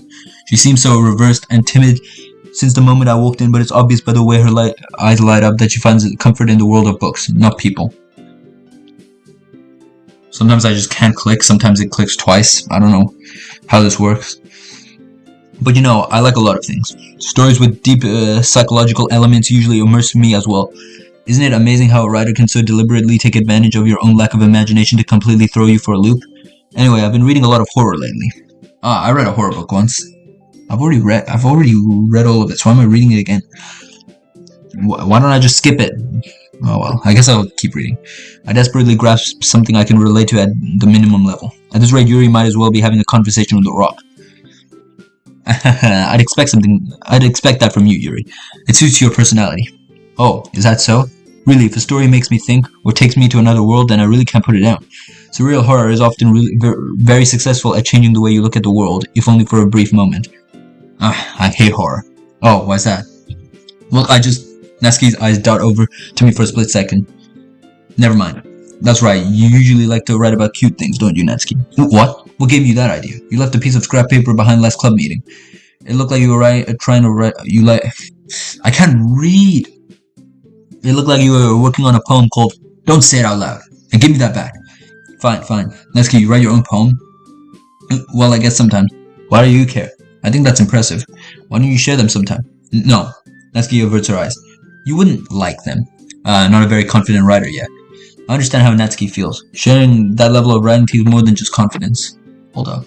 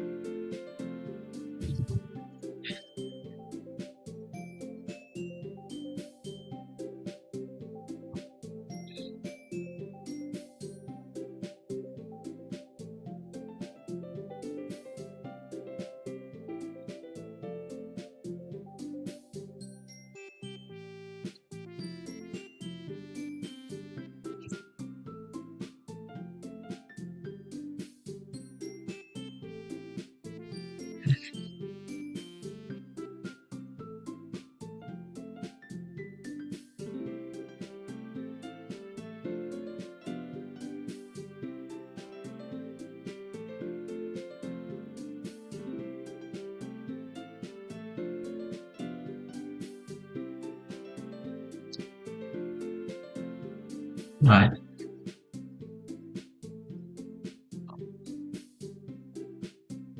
Sharing that level of writing takes more than confidence. The truest form of writing is to oneself. You must be willing to open up to your readers, exposing your vulnerabilities and showing your deepest reaches of your heart. Do you have writing experience too, Yuri? Maybe if you share some of your work, you can set an example to help Natsuki feel comfortable enough to share hers. I guess it's the same for Yuri. We all sit in silence for a moment. Hey, I just got an idea. How about this? Sometimes it doesn't click. Wait.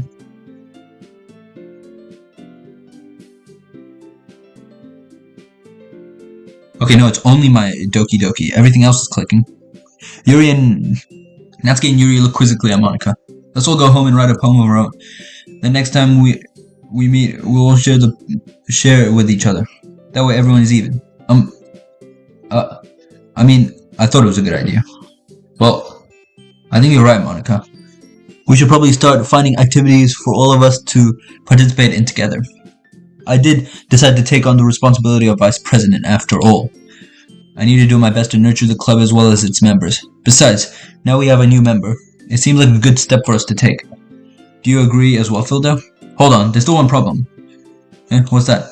Now that we've reached the most important topic, I bluntly come forth with what's been on my mind the entire time. I never said that I would join this club. Monica may have convinced me to stop by, but I never made any decision. I still have other clubs to look at, and I lose my train of thought. All three girls stare back at me with dejected eyes. But I'm sorry, I thought. The girls exchange glances before Monica turns back to me. I guess I need to tell you the truth, PhilDau. The thing is, we don't have enough members yet to form an official club. We need 4, and I've been trying really, really hard to find new members. And if we don't find one more before the festival, I'm defenseless against these girls. How am I supposed to make a clear-headed decision when it's like this? I would feel terrible for letting everyone down in this situation. And besides, the club itself seems pretty relaxed. So if writing poems is the price I need to pay in order to spend every day with these beautiful girls, right? Okay, I've decided then. I'll join the literature club. One by one, the girls' eyes light up. Oh my goodness, really? I'm clicking and it's not clicking! Let me just...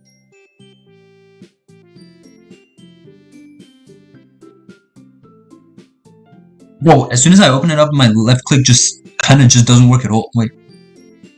Whoa, as soon as I open it up, my left click just doesn't work at all. Wait. Is this like something wrong with my left click? No. Oh, it is something wrong with my left click. What? Are we serious?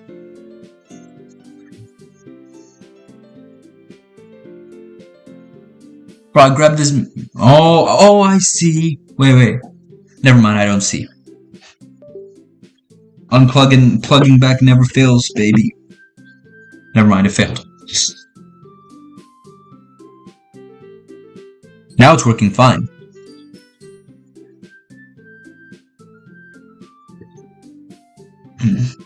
And now it's not working fine.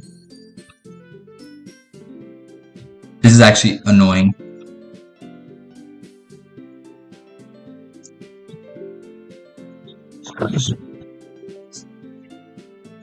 Okay, now my mouse feels a lot faster.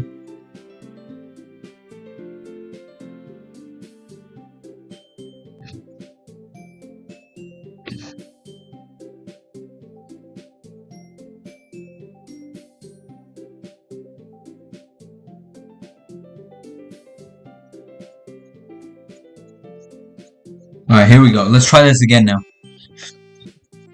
Yeah. Could be fun, right? It really did scare me for a moment. I mean, if you really just left after all this, I would be super pissed. PhilDau, I'm so happy. We can become an official club now. Thank you so much for doing this. You're really amazing. I'll do everything I can to give you a great time, okay? Thanks, I guess. Okay, everyone. I think that we can officially end today's meeting on a good note. Everyone remember tonight's assignment. Write a poem to bring to the next meeting so we can all share. Monica looks over at me once more. PhilDau, I look forward to seeing how you express yourself. Yeah. Can I really impress the class star Monica with my mediocre writing skills? I already feel the anxiety welling up inside me. Meanwhile, these girls continue to chit-chat as Yuri cleans up the tea set. I guess I'll be on my way then. Okay. I'll see you tomorrow then. I can't wait. With that, I depart the club room and make my way home.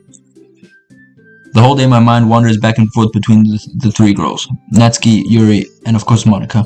Will I really be happy spending every day after school in the literature club? Perhaps I'll have the chance to grow closer to one of these girls. Alright. I just need to make the most of my circumstances, and I'm sure good fortune will find me. And I guess that starts with writing a poem tonight. You have unlocked a special poem. Do you want to read it? Yeah, sure. Sure.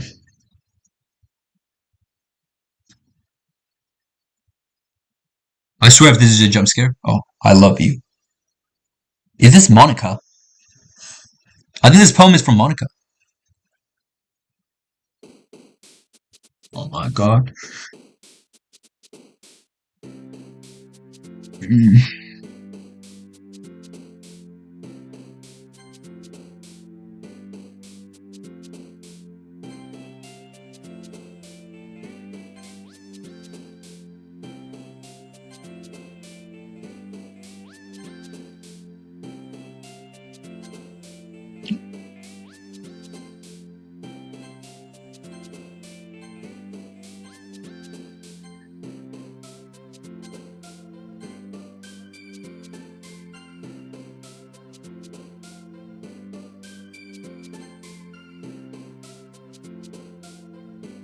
I can't click!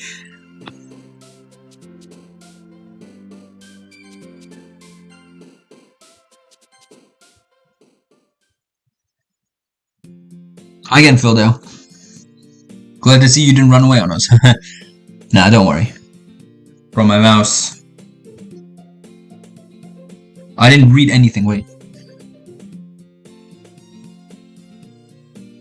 Nah, don't worry. Is the music different? No, I think it's the same. This might be a little strange for me, but I at least keep my word. Well, I'm back at the literature club. I was the last to come in, so everyone else is already hanging out. Yuri, you looked a little weird there for a second. Thanks for keeping your promise, Philda. I hope this isn't too overwhelming of a commitment for you. Making you dive headfirst into the literature when you're not accustomed to it? Nah, the music is 100% different. Oh, come on, like he deserves any slap. Also, Natsuki was glitching a little. You already had to be dragged here by Monica. I don't know if you plan to just come here and hang out or what, but if you don't take us seriously, then you won't see the end of it. And Monica is over the thing. There's a lot of glitching going on. I can't read.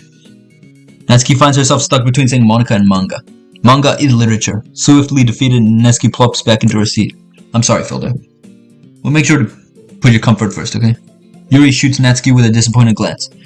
Anyway, now that you're at the club and all, perhaps you might have interest in picking up a book to read? Well, I can't really say no either way. Like you said, I'm in this club now, so it only feels right for me to do something like that if you ask. Wait, I didn't mean it like that. Oh, 1 second.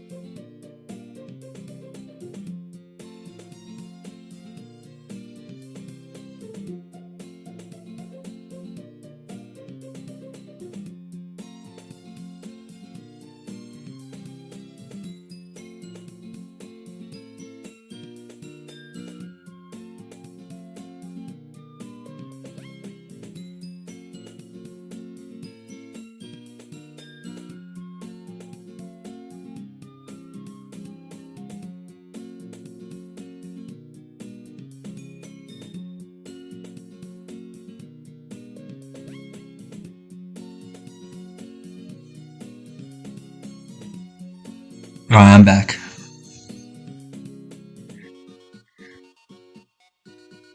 No, it's not that, Yuri.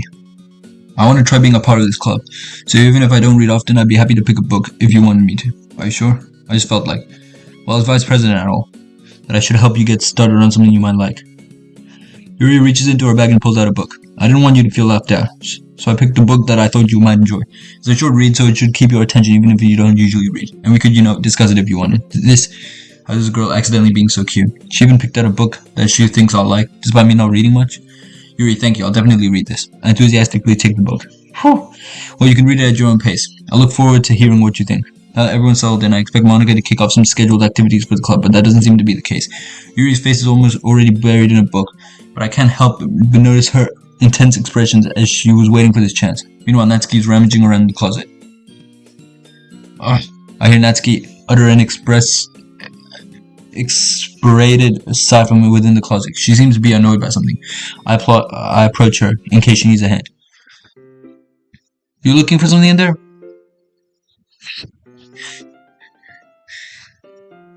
Fucking Monica. Yeah.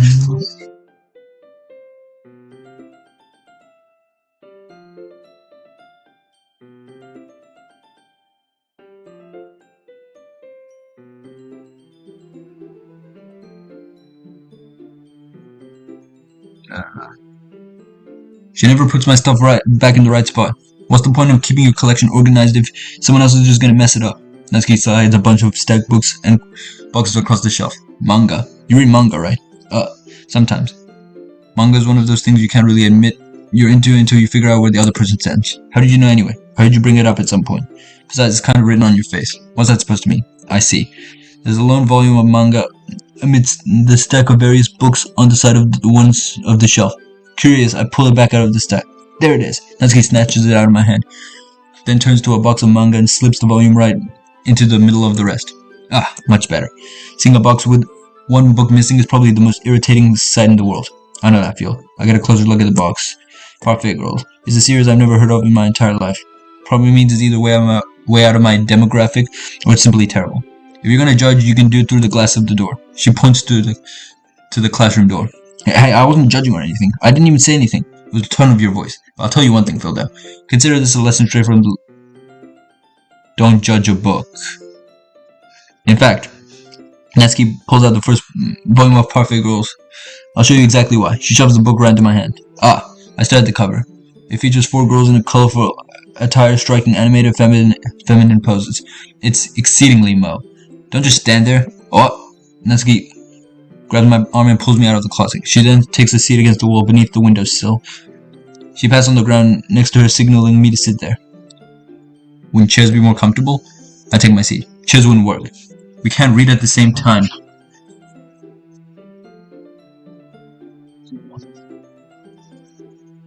Same time like that. Yeah, why is that? I guess it's easier to be close together like this. Don't say it like that. You make me feel weird about it. Natsuki crosses her arms and scooches an inch away from me. Sorry, I didn't exactly expect to be sitting this close to her either. Not that I can say it's a particularly bad thing. I open the book. It's only a few seconds before Natsuki, once again, inches closer, reclaiming the additional space while she hopes I wouldn't notice. I can feel her peering over my shoulder, much more eager to begin reading than I am. Wow, how long has it been since I read the beginning? You don't go back and flip through older volumes of it every now and then? Not really. Maybe sometimes after I finish the series. Hey, are you even paying attention? I am, but nothing's really happened yet, so I can talk at the same time. It looks like it's about a bunch of friends in high school, typically a slice of affair. I kind of grew out of these, since it's rare for the writing to be entertaining enough to make up for the lack of plot. Are you sure this isn't boring for you? It's not. Even though you're just watching me read? Well, I'm fine with that. If you say so. I guess it's fun sharing something you like with someone else. I always get excited when I convince any of my friends to pick up a series I enjoy. You know what I mean? You don't? That's not... Well, I wouldn't really know. What do you mean? Don't you share your manga with your friends? Could you not rub it in? Jeez. Sorry. Like I could ever get my friends to read this. They just think manga's for kids. I can't even ring it up without them all being like, hey, you still haven't grown out of that yet? Makes me want to punch them in the face. I know those kinds of people. Honestly, it takes a lot of effort to find friends who don't judge, much less friends who are also into it. I'm already kind of a loser, so I guess I gravitated towards the other losers over time. But that's probably harder for someone like you. Yeah, that's pretty accurate. Which part? I mean, I feel like I can't even keep it in my own room. My dad would beat the shit out of me if he found this. At least it's safe in the club room. Except Monica's kind of a jerk about it. I just can't win, can I? Well, it paid off much in the end, didn't it? I mean, here I am reading it. Well, it's not like that solves any of my problems. Maybe. But at least you're enjoying yourself, right? So? Geez, that's enough. Are you gonna keep reading or what? Yeah. I flipped the page. Time passes. Natsuki's strangely quiet now. I glance over at her. It looks like she started to fall asleep. Hey, Natsuki? Yeah? Suddenly Natsuki's collapses straight into me. Hey! Oh geez. Natsuki, are you okay? Here. Monica reaches into her bag and pulls out some kind of protein bar. She throws it in Natsuki's direction. Natsuki's eyes suddenly light up again. She snatches the bar from the floor and immediately tears off the wrapper. I told you not to give... She doesn't even finish her sentence before stuffing it into her mouth. Don't worry, PhilDau. She's fine. It happens every now and then. That's why I keep a snack in my bag for her. Anyway, why don't we all share poems now? Alright. Save. Press save. I'm gonna stop right there. If you guys enjoyed this stream, please follow and tune in next time. Alright, bye for now.